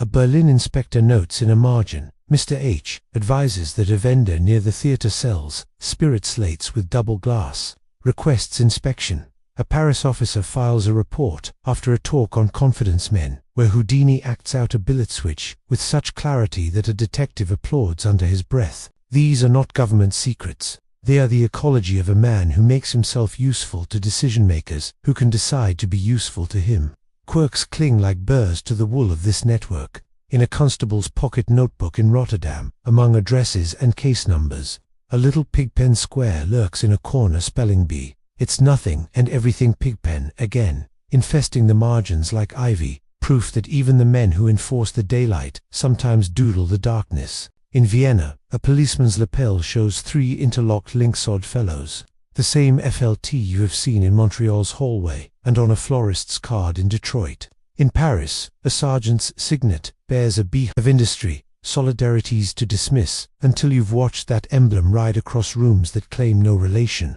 Symbols make shallow friendships instantly deep. Your breath remembers the staccato language of raps from circles to taps for A. 3-4B and hears it now in the way foreign locks tick under fingers trained to wait for the right spring. Rhythm is the secret. Everything else is grease.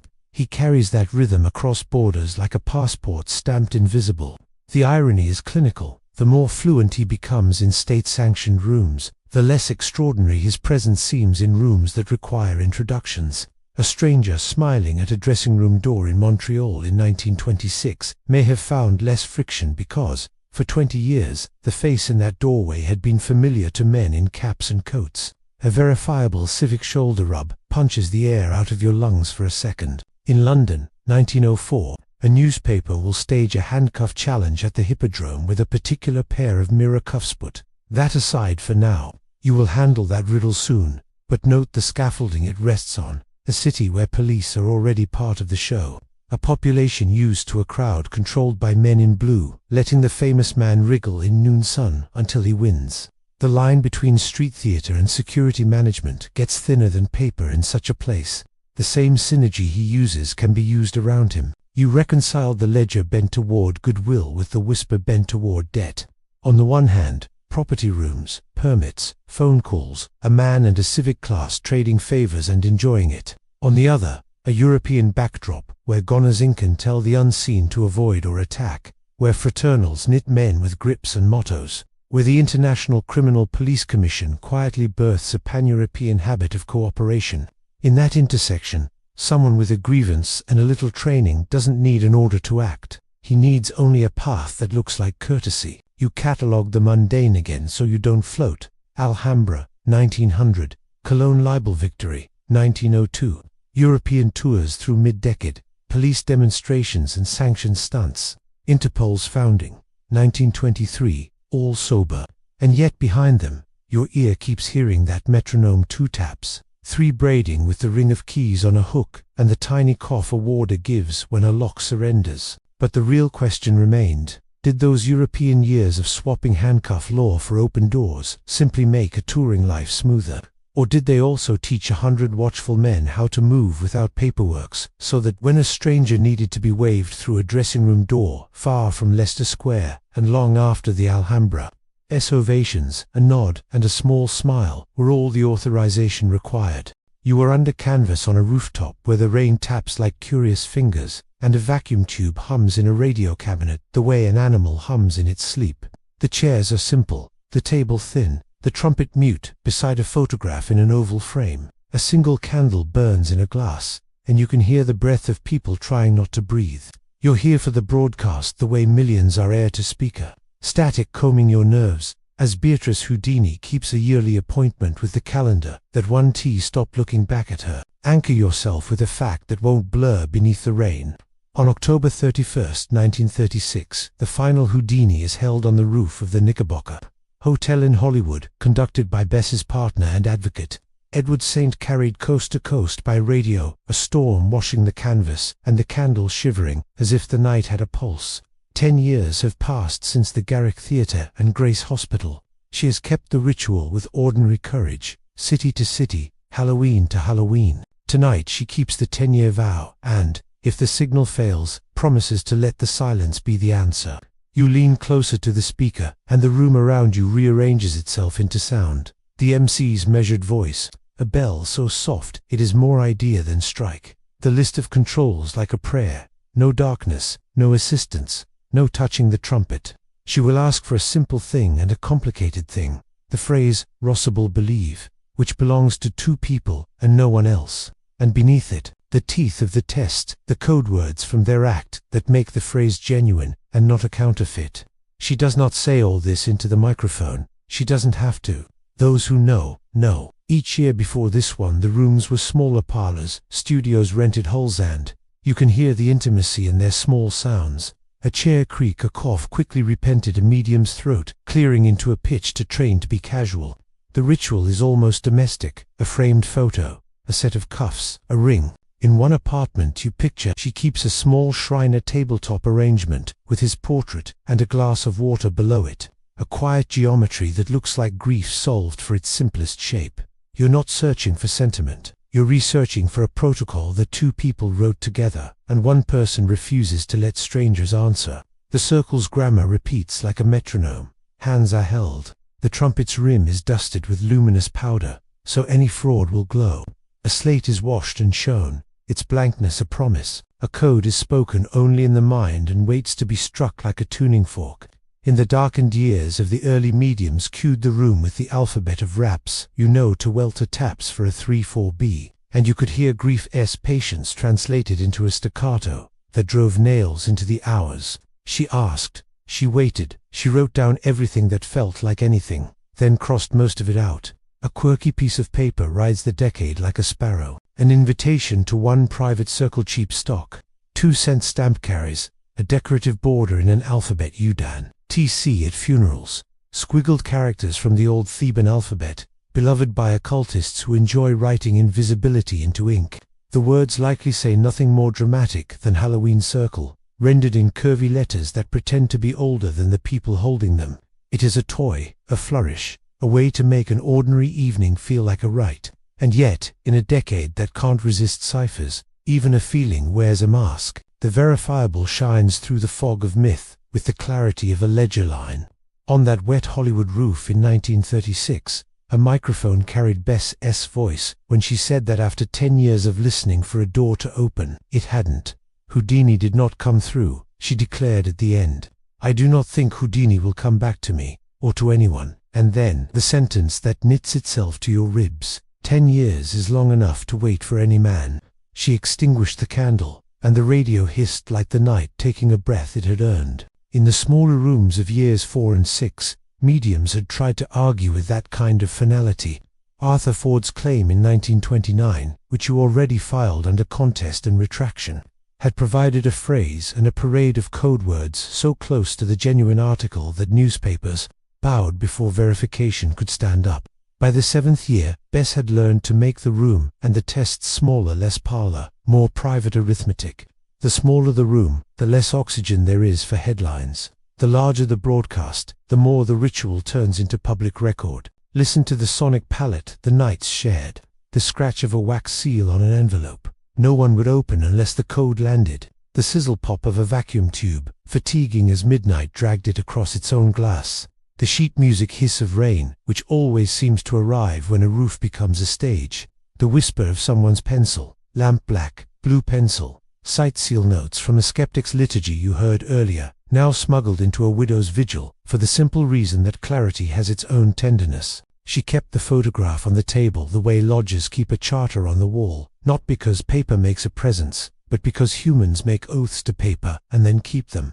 In the early circles, she spoke to him as if he might be just behind a curtain, and the curtain would be persuaded by the grammar of a promise. In later years, she spoke more to the listeners. We have not failed. The test has a shift you can feel even now. She was repositioning the blame from love to method, from absence to the machinery of error. In doing so, she made the ritual cleaner and oddly more generous. A souvenir card from the radio broadcast blows into your folder like a scrap of weather, a rectangle with an embossed star, and the words, Houdini, 10th anniversary, Hollywood. On the back, someone has drawn a satyr square in pencil. Likely a bored engineer, or a credulous guest, treating an ancient palindrome like a ward. You've seen that square floating through this decade, like a penny charm. S-A-T, O-R-A-R-E-P, O-T-E-N-E-T, O-P-E-R-A-R, O-T-A-S-E grid. that promises protection by sheer symmetry. It is sweet, it is silly, and it is perfectly at home in a world where grief and game share furniture. You think back to those earlier postcards and margins, the pigpen, DEBT, the triple tau beside a matinee, the beehive bleeding through a bouquet card. Those marks offered the thrill of conspiracy theories, because they were easy to draw and hard to disprove.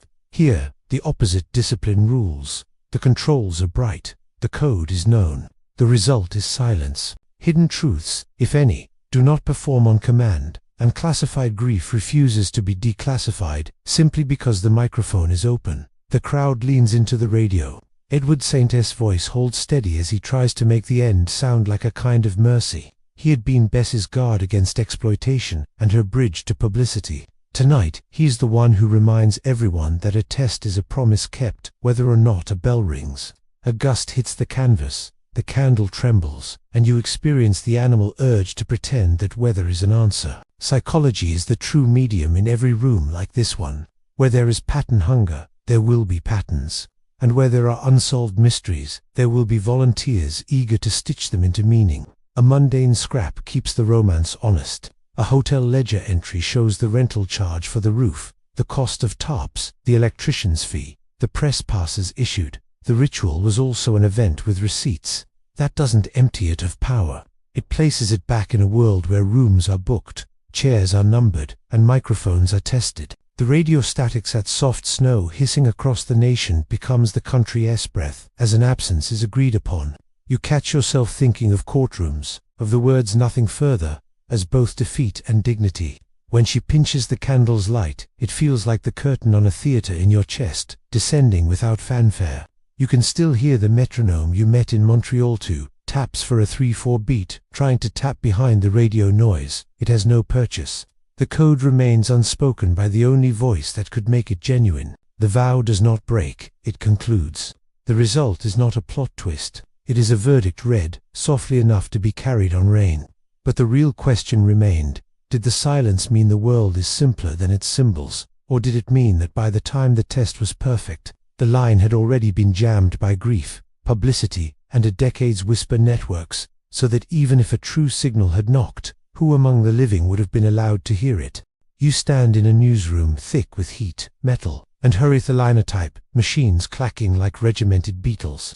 The copy desk snapping rubber-cemented galleys into place, paste pots open like little moons. A city editor's pencil ticks the margin of a proof with the merciless rhythm of a metronome. And somewhere, a wire bell dings one ring for local, two for national, a small code for attention that transmits urgency into bones.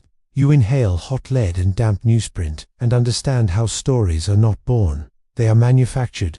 Anchor yourself in ink that can be checked. On November 1st, 1926, the New York Times runs Houdini's obituary. Detroit papers had carried updates from Grace Hospital the day before. Variety prints a sober industry notice. The Associated Press moves bulletins that get reshaped by evening editions. Later that week, photographs of the Machpelah Cemetery burial men in dark coats. The broken wand ceremony run in rotogravia. Those brown, soft-focused Sunday spreads that turn grief into sepia. These public details are dull the way truth often is. Column inches, captions, deadlines. You pull a drawer in the morgue, the newsroom's own classified archive of clippings, and the folders whisper as if they were gossiping. There are two ecosystems here. Houdini's official publicity machine, which for years fed editors' studio portraits, staged arrest shots, and handcuffed close-ups, and the spiritualist press, which fed crusading replies, miracle claims, and timely letters to the editor, dripping with piety and accusation. When the Montreal punches happened, one column shows how fast a leak can become law. A squib in a student paper becomes a wire filler, becomes an AP paragraph that walks into 100 town breakfasts. By Detroit, the room is already primed to hear a morality play. Editors shape that play with tools you can touch. A staged photograph of a rooftop straitjacket, escapees smiling, a little crowd below gets recaptioned to ride the week's news. A portrait in the tuxedo with handcuffs glinting on a velvet cushion is pulled from the file and placed over a column about the hospital, as if image could stand in for presence. Newsrooms have practiced this sleight for years. They call it illustration, not deception. You can hear a photo editor say, "We don't have the hospital, give me the man." The myth benefits. Then there's the studio portrait that shouldn't exist the way it is labeled. A crisp, professionally lit image in a small theater's file. Rubber-stamped Garrick, October 1926, with Houdini's cheek fuller and his eyes less hollow than witnesses remembered that week. Flip the print, and a penciled note, Chicago, spring argues back. In a scrapbook at a magazine office, a clipped version appears with a Detroit caption, misfiled, misused. Yes, also convenient. You are not accusing a conspiracy. You are naming an elasticity every editor used when deadlines outran negatives. Hidden truths profit from elastic images because they let coincidence dress up like intention. A verifiable newsroom habit keeps your skepticism upright. In the 1910s and 1920s, photo staging for newspapers and rotogravure sections is normal. Recreated crime scenes, posed rescues, studio action shots. Newsreels do the same. When a hospital forbids cameras, an editor sends a photographer to a studio to suggest the mood. The audience understands without being told, because the language of these images has been learned like a handshake. It is not government secrets, it is house style.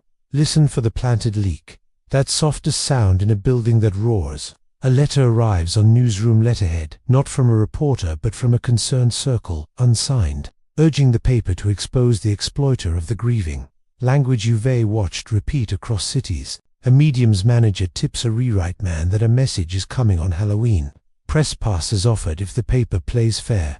On the other side, Houdini's camper, decades habits, sends a notice to an editor to expect a demonstration at a police station, and the city section obliges. Everyone is feeding everyone. The difference is motive. The similarity is method.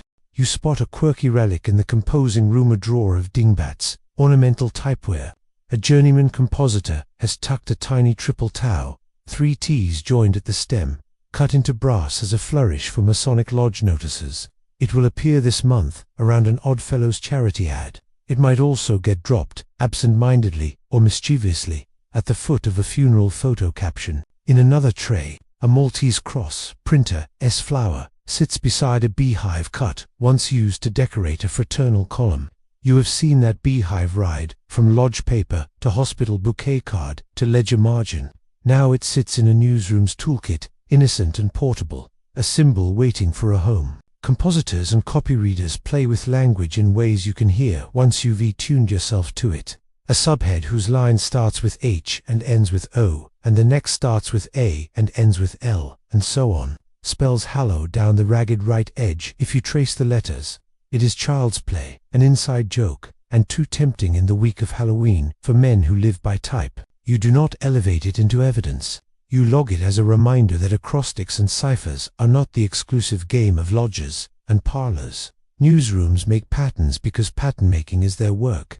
You flip a proof and hear a low rumor at the police desk, that other newsroom embedded in a newsroom. The night desk calls precincts hourly. A sergeant says, "Grace has a celebrity." No photos. The rewrite man shrugs. The city editor sends a photog to the studio anyway. A stringer in Montreal wires a fuller account of the dressing room punches. A deskman trims it to make it fit the hole. In that trimming, intention becomes a silhouette. Conspiracy theories take that silhouette and fill it with motive.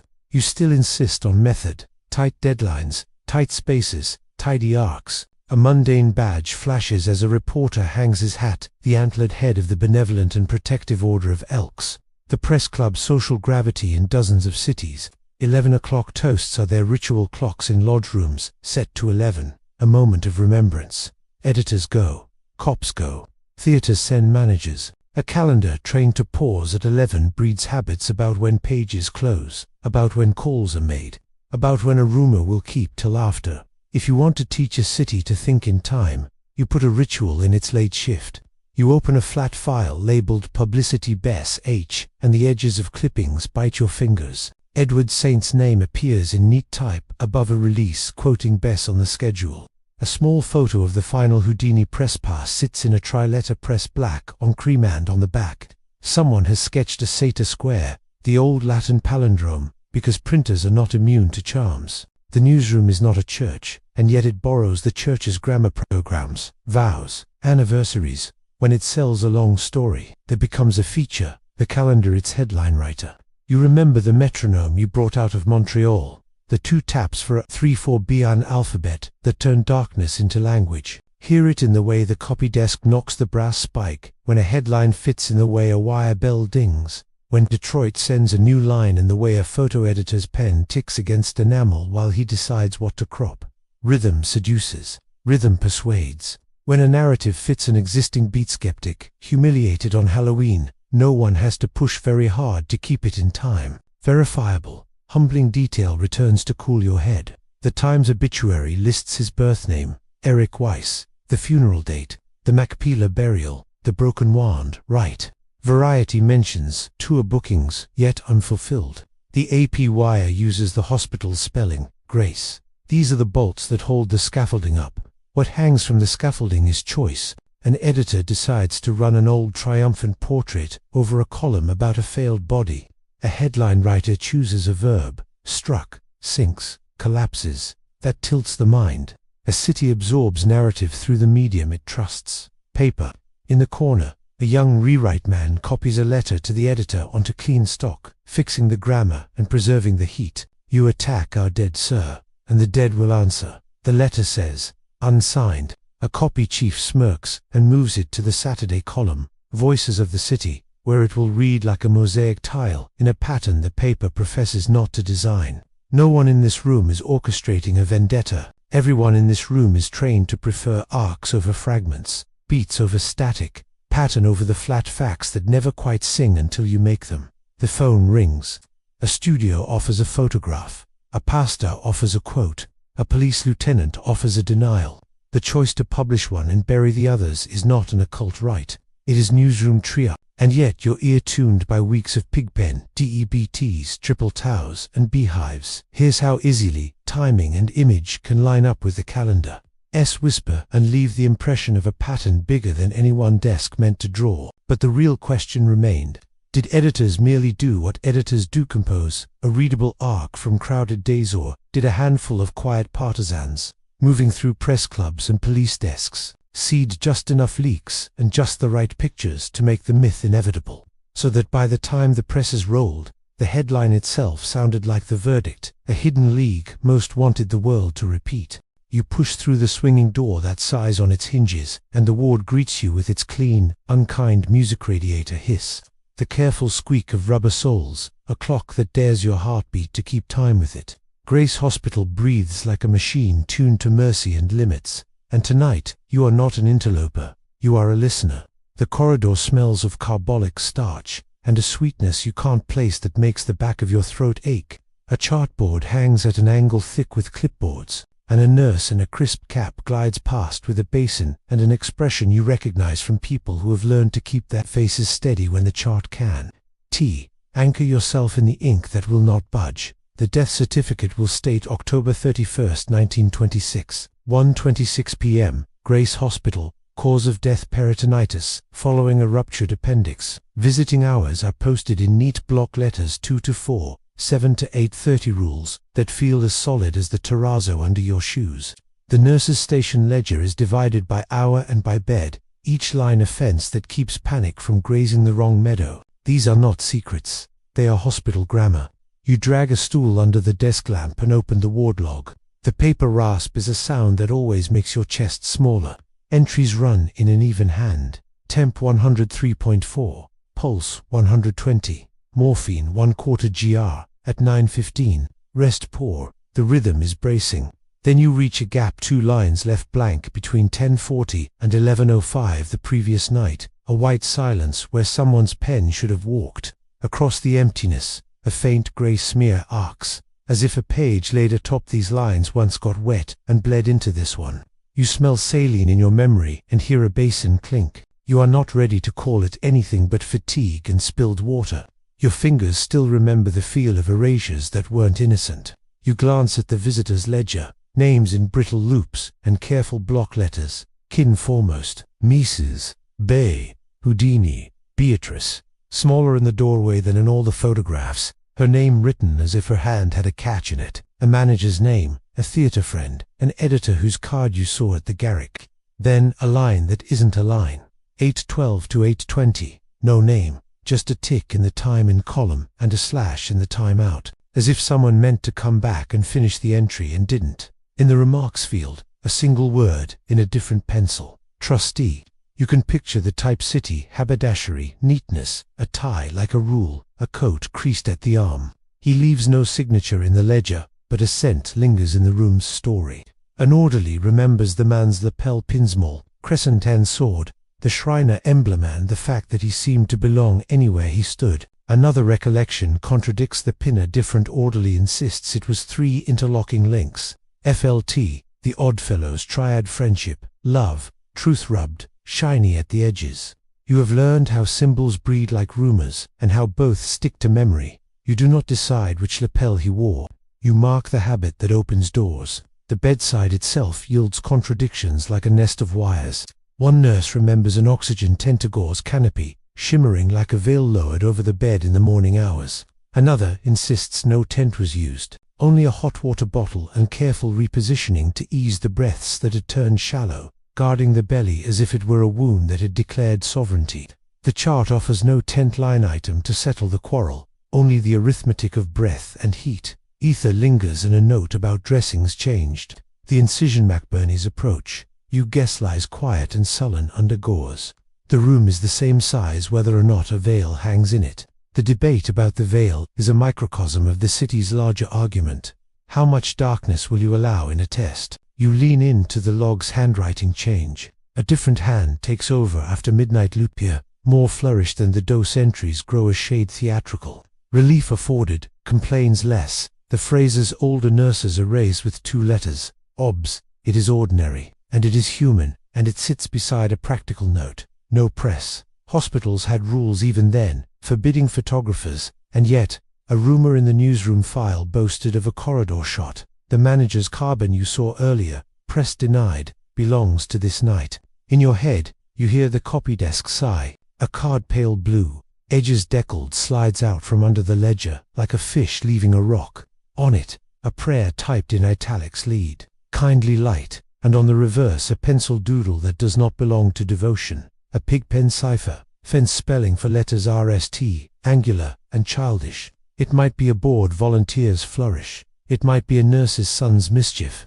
It might be nothing heavier than habit. Still, every time Pigpen scratches a margin in this story, your scalp tightens. The decade treats ciphers like a fashion. Secret organizations and hospital corridors share stationery more often than they should. You walk the ward in your head, the way the interns do at shift change.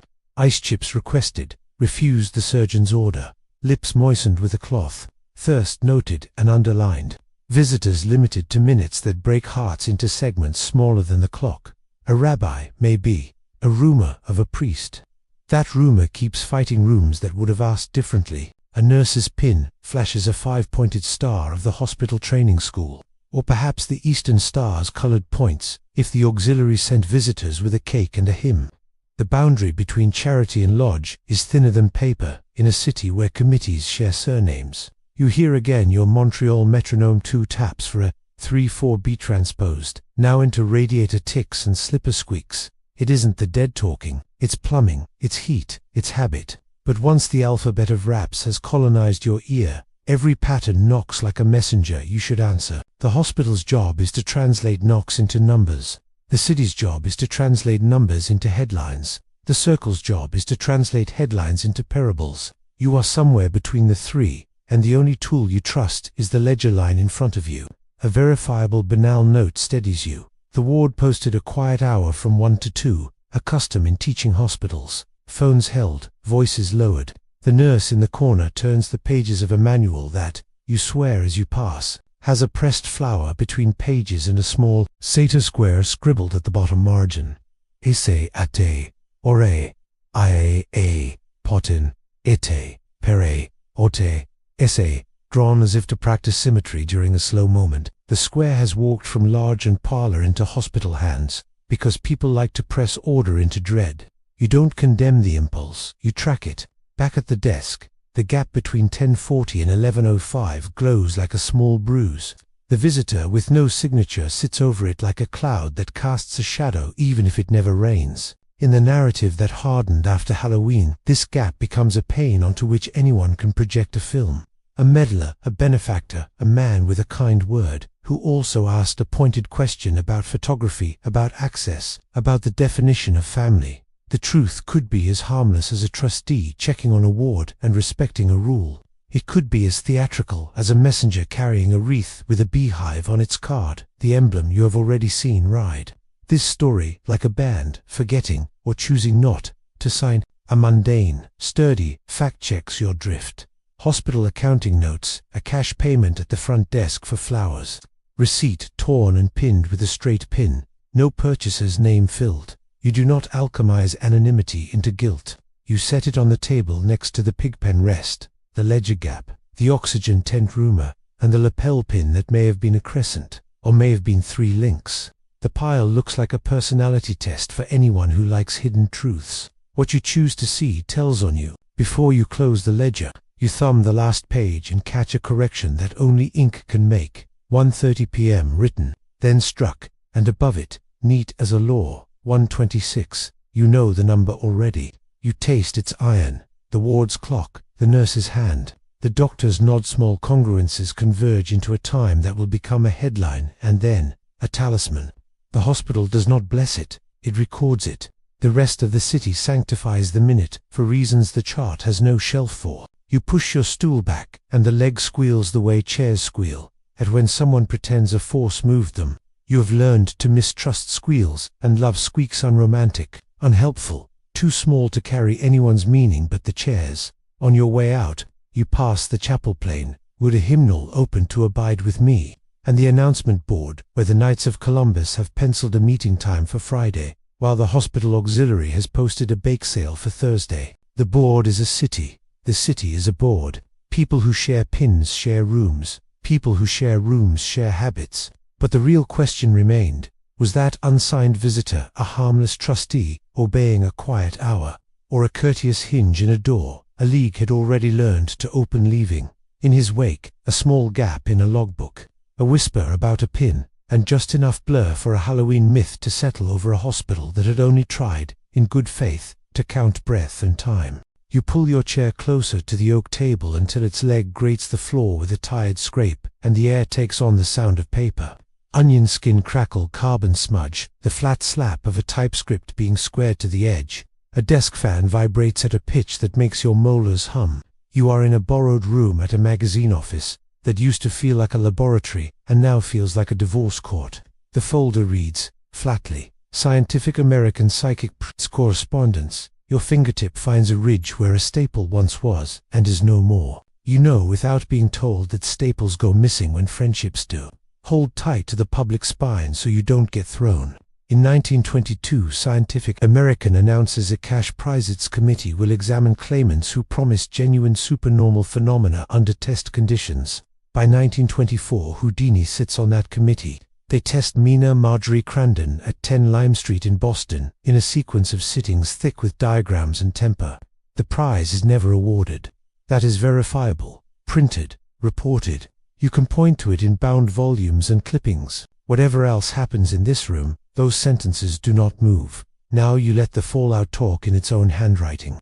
A letter in Dr. Daniel F. Comstock's neat, careful script leans toward diplomacy that S run out of adjectives. It would be wise if we could agree on conditions and on the definitions of success. The underlining is gentle and looks like a man smoothing a tablecloth over a stain. Hereward Carrington's letter is more elastic, friendly and firm, insisting on openness of mind, while fussing, in the same paragraph, about the exact position of a bell box. J. Malcolm Bird, the managing editor, shepherding all this, writes in a hand that hurries toward nouns. Control, rapport, objection, satisfactory, words that shined in print and now sit in puddles under a desk lamp. You find the rifts where the ink breaks. A carbon of a memo to Committee of 5. You have seen the phrase before, complains that Mr. H introduces novel controls mid-sitting and that such improvisations spoil the atmosphere. The word atmosphere is circled in red pencil and annotated in a different hand. We are not testing air. You hear the oral contour of the room in that quip, the little laugh that isn't kind. Another note asks Bird to recuse if sympathetic, the polite way to say everyone saw him enjoy the parlor more than the box. Bird will publish a sympathetic volume, Marjorie, the Medium, in 1925. That, too, belongs to the record. What you can only infer from the tone is how much that book felt like a door closing to men who thought they had built the room. The vanished bits speak loudest. A stenographer's pad is referenced 3 times, see Sten. Pad night of 8/23, and never appears in the folder. A small envelope labeled Waxdom holds only a shard, the color of clotted milk, not the full impression that had been hot, wet controversy a few months prior. Attached to a memo, a string that once supported a ruler in the Marjorie box lies cut, unlabeled, the kind of petty ruin that feels deliberate even when it isn't. In the margin of a meeting agenda, a penciled H, objects, is rubbed until the graphite turns to fog.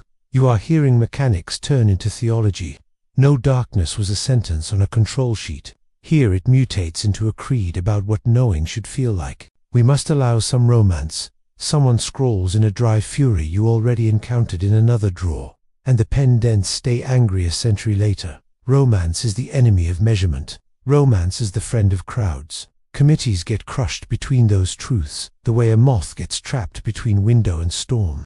A verifiable, sober pin resets your balance. The prize, Scientific American's purse, was never awarded. Reports went out, arguments continued, months became seasons. Even the American Society for Psychical Research's reports on Marjorie split readers, some praising, some hesitating, sympathy drawn like a map that never quite agrees with itself. You can walk into any library with a tolerant clerk and hold pamphlets and proceedings that demonstrate how civilized disagreement can stamp the ground until it becomes mud. A small, bizarre postcard flutters out of a file that should hold only letters. It's a souvenir from a psychical research library, embossed with the Greek letter psi, like a college crest. On the reverse, the Sator square appears again. SAT, O R, A R, E P, O T E N, E T O P E R, O T A S, drawn in a clerk. S, tidy hand with a pencil that pressed too hard on the R someone had written. Along the bottom in an apprentice's pig pen cipher, the word note. You translate without wanting to. You feel silly. You feel wary. You remember how the decade cannot resist making games of its seriousness. Secret organizations hoard signs. Research rooms catch the habit like a tune. You test the air for the softest sound, the sound of a loyalty being traded for a headline. A letter from a Boston reporter hints that some members of the committee are prepared to state off the record that phenomena occurred. Another from a Scientific American editor insists all statements be routed through him. Somewhere between those 2 pieces of paper, the room fractures. A magazine that wanted to be a court finds itself being used as a stage. You imagine the copy desk you left in the last section, sharpening a pencil. It would later use too blunt nuance. Bird's sympathetic drift becomes a narrative all by itself. Colleagues accuse him of leaning. He counters with the plea of any man in a doorway between camps. I wish only that truth be given its chance. The minute you remember he is managing editor, you also remember circulation. Features the gravity that pulls a periodical toward stories with eyes. Creeds about darkness collide with the cold fact of subscription renewals. Hidden truths like paying the printer ride in the same ledger as hidden truths like a committee member's private inclination. You look for where Houdini's voice fissures into pamphlet tone, and you find it. A typescript with headings he would later make public. Exposing Marjorie, immaculate in its diagrams, unforgiving in its adjectives. He lists his novel controls, and explains why they are not caprice, but hedges against caprice. He details luminous paint on nails, blue pencil on skin, lampblack on bells. He uses the phrase phenomena unsatisfactory with the dryness of a ledger that knows adjectives are bait. The answer correspondence grows brittle. Insult, bigotry, persecution, words you already mapped across postcards and pastorals in other rooms. The prize money, the famous 10,000 you traced in a ledger earlier, returns like a sound in the wall. It sits there, unspent, a provocation. No claimant satisfied all conditions. A memo in tones. The ink is black and neat. What the clause can account for is what happens when conditions accumulate, as if they were braids of barbed wire. Mediums call the fence unfair. Committees call it hygiene. In the space between those names, Resentment learns to speak in that staccato alphabet you can't shake. Remember, 2 taps for a 3-4-B, the rhythm by which rooms convince themselves they are rehearing from the other side, when what they are really hearing is their own need. You glance at an agenda and catch a petty, telling quirk. The typing is even until one line, where the machine stutters. Meeting postponed until after Hallow, broken off, corrected beneath, after November 1st. You keep seeing that calendar behave like a magnet. You keep telling yourself there are only so many autumns and so many rooms. And yet, the timing keeps leaning toward the night the public expects thin veils and thick stories. No order is written in these files. Timing does the work orders would have done. A homely, grounding fact refuses to let you spin. The magazine bound its issues, archived its files, kept its minutes. When you ask the librarian for volume and number, she brings them with a smile. There is nothing clandestine about the public part of this history. The clandestine part lies in the edge. This the redacted names, the missing pad, the resigned editor who publishes a book with a different tone, the letters that adopt lodge language, sincerity, honor, oath, as if they belonged in a column about bellboxes and powder. The room you're in starts to sound like all the rooms you've been in. Gavel taps in lodges, typewriter bells in newsrooms, the ticking of radiators in hospital wards, raps on tables spelling alphabets, rhythm everywhere. You are susceptible. Everyone in these papers was. Patterns comfort, patterns indict, patterns sell. Scientific Americans set out to remove patterns, hypnotic power with controls and graphs. In the end, it bequeathed a story pattern couldn't resist. The prize that stayed forever unclaimed, because the fence was too high or because the horse wasn't a horse at all. You check your skepticism like a pulse. It is cheap to say notes vanish because a cabal draws them into its sleeve. It is lazy to say goodwill sours because of one romance. You prefer the sight of a room of smart men turning into men, full stop. Tempers, preferences, deadlines, a calendar that likes Russell, and you refuse to forget the verifiable. The prize wasn't paid. The committee split. Bird wrote a book.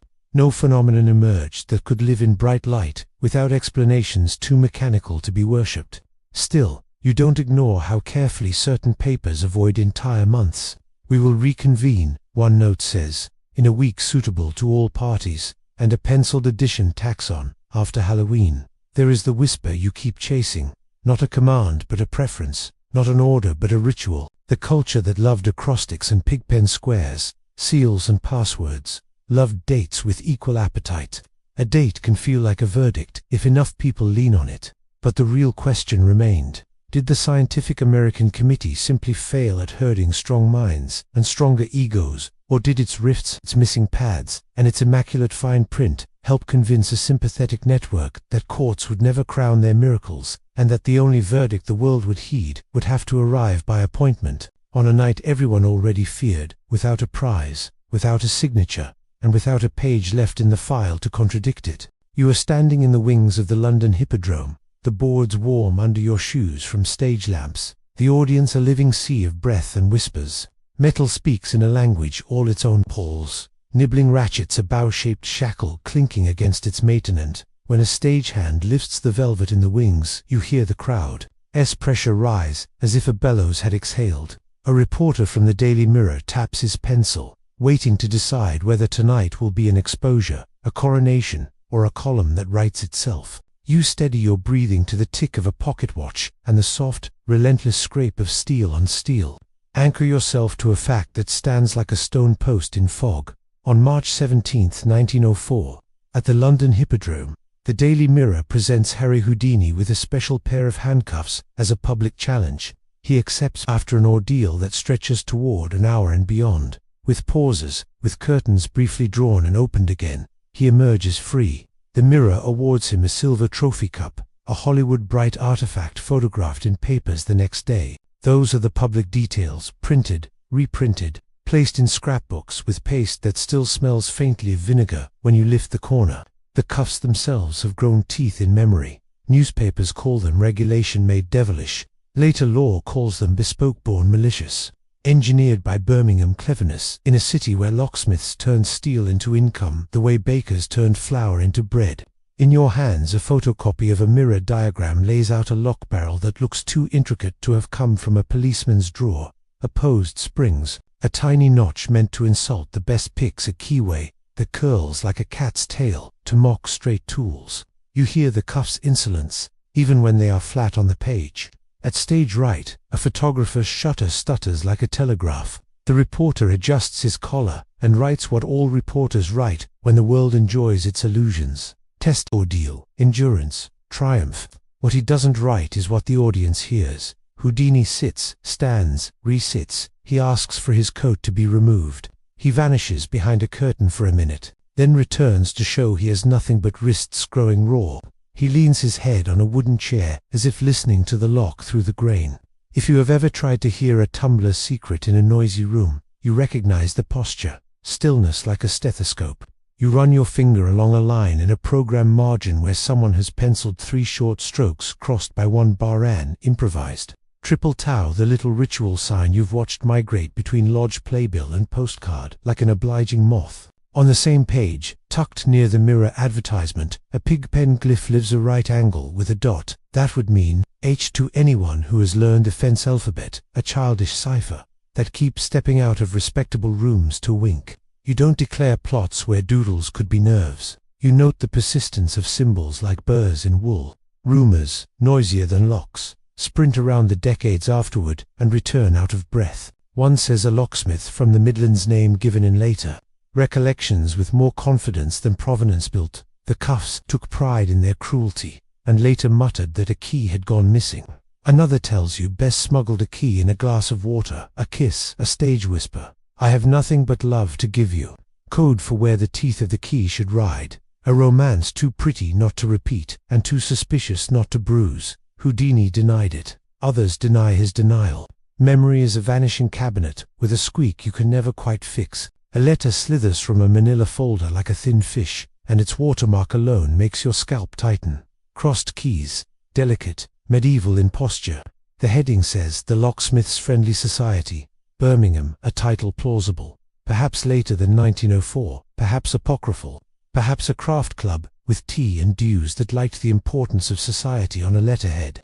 Inside, paragraph in polished clerk's hand offers congratulations to the performer on showing the public that any lock is but a map to be learned. Along the bottom margin, someone bored apprentice, cunning secretary, has penciled pigpen fences spelling mirror. It is either a keepsake from men who admired an audacious outlaw of their craft, or a prop letter that acquired respectability by sitting in a file long enough. The crossed keys flicker against the beehive you remember from a hospital bouquet card, the triple tau beside a matinee, the Oddfellows FLT on a postcard. Symbols travel better than truth. You reach for the sound the audience hears but cannot name, the moment when a stuck spring relents.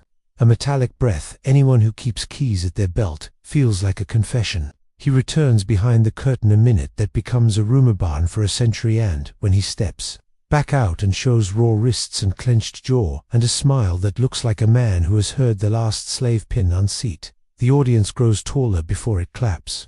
The mirror cup gleams. A reporter writes the word unprecedented in a hand that practices enthusiasm as a trade. A mundane, verifiable thing holds your ankle. The mirror's silver trophy exists in photographs, lustrous and silly, a newspaper's idea of an ancient laurel. It is not a lock. It is a headline in metal. If the cuffs were bespoke, craft fought craft, a guild's pride baiting a stage's pride. If the cuffs were clever-dressed regulation, stagecraft fought the mind's lazy need to classify. Either way, the evening becomes public property, hidden truths. Object lesson that will be recruited whenever someone needs to prove that every lock yields to patience and that every patient man resembles a prophet. Listen for a quirk of craft that never gets room in newsprint. Warded locksold, hierarchical, the kind carried in bunches by night watchmen soaring, not to teeth but to shadows of teeth. Skeleton keys whose subtleties are not depth but silhouette. Tumbler, lock's bride of modern police yield to the opposite devotion. Picks measured 2 hairs and moves in fractions of a breath. The cuffs on stage look like barrels of the latter, wrapped in the theatre of the former. If a locksmith wanted to mock a man who knew every variant sold 2 precincts, he would make a lock that lied about which family it belonged to.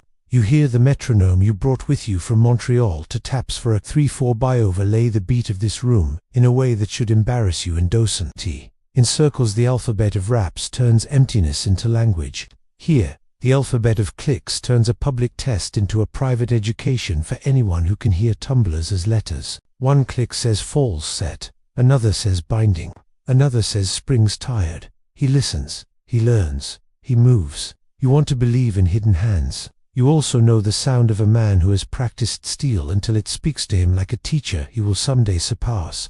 Across a century, a locksmith's trade journal spine cracked. Ads for picks and vices quaint, as Valentine lace prints a letter to the editor some years after the Hippodrome triumph. The writer initials only asserts that a member provided a sympathetic key to the mirror handcuffs for a fee. No names, no measurements, just the boast and the shadow of professional jealousy. You file it where it belongs, among conspiracy theories that bloom whenever a feat refuses to decompose under gossip's lie. Skepticism rides back in like a constable who has already been to this alley. If you insist on the smuggled key, you must account for the time why so long. If you insist on the pure pick, you must explain the pauses were they bravura, or failure, or strategy to cool a spring that had heated under worry. If you insist on a colluding locksmith, you must put a face to a letterhead that might be a tea club with opinions and seals. The only thing you do not get to do is pretend there is a version without craft at its heart. And yet, quietly, an alignment in your map refuses to stop humming. Crossed keys on a letterhead, a triple tau on a program, a pigpen mirror at the bottom of a clerk's note, a beehive doodled beside DEBT in a ledger. The year is 1904, not 1926. And still the symbols line up like birds on a wire learning a song. You do not say society, you do not say order, you say habits, rooms, men, and you notice that locksmiths love the same rituals as lodgers. Minutes, votes, dues, emblems, jokes that would look like ciphers to anyone who didn't work with their hands. A small public fact clips back into focus like a cuff seating properly on a wrist. The mirror made a spectacle of testing a man with a city's permission, policed nearby to keep order while a crowd watched a man pry order open. That ecology paper, Precinct Performer, became his home for decades. When he later walked into dressing rooms and hospitals and committees, doors opened because they always had, if a stranger ever needed to be waved through years later. In Montreal, that stranger walked through a city trained to smile at men who carried questions like passports. You turn the letter with crossed keys once more under the lamp, until its watermark shivers. The pigpen border on the card mirror, spelled in fences and dots, begins to feel less like a prank and more like a reflection of the decade's appetite for making signs of everything and secrets of anything that could bear a seal. The cuffs on the table in your mind turn and turn also, each rotation a small argument. Key, pick, collusion, patience. But the real question remained. Was the mirror challenge simply an early opera of endurance and steel that burnished a legend, or was it also a rehearsal in code? Locks, keys, crossed keys, watermarks, pigpen fences, that taught a network of craftsmen and clubmen how to move together in plain sight, so that when a blow landed in a Montreal dressing room 22 years later, the habit of quiet collaboration already knew exactly how loudly to let the steel speak and how softly to let the rest remain unsaid. Gravel crunches under your shoes as you pass a white-painted gate and a hand-lettered sign that looks like it was refreshed this summer with a steady wrist. At the end of a path, wind presses the leaves of tall trees into a hush that feels elected, not accidental. A screen door slaps once and then behaves itself. You are in Lilydale, the upstate hamlet that calls itself a spiritualist assembly rather than a town. Its porches curated for listening, its bulletin boards layered like bark. The air tastes of lake water and old lacquer. You can hear a cricket, troubled by your presence the way a radio hum troubles a silence. You stand in a glade where benches face a stump inspiration, stump its top, smoothed by a century of hands and weather. That detail is not rumor, it is geography with a liturgy. During the summer camp season, registered mediums give message services here in the open air. Names are called aloud. Reassurances are served with the practiced timing of people who understand both hope and crowds. A little farther on, the forest templar pavilion of posts and roof. No walls holds the same grammar. An invocation, a rustle, a voice that sounds as if the wind borrowed it for the purpose of applause. The public anchors don't wobble. Lilydale Assembly dates to the late 19th century. The National Spiritualist Association of Churches, founded in 1893, has had a footprint here. And in 1916, the Fox Cottage, the Hydesville house tied to the Fox sisters, and the birth of American spiritualism, was physically moved to Lilydale, where it stood as an artifact until it burned down in 1955. You can buy postcards that remember it, grainy and soft, with captions that read like sermons on the permanence of impermanence. Facts make a ledger, ritual rites in the margins. On a porch of the Maplewood Hotel, rockers tally the hours while voices bleed into one another, and you find yourself listening without meaning to. Names are exchanged the way gardeners exchange cuttings. Who is sitting where? Who is kind? Who is armored? Who brings trouble? A woman with a cornhusk voice refers to a committee in New York that never meant to pay, and you know the reference before she finishes the sentence. The $10,000 dare has become a weather report in these parts. The kind of thing people drag indoors when the sky looks like it wants to misbehave. Imagine you are looking at these classified seeming tokens pinned to the lodge notice board outside the assembly hall. Cardboard passes for message service Forest Temple 3 p.m. A Lyceum schedule in tidy type.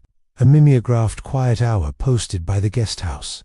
A column of names and times for private readings. Among them, a small card that doesn't belong to a sketchal cream, deckled edge, stamped in violet with a 5-pointed star, and the word belief. Turn it over, and a border of pigpen cipher fences. Those old right angle and boxy glyphs spells nothing more than Lily. It is a toy, a calling card that uses the decade's favorite cipher to make routine look like right. Quirky, yes, even sweet. But the habit matters. Once a community starts enjoying ciphers as decoration, they become a dialect for gossip. The hotel's switchboard clicks and breathes like a small beast, an operator's hands tending its cords with clockwork grace. Party lines, the kind you've already heard about in city offices, carry voices across the lake and into nearby towns. After Halloween, someone says in the flat mid-sentence tone of a person who believes a date is not a date, but a door. The phrase crosses rooms with the ease of cigarette smoke. It is not a directive. It is a preference with a spine. You wander past Leolin Woods, where a Pet Cemetery's tiny headstones surprise your Izar domestic tenderness that stiffens your throat, and you see that even here. The living organize their comfort into orderly rows. Between the stones, a laminated page lies caught under a twig. A satyr square, Iseate, Ore Ire Eporte Na2 Pierre Ote, drawn in pencil with careful pressure. The Latin palindrome arranged like a portable amulet.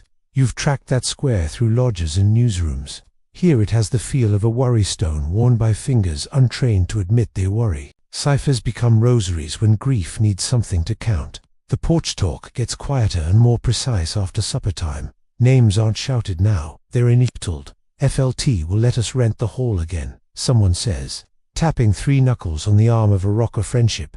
Love, truth, the Oddfellows triad that keeps passing through our rooms like a cordial stranger. H is in town, says another, and the letter wears too many coats, Houdini himself. The Halloween they keep inviting.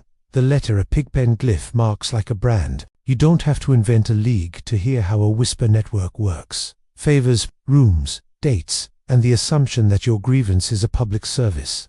A clerk at the assembly's office flips a file, pencil parked behind her ear. You glimpse a postal ledger, dozens of letters incoming in October, stamped with blunt postmarks: Elmira, Jamestown, Buffalo, asking for demonstrations, offering halls, warning of disorderly elements. The phrasing is familiar, exported from pastors' columns and club minutes you've read in other cities. A hand knot that clerks has penciled on 2 letters received late in the month. A small tau-shaped T crossed by T crossed by TN, improvised triple tau doodle that keeps peeking at you from theater margins and committee notes. A habit, a hobby, or a handshake. The trouble with symbol habits is that they make every doodle feel like a badge. A verifiable scrap keeps you from over-translating tea leaves. The Assembly's program sheets list public circles and message services long after summer ends. But Halloween is not the centerpiece here. Summer is the season. October is a quieter month between brochures and ice. Yet the phones still click reliably when leaves turn. People who need what Lilydale sells, comfort packaged as conversation, do not schedule their ache by the camp timetable. The whisper network is real because need is real. and rooms that hosts need make calendars into instruments. You catch a quirk that feels almost too on. A medium's appointment, card inked elegantly, has a faint watermark of crossed keys. A stationer's flourish that belongs to weddings and bank stationery.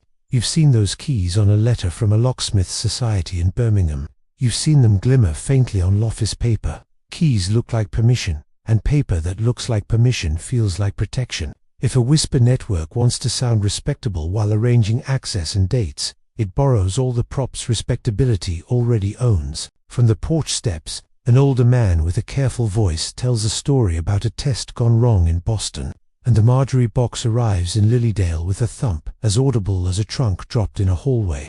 Boxed a lady and her brother, he says, meaning a medium and her control, then wrote it all down like a butcher. The verbs are deliberate. Boxed, wrote, butchered.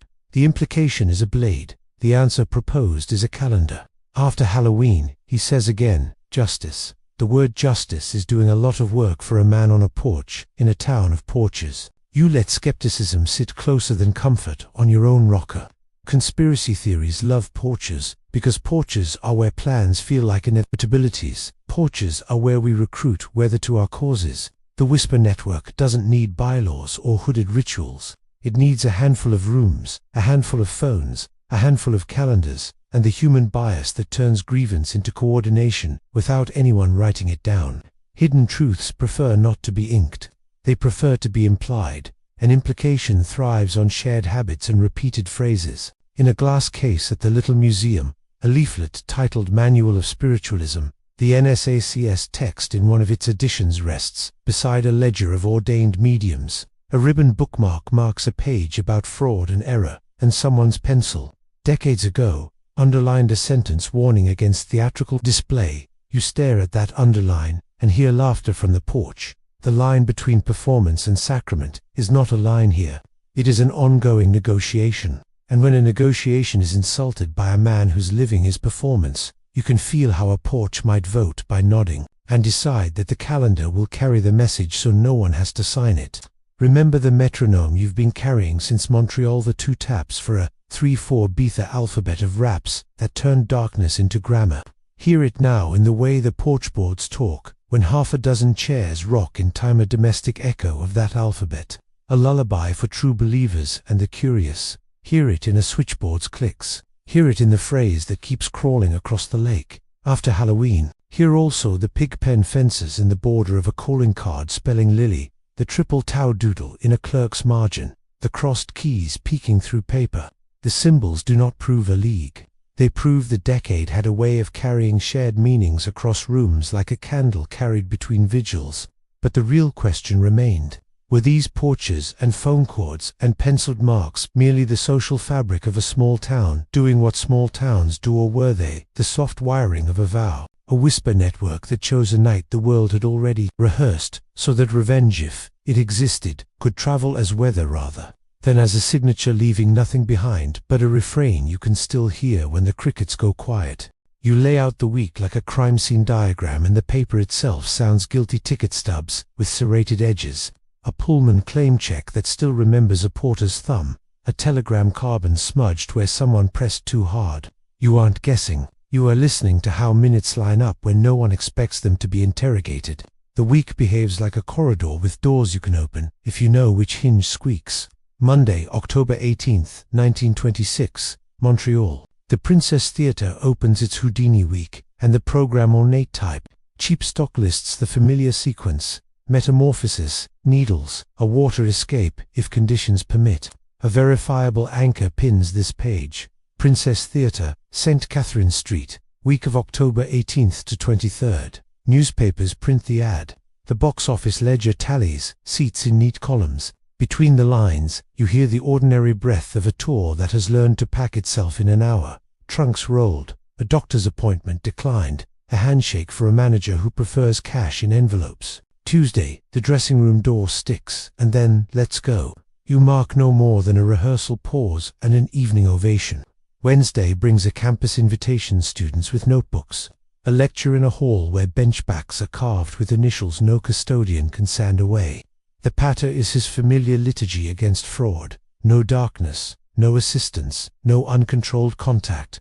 You note in your margin that to say no darkness in a room that loves dusk is to pick a fight without raising your voice. Thursday is louder with the backstage orchestra of a Laundry returned late. The stagehands whistle, a telegram from Detroit asking for confirmation of arrival. The routing slip shows Detroit as next city, and you see the travel arithmetic. Leave Montreal, Saturday night or Sunday morning, ride the Michigan Central Cross into Detroit, through the river tunnel that has carried trains under the Detroit River since 1910, step into Michigan Central Station's high concourse under a clock that makes men certain and late at the same time. That tunnel is a dull public fact. It feels ominous only because you are treating a timetable like a prophecy. Friday, October 22nd, midday. The dressing room is too bright. The couch is too low. You already know the choreography. J. Gordon Whitehead's request. The blows to 3, 4, depending on which account, refuses to give ground in your hands. The unbraced abdomen. The wave-off. The attempt to turn flinch into patter. Hour by hour, the ledger of stubbornness grows. Afternoon sketching. An evening performance. Applause that registers in your ear like static rather than waves. The right side ache he names to students feels like a fuse lit without ceremony. Saturday, October 23rd. 2 shows, matinee and evening, because tickets were sold, and that is gravity. In the margin of a matinee bill 3 brief pencil strokes, crossed by 1 Baran improvised triple taucet, beside the time change from 2:32 to 45. The sort of tiny delay no one remembers, unless they need it to mean something later.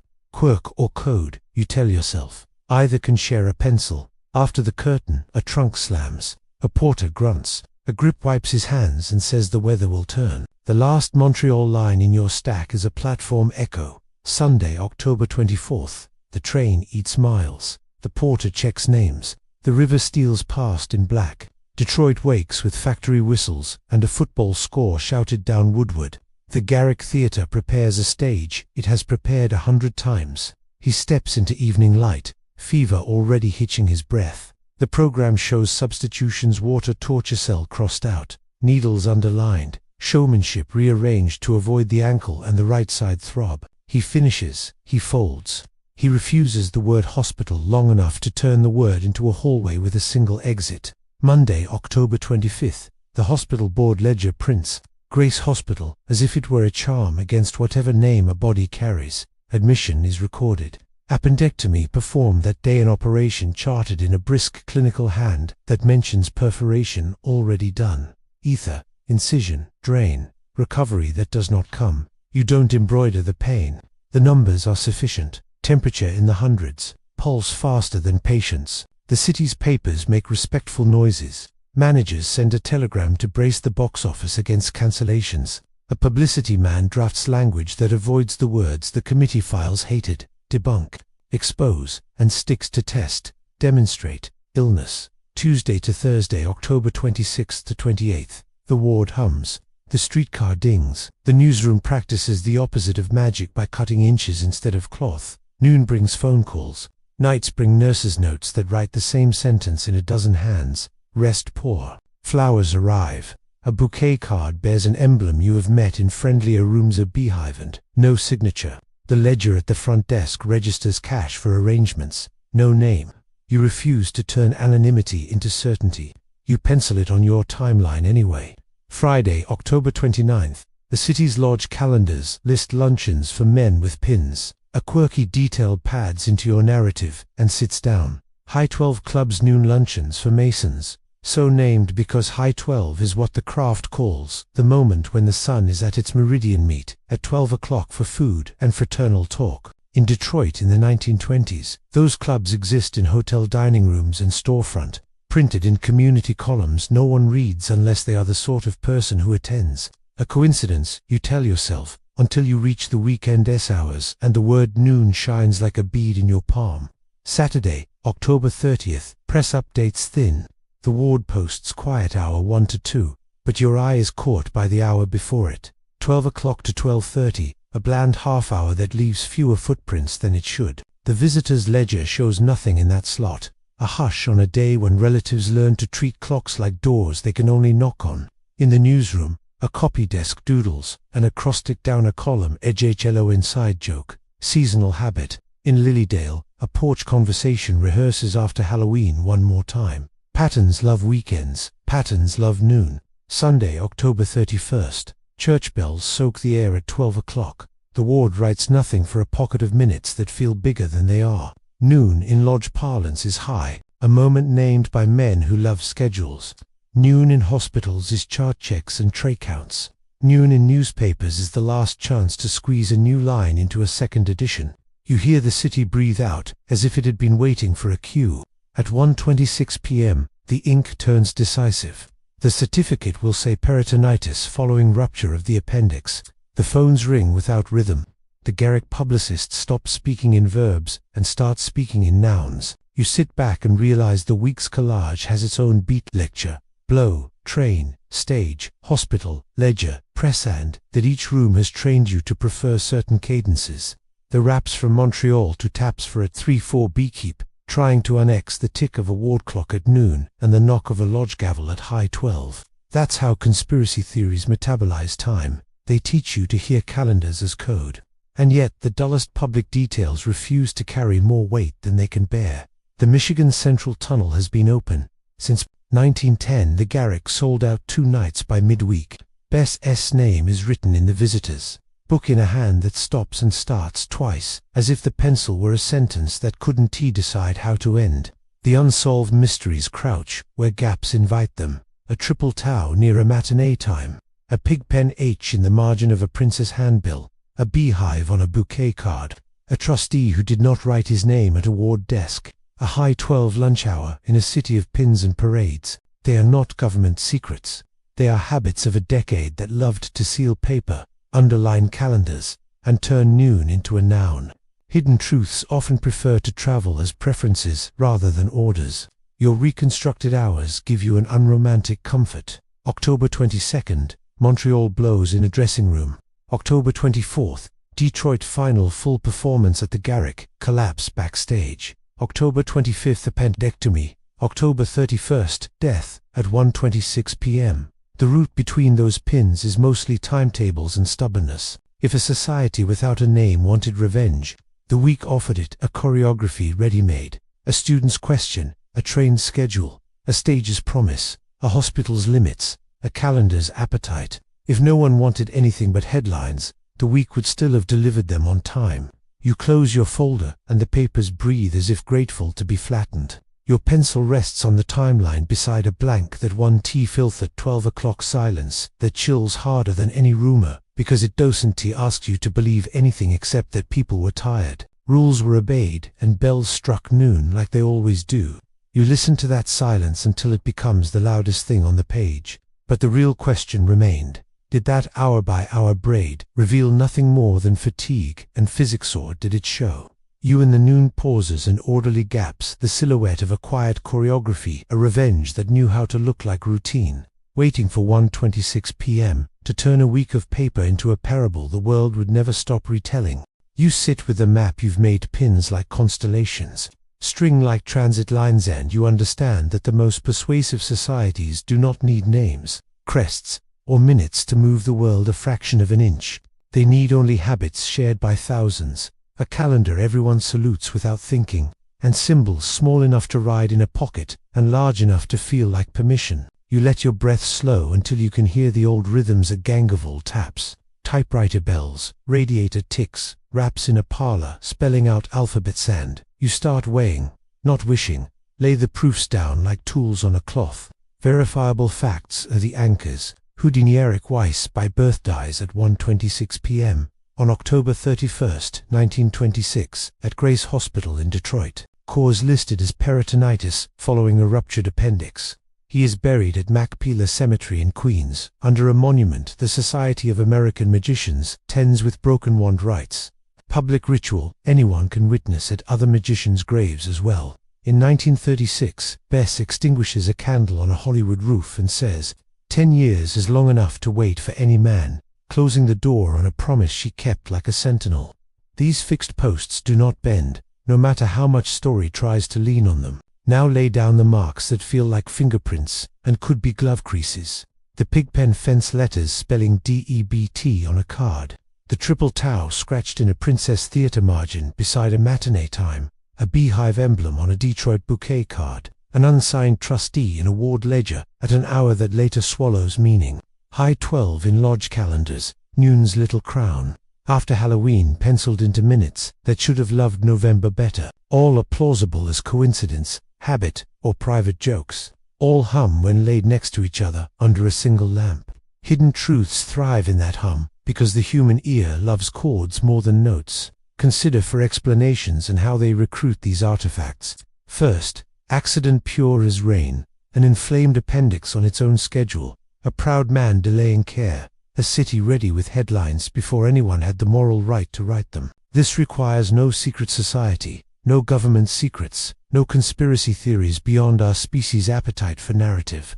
Second, reckless admiration, a student with a pencil, 3 or 4 unbraced blows, the indifferent biology of infection, and the later, noisy annexation of Halloween by people who know how to turn a date into a drum. Third, a quiet league, not a chartered order, not a roster with dues, but a sympathy, a network of mediums, lodgemen, and sympathetic editors who thread rooms and phones and calendars until a test can be staged without any packet of instructions changing hands. Fourth, the hybrid, the one reality prefers. Human mess braided with human intention, a carelessness that becomes an instrument because a culture nearby is tuned to make use of it. The society without a name is the one you already heard whispering as you walked. Its grammar is simple. If your rituals teach you to keep darkness, you bridle when a man demands light. If your lodges teach you to keep doors, you bridle when a man insists on keys. If your economy depends on the credulous and the consoled, you bridle when a man labels your sacrament demonstration. Grievance is lightning, but rooms and calendars are wires. Energy travels where conductors are plentiful. The classified part is not a locked file. It is the quiet consensus that after Halloween is better than before, that no photos is easier enforced by a friend with a pin than by a policy.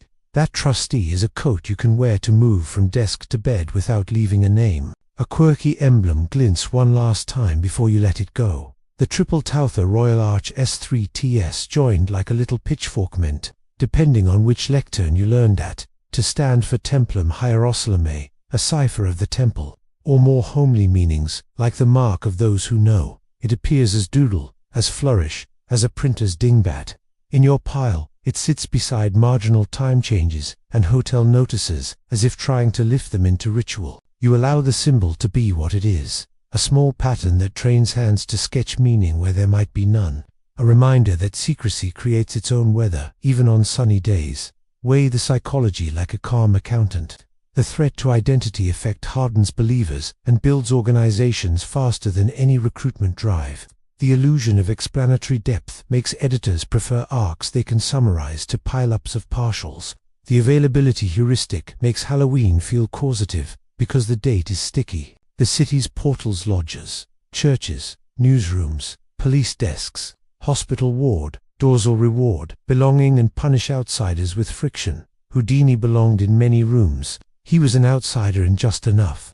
If a faceless circle wanted him inconvenienced, permission would move toward the path of least resistance. A wave through here, a pass there, an unsigned visitor in a quiet hour, a press desk that knows exactly which old photo to run so the myth keeps time. Government secrets rarely need classified stamps to matter. A friendly precinct grants a rooftop. A customs officer waves trunks. A property room tour lets fingers learn the dialect of steel. A magazine's committee writes immaculate conditions that pay no one. Those favors and fences do not declare a plot. They set a table where a conspirator could feel at home without ever having to introduce himself by title. What remains unsolved is not the mechanism, biology and schedule, but the motive's provenance. Did one person intend harm? Did a handful of rooms intend inconvenience and get catastrophe? Did the calendar itself, amplifying echoes, do the loudest work, turning a hospital clock into a chorus? Pull the light wider and note the absence of the one thing conspiracy theories crave. A document. There is no minute authorizing a blow, no cipher that solves into a command, no ledger entry labeled vengeance rendered, balance 0. There is instead the slow persistence of preferences that look like coordination when you step back, no darkness mocked in sermons, demonstrate chosen, overexposed by publicists. After Halloween preferred by men who like their rooms full, Unsolved mysteries often rot at the edge of too many rooms to subpoena. You let the early echo answer the late ache. Remember the reporter's pencil at the hippodrome, the crossed keys on a locksmith's letter. Remember special branches, rumored rooms. Remember the pigpen H in a Montreal margin and the Sator square that kept falling like a paper snowflake on desks that had no business enjoying Latin palindromes. Remember the Detroit ward, the oxygen tent rumor that is either veil or metaphor. The trustee, who may have been nobody at all. The society without a name is the shape made by all those habits. When you connect them with string and then, at the last second, choose not to tie the knot. A last verifiable pin steadies you so that doubt stays honest. Bess Houdini's public renunciation in 1936 did not stop others from advertising Halloween in his name, and newspapers kept printing notices for decades because ritual and commerce are hard to uncouple once they learned each other's steps. The man was gone. The pattern was the estate that remained unprobated and profitable. You hold your breath and listen one last time for that staccato grammator taps for a 3-4B that rattled the first door in Montreal and tried to colonize every room thereafter.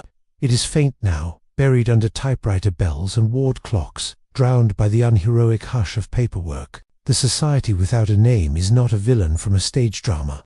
It is a weather system, a pressure change. It prefers to be believed in rather than discovered. It prefers to let a hospital write the last number and a newspaper print it and a widow repeat it until the country knows it by heart. But the real question remained. When you fold the map and turn off the lamp, do you believe a faceless circle chose a date and waited, or do you believe the date chose them and they merely learned how to stand still long enough for coincidence to look like choreography? The wind down, let the paper rest. Let the string settle against the cork and notice how the room changes shape when nothing is being asked of it. How even the clock seems to wish you gentler hours. You have held too many small, bright pieces up to the light, and the eyes, like any instrument, prefer to rest after work, to let the after-images fade until they are only soft shadows, and then no trouble at all. You can sit back now, and if you like, you can close your eyes without losing anything important, because what you need will stay. Listen to the quieter sounds, the hum that lives between seconds, the distant air, the almost silent rebounding of your own breath in the space around you, and notice how ordinary they are when you let them be ordinary. The map you made will wait. The names will keep. The dates will curve back into the calendar where they belong. People in those rooms you visited did the best they could with the tools they had, and the tools were imperfect, and the calendars were stubborn, and the symbols were often just decorations that felt like companions. It is allowed, now, to let the companions go back to being harmless. There is relief in this softer focus, in remembering that behind every emblem there were just hands, and errands, and the patience of nurses and clerks and editors who looked at the hour and did what the hour asked. If you breathe a little more deeply, the air will answer by becoming easier to hold, and when you let it go, it will leave without taking anything from you. That is how rooms return to themselves, how thinking can be kind, how the body can stand down from its vigil and trust the floor again.